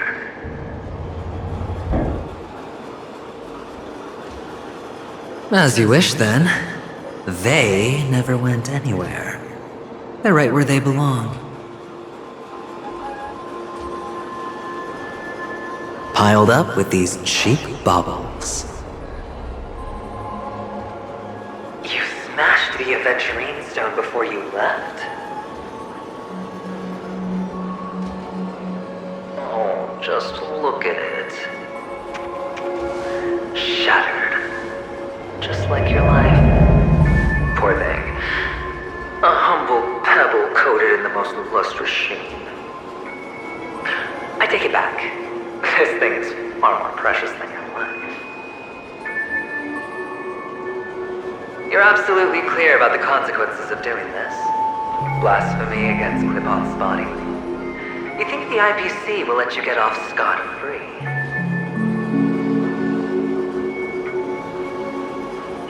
Well, Diamond has always been all about results.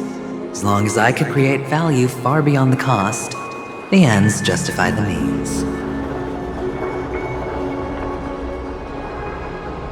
How else would the family be fooled if there was no price to pay? It doesn't matter. Even smashed to smithereens, the preservation's cornerstone can still be used. Its effect may be greatly diminished, but it's enough for me. Now I'm really curious. Why does every step you take involve reckless risks, and the choices you prepare for yourself always come with a strong impulse for self-destruction? Do you truly believe that the greater the risk, the greater the rewards? I wouldn't have guessed you'd be so loyal to the IPC. There is so much you don't see. Which is also why you'll never see how I'll win it all. That is, if you can do what it takes. We'll just have to wait and see then. The cornerstone is gone. Another illusion of the harmony. Huh?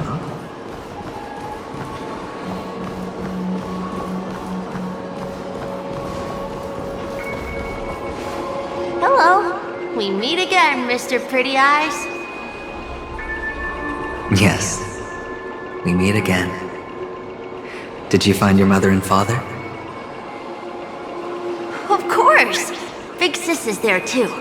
The 4 of us were just playing hide and seek. I'm so happy.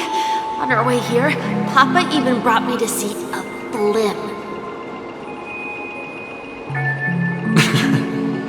I think you mean film. Yes, that's it. Putting many drawings together and turning them into a moving wall painting. They put me, Papa, Mama, and Big Sis together, turning us into one big family. You should give it a try too, mister.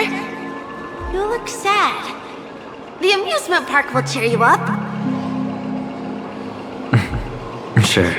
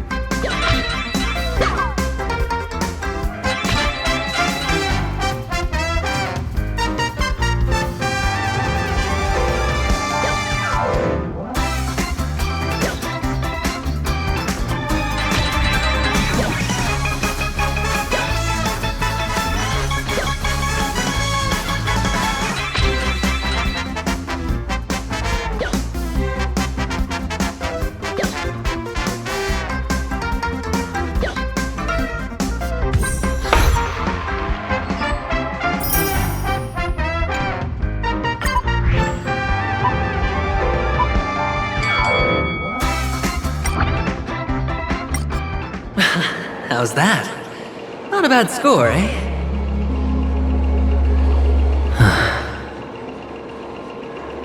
Boring.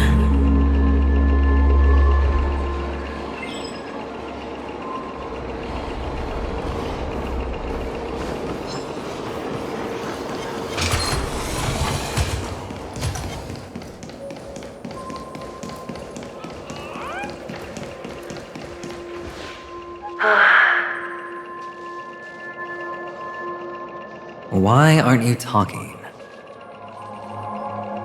You've piqued my interest. I'll admit that there are still aspects of you that I don't completely understand. Well, you sound sincere this time, at least. Well, sincerity is one of my traits that everybody likes. And I have precious few of those. Moving on. See that maze over there? I'll know everything about you before you reach the exit. Our quaint journey through this amusement park still isn't over, and I wouldn't mind stretching this out at all.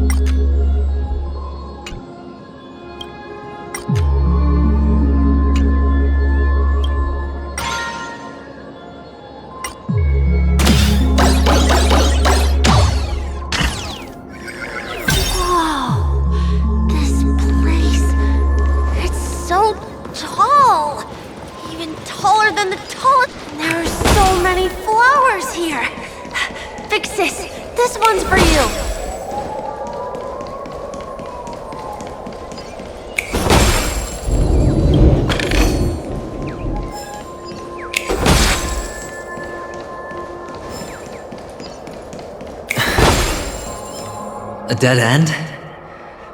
Oh, is this the wrong way?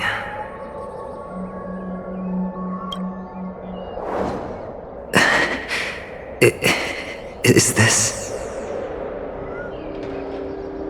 Oh, what's on your mind?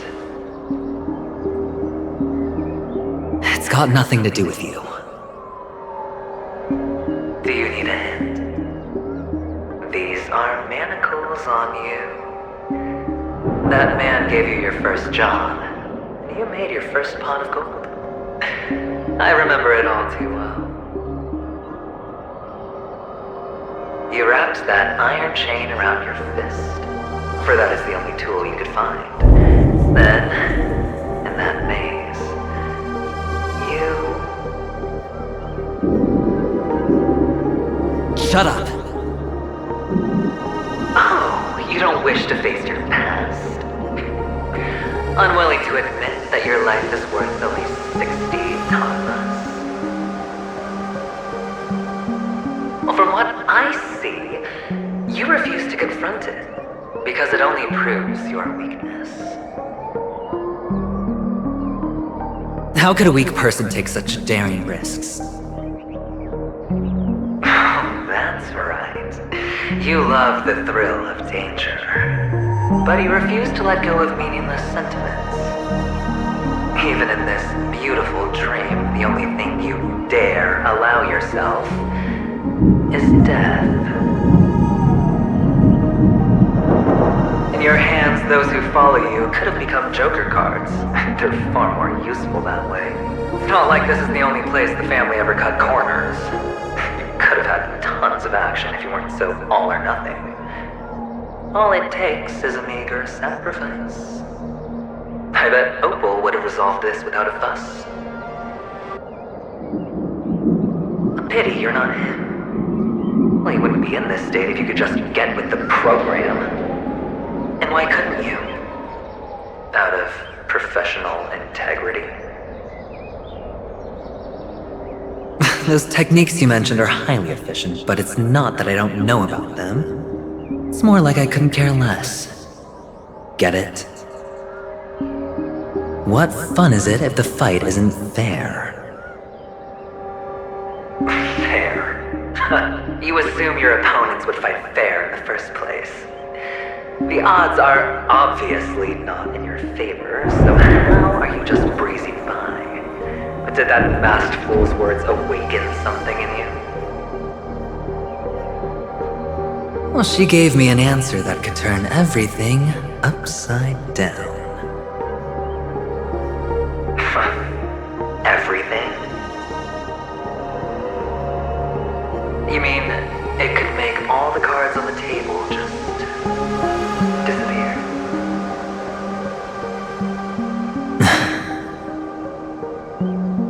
That's cheating.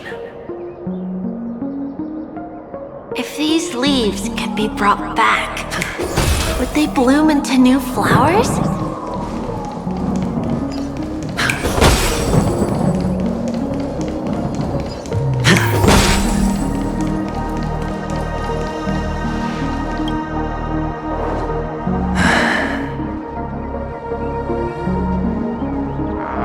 Your expression right now is hard to put into words. The lucky charm Mama left you is made from gold. Why did you never consider selling it? You obviously could have lived a normal life like Big Sis that way. Looking back, that was the better choice. Mama only left us with 2 pieces of jewelry. A necklace and a lucky charm. There won't ever be a 3rd piece. That's what you always say, but you actually regret it, don't you? That you didn't sell them. You can zip it if there's nothing to talk about. I know. You must remember what Big Sis told you. You're a child blessed by Gaiathra Triclops, and can lead the clan to happiness. So always remember to protect yourself and never resent the pain and poverty you're going through. The words still ring in your ears, don't they? You're a good kid, so you definitely won't have forgotten. So, you surely won't forget how tragic her last moments of life were. How the piercing laughter behind you felt like it was drilling into your heart. You ran away without looking back, just as she told you to. Tisk, regret indeed. Enough! Do you not have anything better to talk about? Oh, shut me down like a champ! Well, I guess when it comes to mind games, this isn't exactly your first rodeo. I think I finally get you. And woo! You are nuts! In the end, I'll ruin this beautiful dream and create the grandest death. Well, you stuck to that start to finish. Think about it. There's a Stellaron in play, the fabulous Robin loses her voice, 2 unsolved murders, cryptic messages from a masked fool, and a chance to go head-to-head with Sunday himself. The only thing to pique your interest is one word. The last word. A word that's right there at your fingertips. Death. But whose exactly?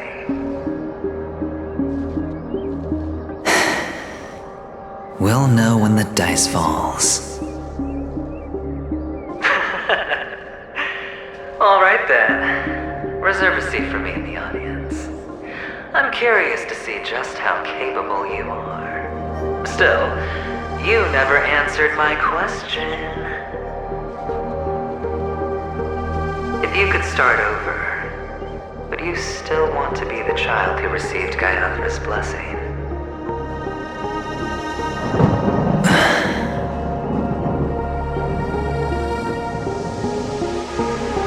It's so quiet this time. Is he finally gone? Or am I the one about to disappear?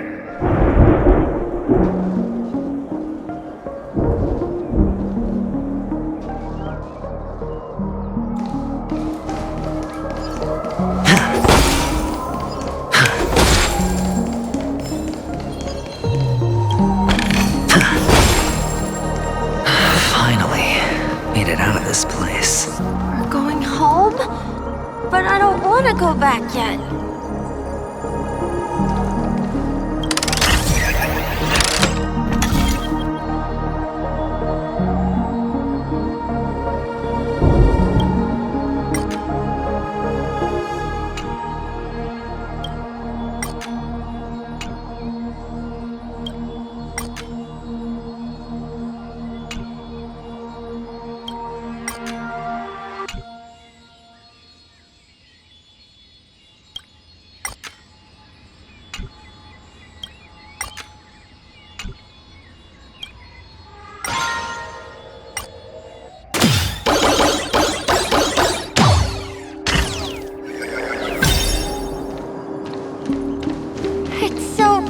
Here. I want to stay here forever.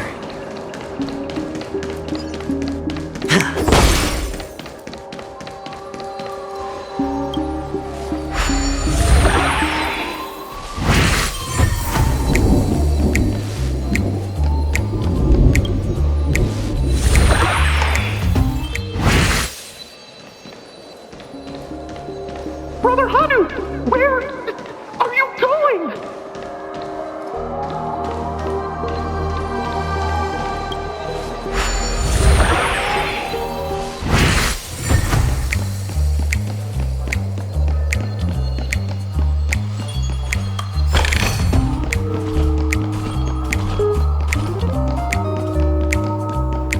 There's only one plate.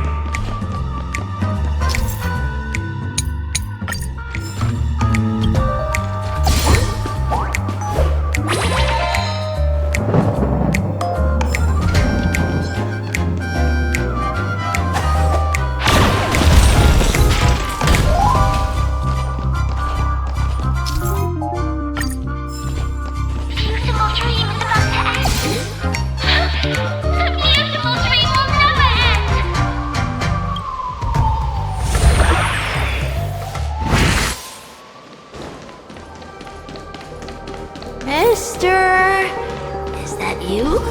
I hear the sound of leather shoes. Ah, it really is you.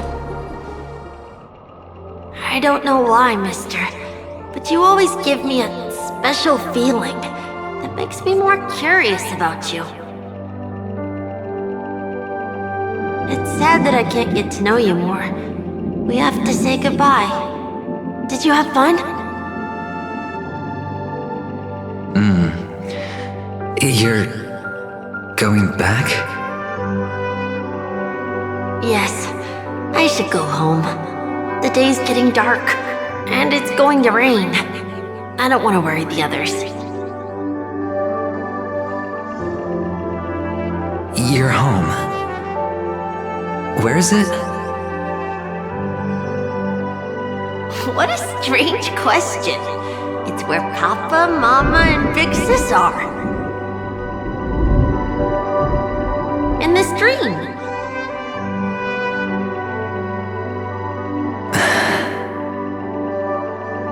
This amusement park. This beautiful dream. They really are peaceful. Everyone loves it. But, mister, why don't you like it? Because they're not here. Where are they then?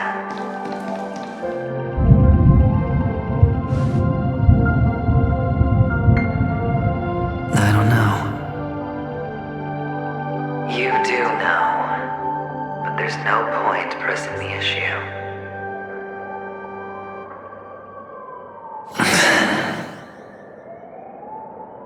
Admit it. You're tired.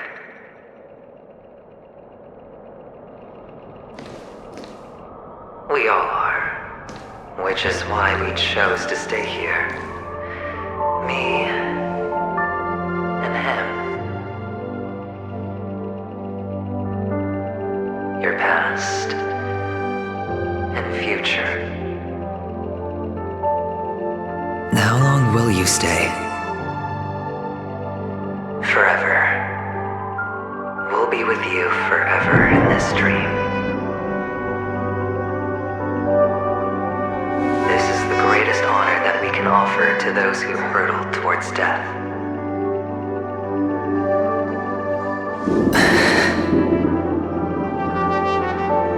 The road less traveled is less traveled for a reason. But you've never gone in any other direction. Your own life is the chip you're most eager to lay down. Always has been. You don't care who the real murderer is, and the watchmaker's so-called legacy couldn't be more boring. What you want, what you need, is to be the smooth operator, the solid gold deal maker who doesn't waste a drop of sweat, even when he's up to his neck in danger, deep inside family territory. You want to be polished up, cuffed with red-hot chains, and spotlit center stage.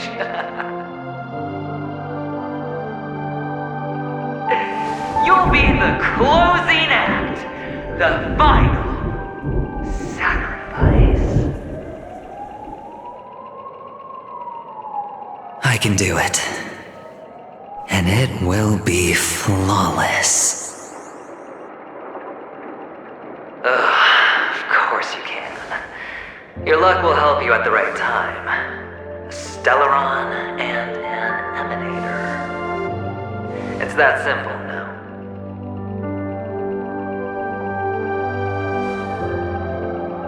That way, the IPC will earn a place at the table. And as for you, you'll just happen to slip the leash, sweep the rat race, extract yourself from this endless debacle. You'll have the freedom you've always dreamed of.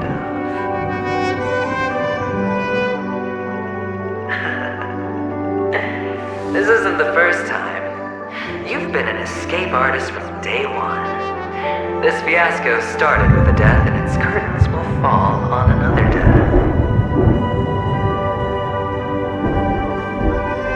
Oh, so that's why Diamond chose you. He's just after Penacony. No matter the means, no matter the price. It's not personal.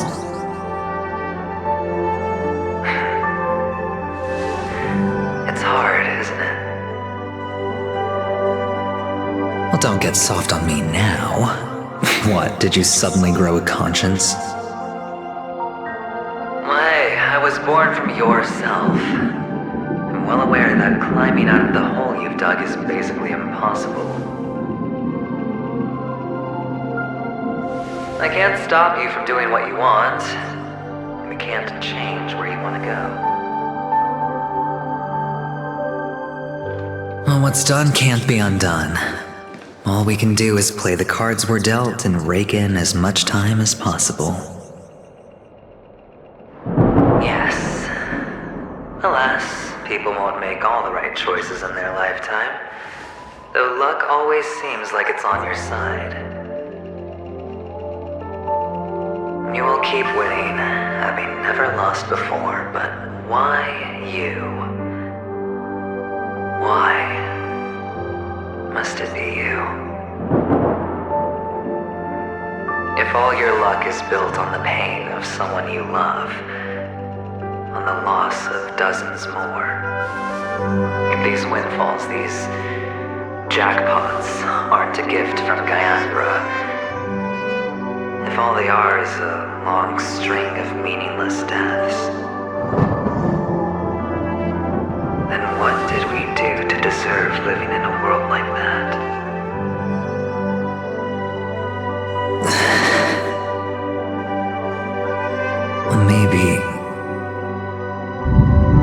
Maybe when I get to where I'm going and look back, I'll know what the trip was all about.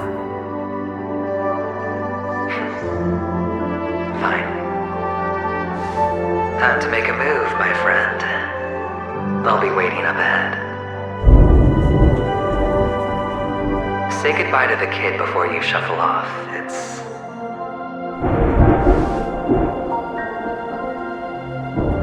It's best to die without regrets.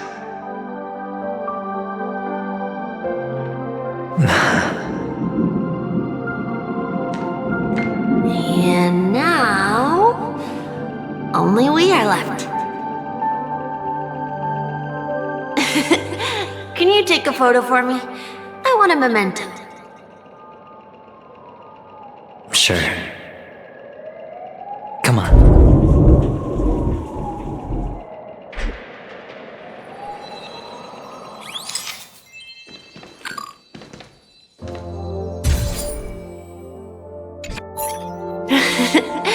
How nice. Now I can see what I look like too. Look at the lens when you're taking a photo the next time. Your expression will look more natural. Sure, I will. Then, mister, are you going back too? I can't leave yet. I still have a show to do. Oh, you're about to go on stage, aren't you? Let's go then. I'll take you to the stage. Sure. So you're an actor? No wonder your clothes are so stylish. I'm actually a merchant. But I do have a show to do. Are you the same as those men in black in the sky?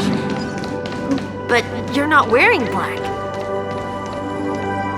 Only ordinary employees have to wear that. My position is much higher than theirs.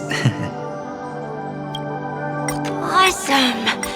I hope I can become as good looking as you when I grow up.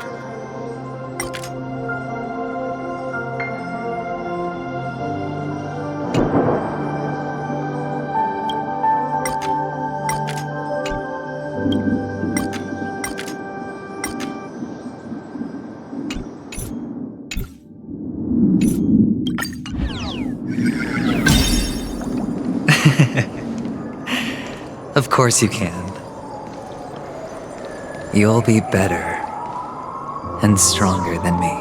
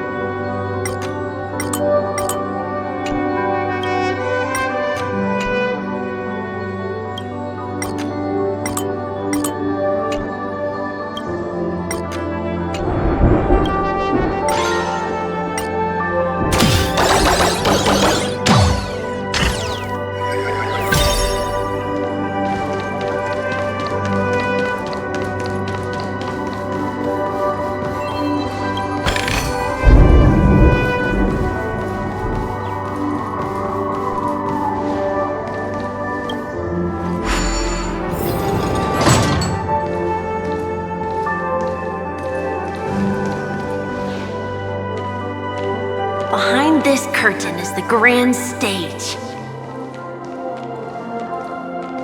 It's almost time to go on stage. Are you ready? Good luck with your show. Thank you.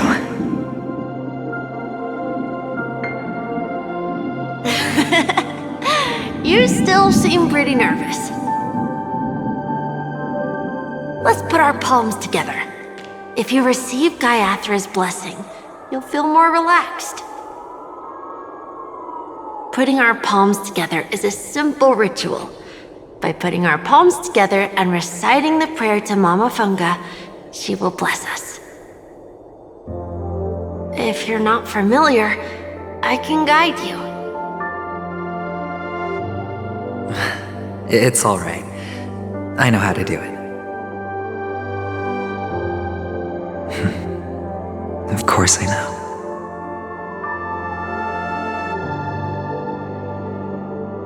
This is where we go our own way, Kakavasha.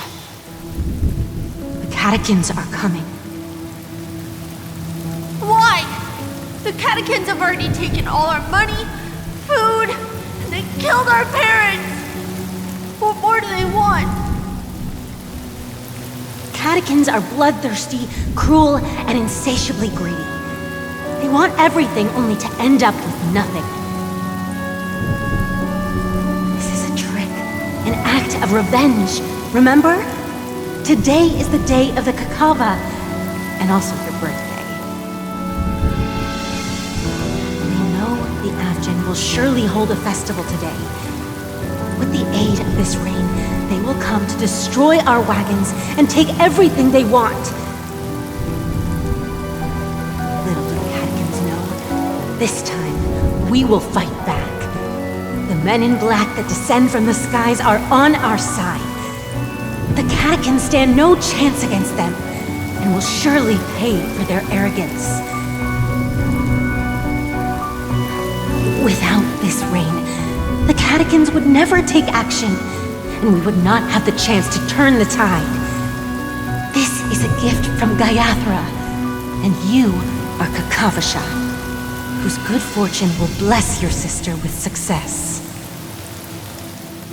But people will die, and you will be in danger. How is that good fortune? Why are you all doing this? The Avgin always return their blood debts. Gaiathra calls for me, while Papa and Mama are waiting for me. I must answer the call. She will bless you with good fortune and help you survive. As long as you are alive, the blood of the Avgin will never run dry. So run, Kakavasha. Do not be afraid, and do not look back. Go to the other side of the mountain. The rain will accompany you, and the rain will bless you. As for us, we will reunite in Kakava's next aurora. May the goddess Gaiathra close her eyes 3 times. eternally pulsing. Let your journey be forever peaceful, and your schemes forever concealed. Farewell, Kakavasha.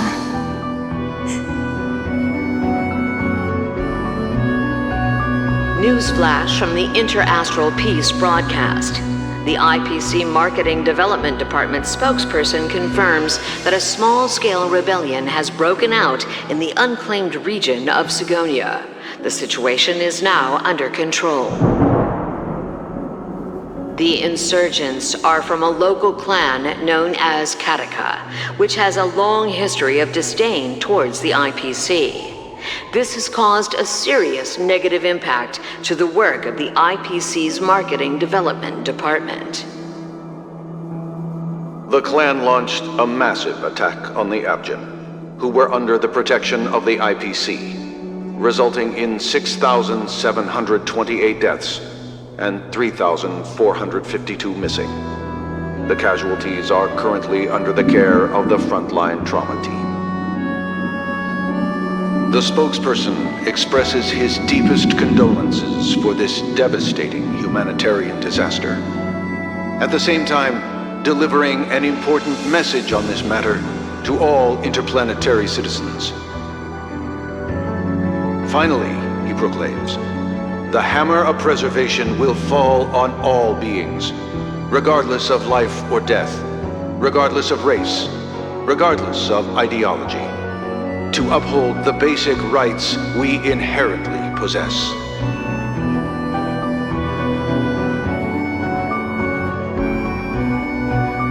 Kakavasha?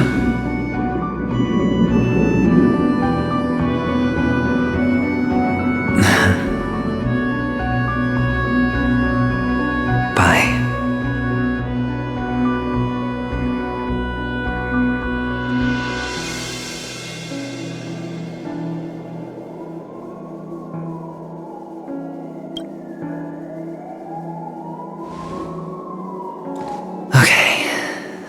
All the actors are in place. It's time for the show to begin.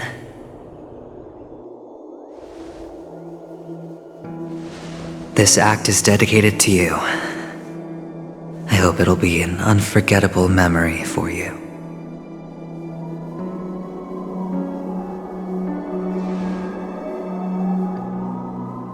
Kakavasha. By the way, before you go, I have a personal question. Do you truly want to destroy the world with your own hands? Let's assume, just assuming now, that every time I roll the dice, there's a possibility of achieving this particular outcome. Then I would be quite happy to make that wager.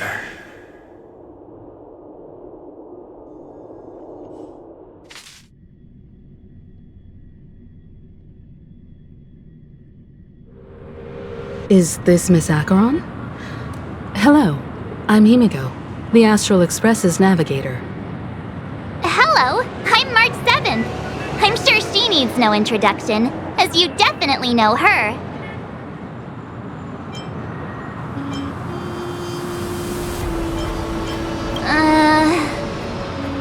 Hello? None of you seem surprised by my arrival. Since Welt has decided to travel with you, it means that he trusts you. And we trust his judgment. I envy your close friendships. Miss Acheron here doesn't present a danger, and she's of no threat to the Astral Express. Aventurine's prior accusation was based on nothing more than his own subjectivity. Which is why, before we continue working together, he has a duty to explain himself. You want to create a situation where all three parties are present? There must be some deeper meaning behind Aventurine's actions. I suspect he's been aware of Penacony's secret from the beginning and has been continuously strategizing to unveil it. In that sense, the Astral Express's role in his plans would be imperative. In the worst-case scenario, he may use us to do something unexpected. Assuming things do escalate to that stage, having an extra ally is a good insurance policy. Penacony has numerous factions, and the state of affairs is significantly more intricate than that of Bellabog and the Xianzhou.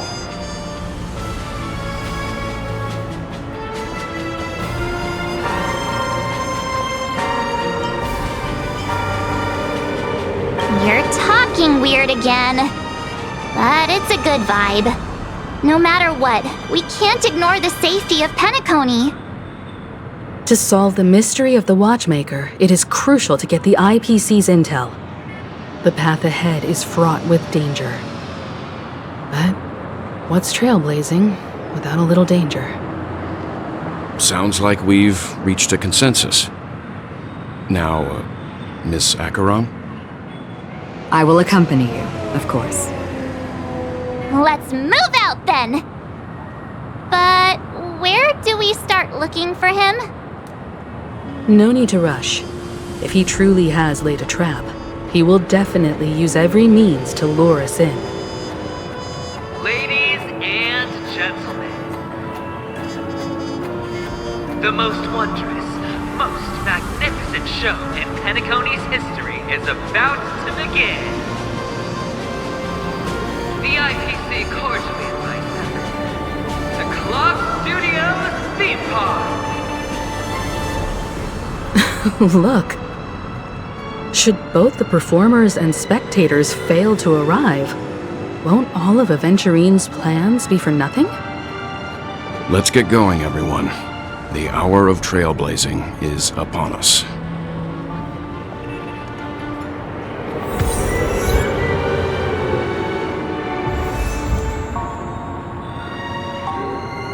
I have a bad feeling that something big's gonna go down. Are you ready? Let's waste no time and head to the theme park then.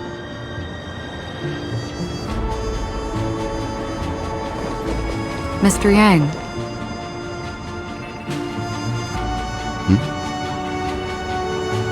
Why did you not tell your companions about my true identity? It's just like you said, an inability rather than an unwillingness. Plus, it's a long story, not something that can be summed up in a few words. But I chose to believe you, and my trust in you stems more from my own personal judgment. I also believe that if it were their choice to make, they would make the same one. Thank you. I'm grateful. To reciprocate, in the upcoming confrontation, if the odds aren't in the Astral Express's favor, I will stand with you, if my meager strength is required.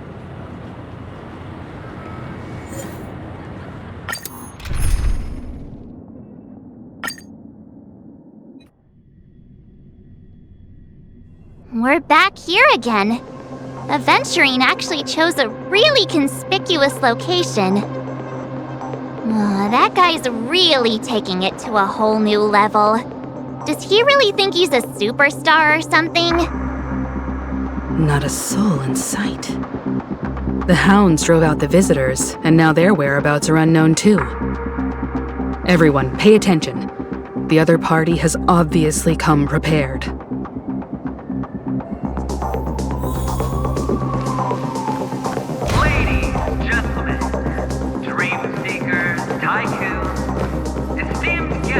Of the Watchmaker and the family. Also not forgetting the nameless of the renowned Astral Express. Astral Express, you're late. And this, unsought guest. We've kept your appointment, Mr. Aventurine. It is customary to show yourself as well. I will, naturally. But before that, I've got to introduce our guest of honor. Everyone, give it up for Miss Delaron!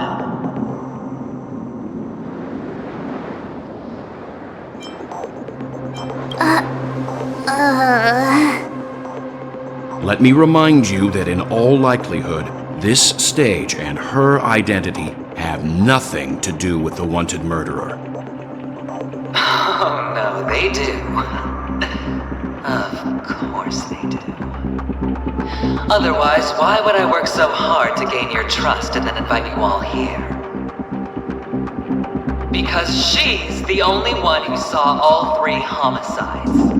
She is the key to proving that the family's death does not exist in dreams promise is nothing but a sham! 3 homicides?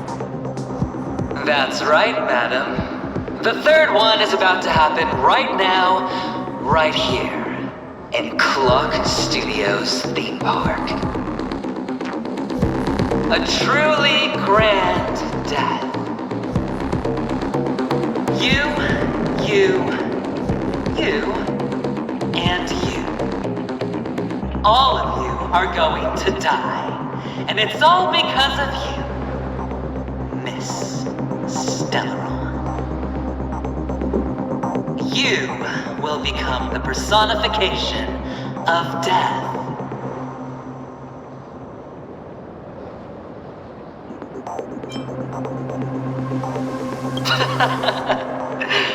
Oh, don't underestimate the preservation. The cornerstone of the Amber Lord will surely guide me. Let me be a little clearer. I will detonate the Stellaron in you and cause a teeny, tiny accident on Penacony. BAM! The entire theme park will be reduced to a shattered dream. Then, before the family can even react, I'll become the IPC fleet's navigator. Your bluff isn't fooling anyone. If you could really do that, you would have done so earlier. You wanna bet? Sure. I'll bet with you. I'm betting that it'll be a sweeping victory for me. By detonating an unprecedented explosion to prove that the vow of harmony is a complete and utter joke. You won't do it. Of course I can. It's just another gamble. I came from the wastelands of Sigonia. For just 60 red copper coins, people paid to brand me. Put me in chains. Place me in the gallows and bury me in the golden sands. But the sun could not kill me, and the quicksand sent me back to the embrace of the Guild and the IPC. Bear in mind, my victory wasn't just a stroke of luck. No. I've never been defeated. Have you ever heard the saying, sleep is the rehearsal of death? Why do the living sleep? Oh, because we are not ready for the final rest. Every night is practice for the end. You and I are escaping into our dreams for fear of death at this very moment. And death will surface in our dreams. Friends, the game has commenced, and you cannot choose to decline. Nor do you have any reason or grounds to!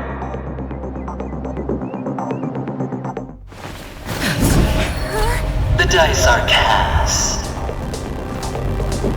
Ladies and gentlemen, ready to unveil your cards? The architect's flawed stone.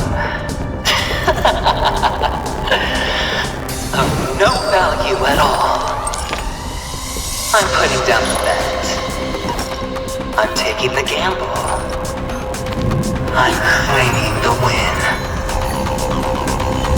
Oh, and fate spin the wheel. A daring gamble. Walking the brink of death for rebirth. Oh, for the Emperor Lord! Alright. Let's see who has the last laugh.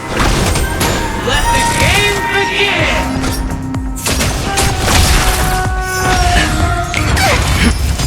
Play coming down from above. Eternal. Every petal in life's garden, all will be swept away by the wind.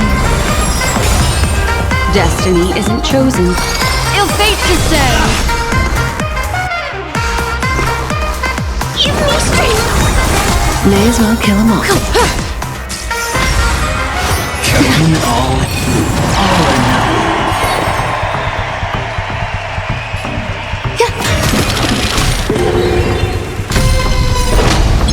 Time to bow out.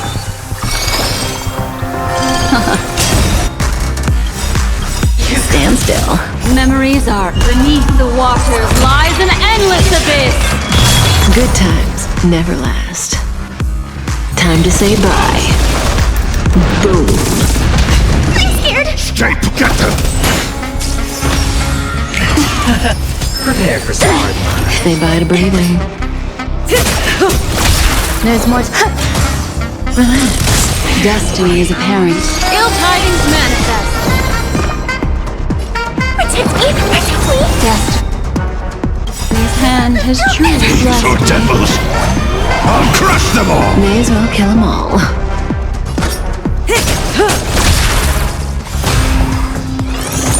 Some value, I suppose. Every petal and all will be swept away by the wind. Existence is unity. What? Stand still.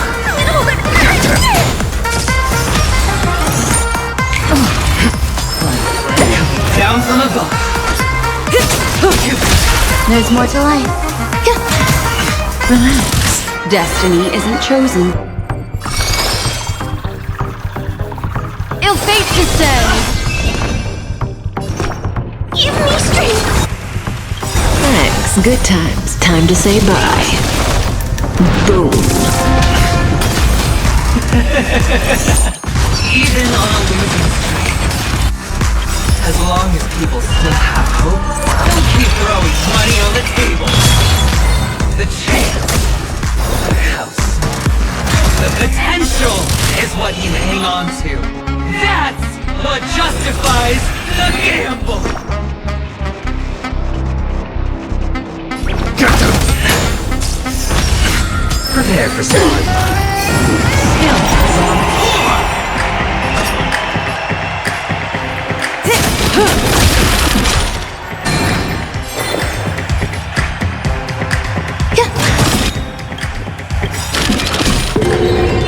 Relax.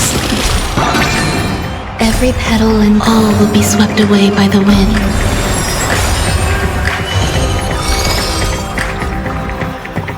Ill tidings manifest. I'm gonna hold everyone back again!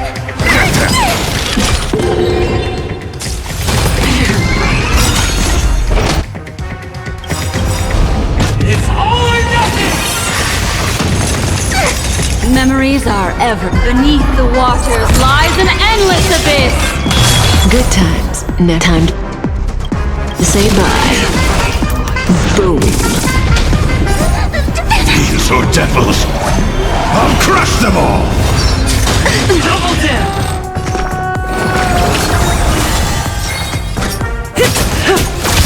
Some value, I suppose. Eternal. Ill fate to say. Down. Serendipity! Get them! Stand still. May as well kill them all.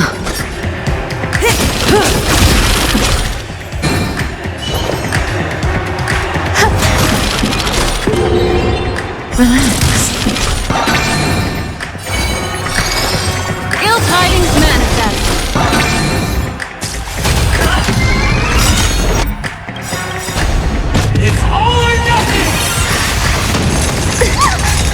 memories are beneath the waters lies an endless abyss. Good times. Time to say bye.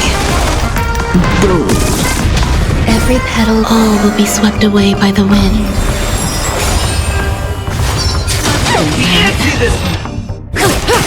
Destiny isn't chosen. Stand still. Give me strength! So, this is the warmth of life. Fiends or devils, I'll crush them all! There's more. Come in it.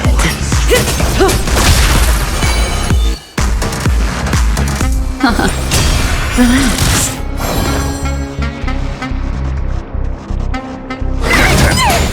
Everybody's like that, down to the last player. So why can't I be happy too? Why can't I feel that free?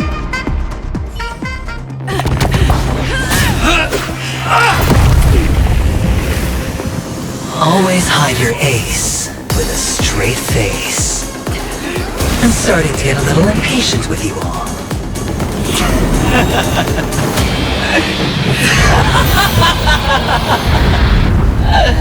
Friends, to fully relish this, I'm betting every last chip. Only by casting aside reason does one truly gamble.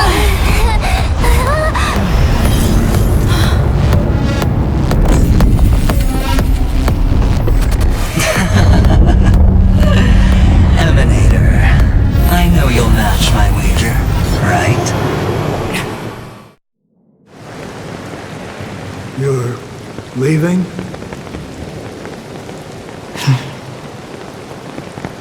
Perhaps. I might pass through the place you mentioned. Penacony. What do you hope to find within a dream? I'm not looking for anything. They aren't in a dream.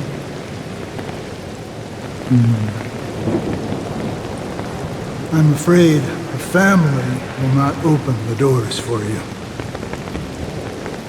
Why? Because the path you walk is not accepted by the Harmony. Even if that's not what I want. Precisely because it's not what you want. Because they are not like other eons. They have never glanced at anyone, and they never need to. They leave woven strands of fate for humans to walk, and together, they weave a great shadow. And this shadow silently envelops them. There are always those who rise from the shadows.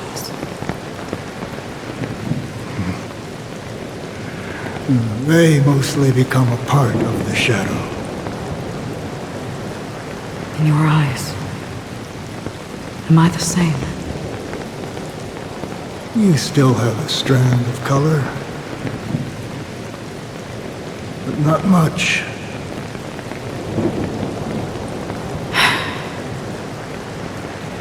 That is enough. Before they vanish completely, I will reach the nihility's end.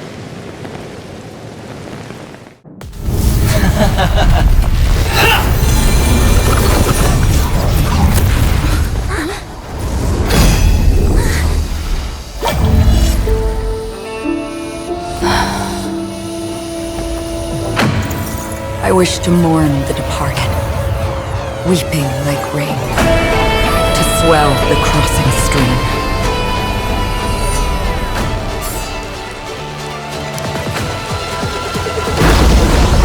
As the tide arrives, leading you back home.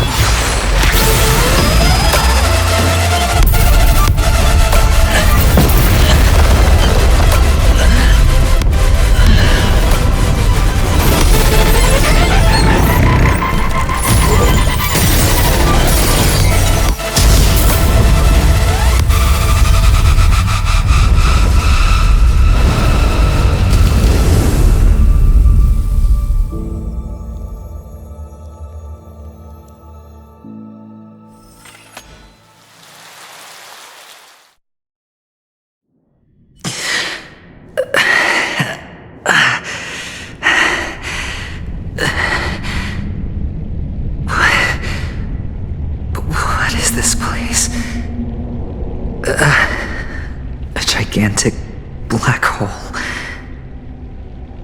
And see?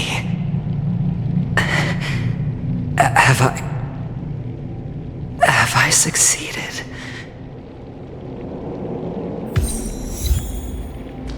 Welcome to this sad world, Kakavasha. Feeling lucky. Feeling lucky.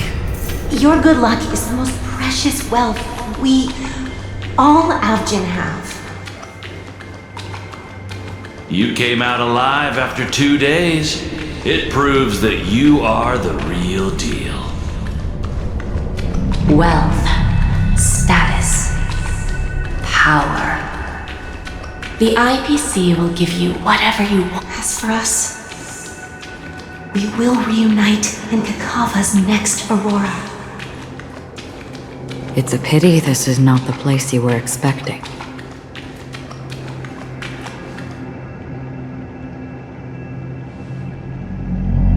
Melody.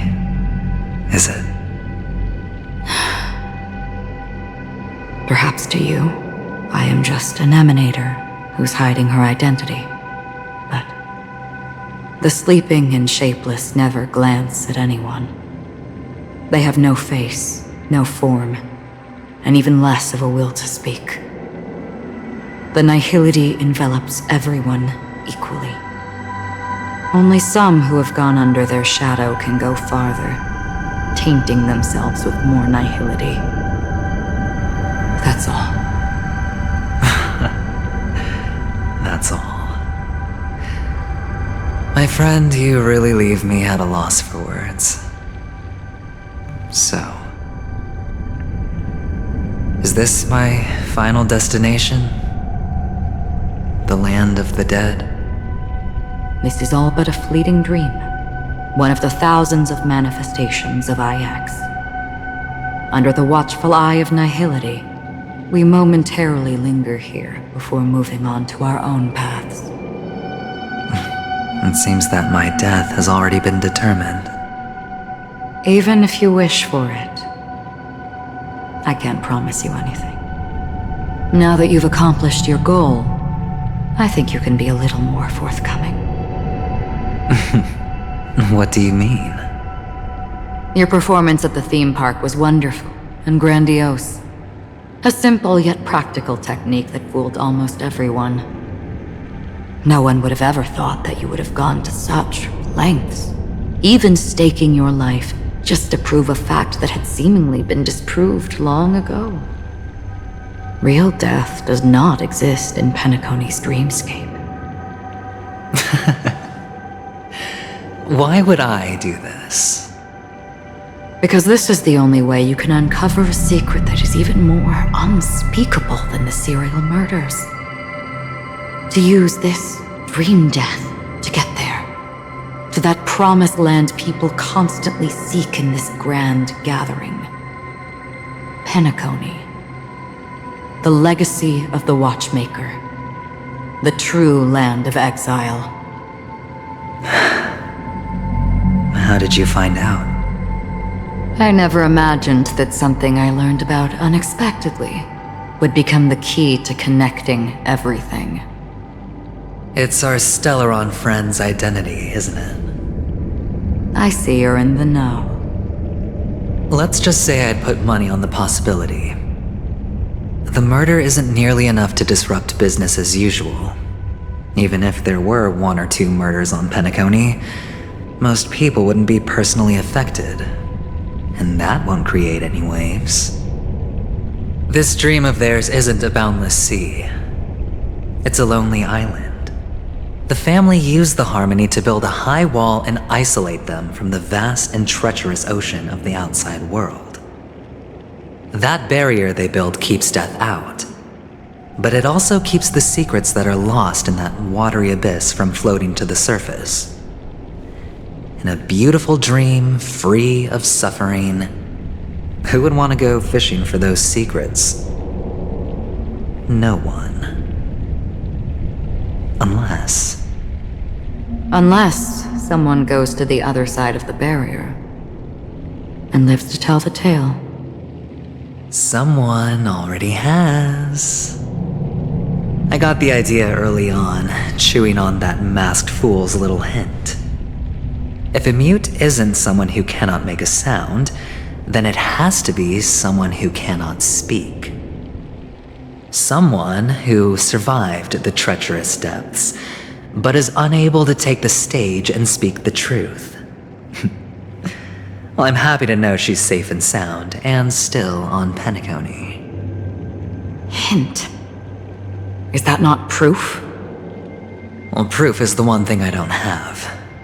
The only thing that can prove these conjectures is for the family to come clean. And with the way they buttered up these outsiders, it seems pretty clear they're intent on covering their tracks. But you don't need proof to have a suspicion. And for me, suspicion is enough. I didn't need to find the memory zone meme. I just needed for someone to kill me like it killed that silver-haired girl. You don't sound very confident to me. Going out of your way to make citywide broadcasts in an attempt to involve more people. You are simply betting on the possibility of someone being able to break down the barrier. You're very lucky that fate has decided to let us cross paths. I happen to be equipped with a very sharp blade, sharp enough to slice through the veil of dreams. I can also carve the Harmony's brand off of you. You possess great cunning, deliberately setting us up to be on opposing sides, constantly repeating the words of the Emanator in front of others, leaving me no choice but to draw my blade against you. And that's how you win. Opportunity and strategy, both are essential. And in your plans, the IPC always wins. Even if you lose the bet. To the family, the life of an ambassador is still invaluable. That's a huge gamble, isn't it? But allow me to point out a mistake. The IPC's success is not guaranteed. I, unfortunately, have no contingencies for such an important matter. Detonating a Stellaron. I can't do it. The Aventurine stone is too broken to even safeguard my escape from the stage. If, at the end of the day, you did not unsheath your blade, I would have lost the bet. It is pointless to discuss what-ifs. You have won. Your prize is an entry ticket into that deep sea. And after this, whether you can return from the abyss is another gamble of yours. Have you never wavered? Wavered? Of course I have. But I can only bank on my own good fortune. Because other than that, I have nothing. Wake up from this dream and go to where you should be. Your gamble is not over yet.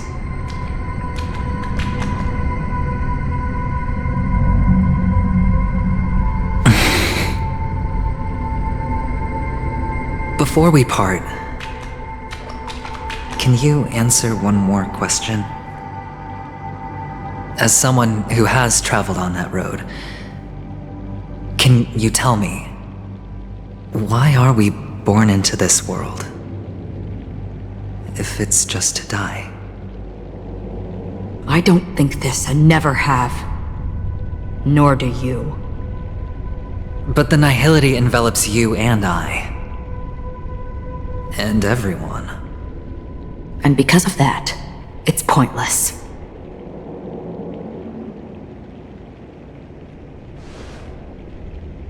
But it is still there. If the dice of fate are always weighted, then that is our destiny. Why, then, do we struggle against it? My answer might not be able to resolve your confusion, because it has been with you throughout your journey and is already a part of your life. But you said sleep is the rehearsal of death. So why does life sleep? Because we are not ready to welcome death. So you can definitely understand why we want to be prepared. Even if the ending has been predetermined, that's fine. There are countless things that humans cannot change. But before the end, there are many things that humans can do while on their journey. And because of this, the end will thus reveal a completely different meaning. Take a good look at your pocket. Your friend has already given you the answer. Good luck.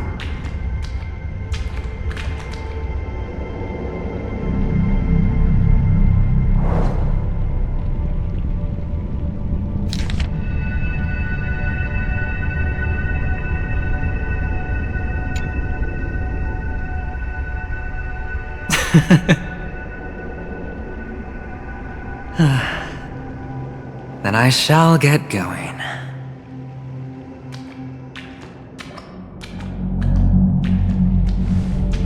Mister? You're leaving? You ultimately chose to leave this dreamscape? Yes. Because they are not here. My papa, mama, and big sis. Then where are they? They are in a place where everyone will go. A very, very distant place. Then are you going to? I'll get there one day. But not now.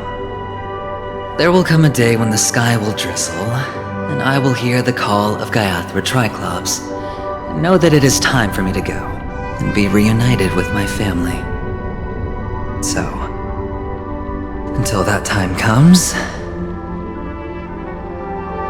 I should be preparing. Preparing? For what?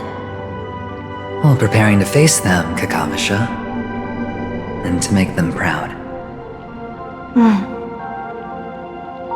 I know you'll be able to do it. Good luck. Well, of course, for I am the child who received the blessing of Gaiathra Triclops.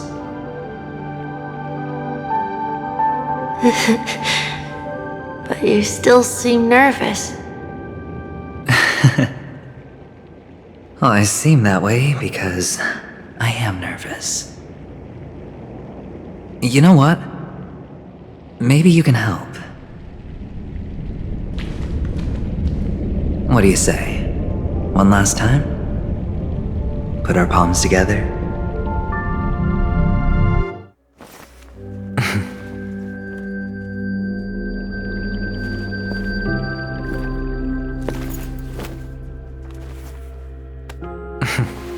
Are you going now?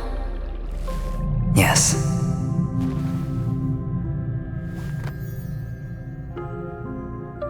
May the Mother Goddess thrice close her eyes for you, keeping your blood eternally pulsing. May your journey be forever peaceful, and your schemes forever concealed. Our paths will cross again beneath Kakava's shimmering auroras.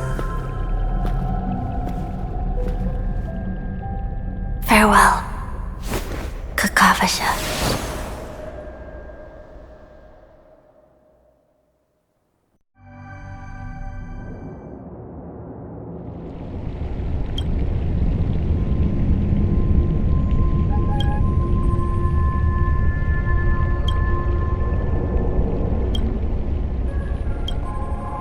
The light of the Aventurine stone has disappeared.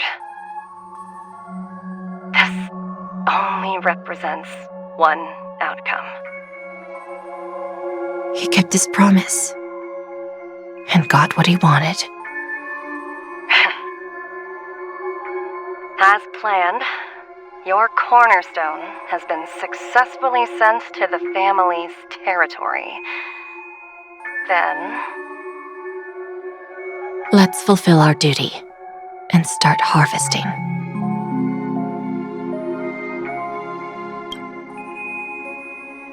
I come for an audience.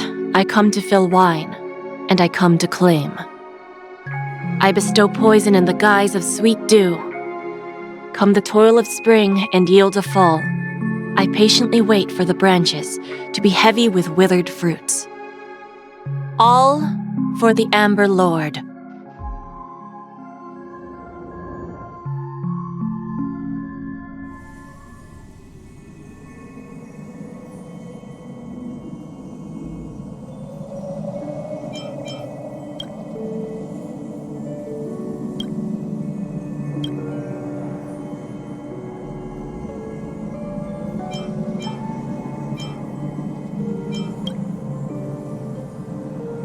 You're awake. I've been waiting on you for quite a while.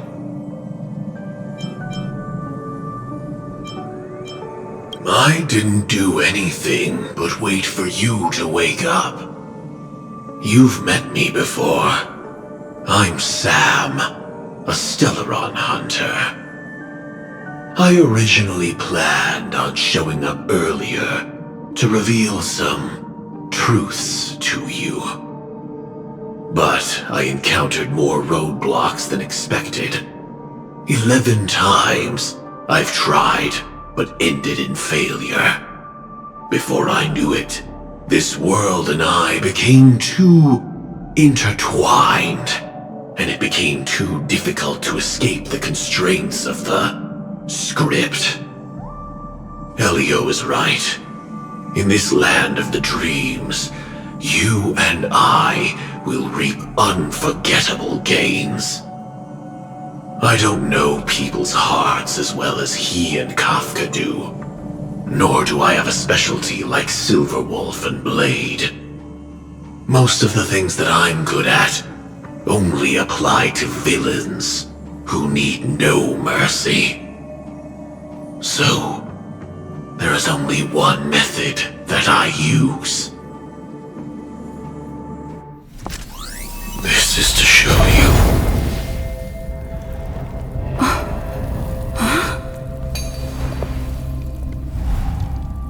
All that I am.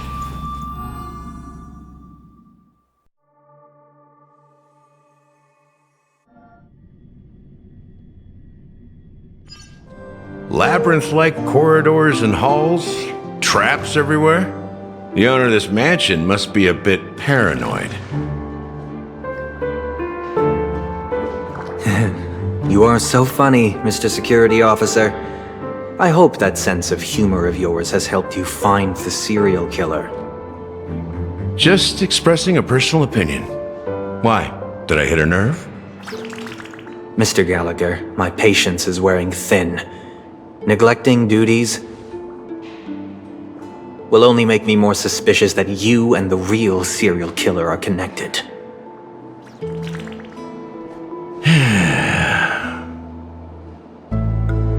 Scoundrel, punk, drunk, hooligan. I have heard this trash talk all too often.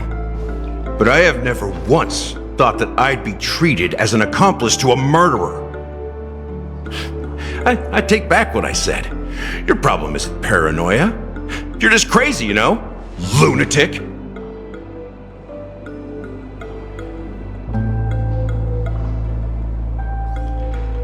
You, the family, you broke my spine and pulled out my fangs, and now you want to accuse me of murder? Ridiculous. Only idiots who've drunk too much Soul Glad will berate a stray dog in the streets. What exactly is making you say all this nonsense? You should be more concerned about the Outworld visitors who are making a scene in the theme park than me. I don't need you to remind me. Once that ambassador walks through the doors of the mansion, I will know what he wants. My servants see everything. His little magic tricks may have fooled me, but no matter. I'm happy to see how it's turned out. Why do you think that I just let him go? And why do you think I emptied the theme park stage? Because my target from the beginning has always been you, Hound. The more noise he makes, the more opportunities I have to make you and your true master pay in blood. If I were really the murderer, why would you need to be so secretive? I forgot. You also have a difficult master to serve, telling you to ignore the murder case and focus solely on that Charmony festival. Isn't that right, my brother?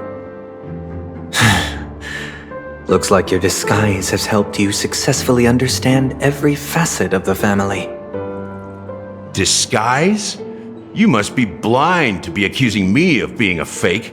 Open your eyes, take a good look.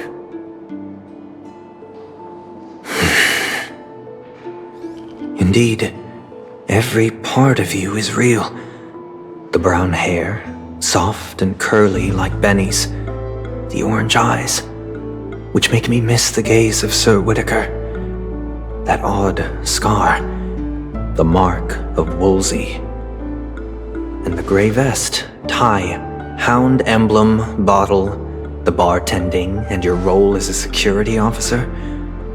These are all true traits. From all 52 loyal family members. When they are gathered, countless tiny truths are woven together into a lie. You collected a small piece of each of them and claimed them for yourself. Then you invented this facade, a complete Gallagher. Tell me I'm wrong.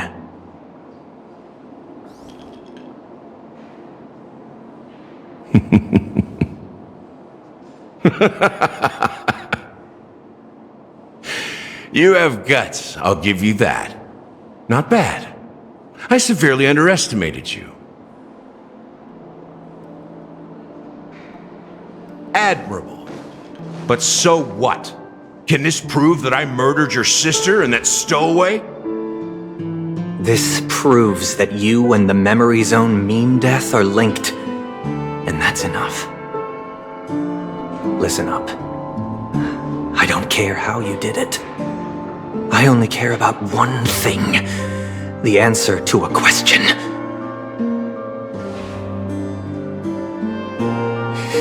You devil. You wretched, despicable dog. Why did you kill her?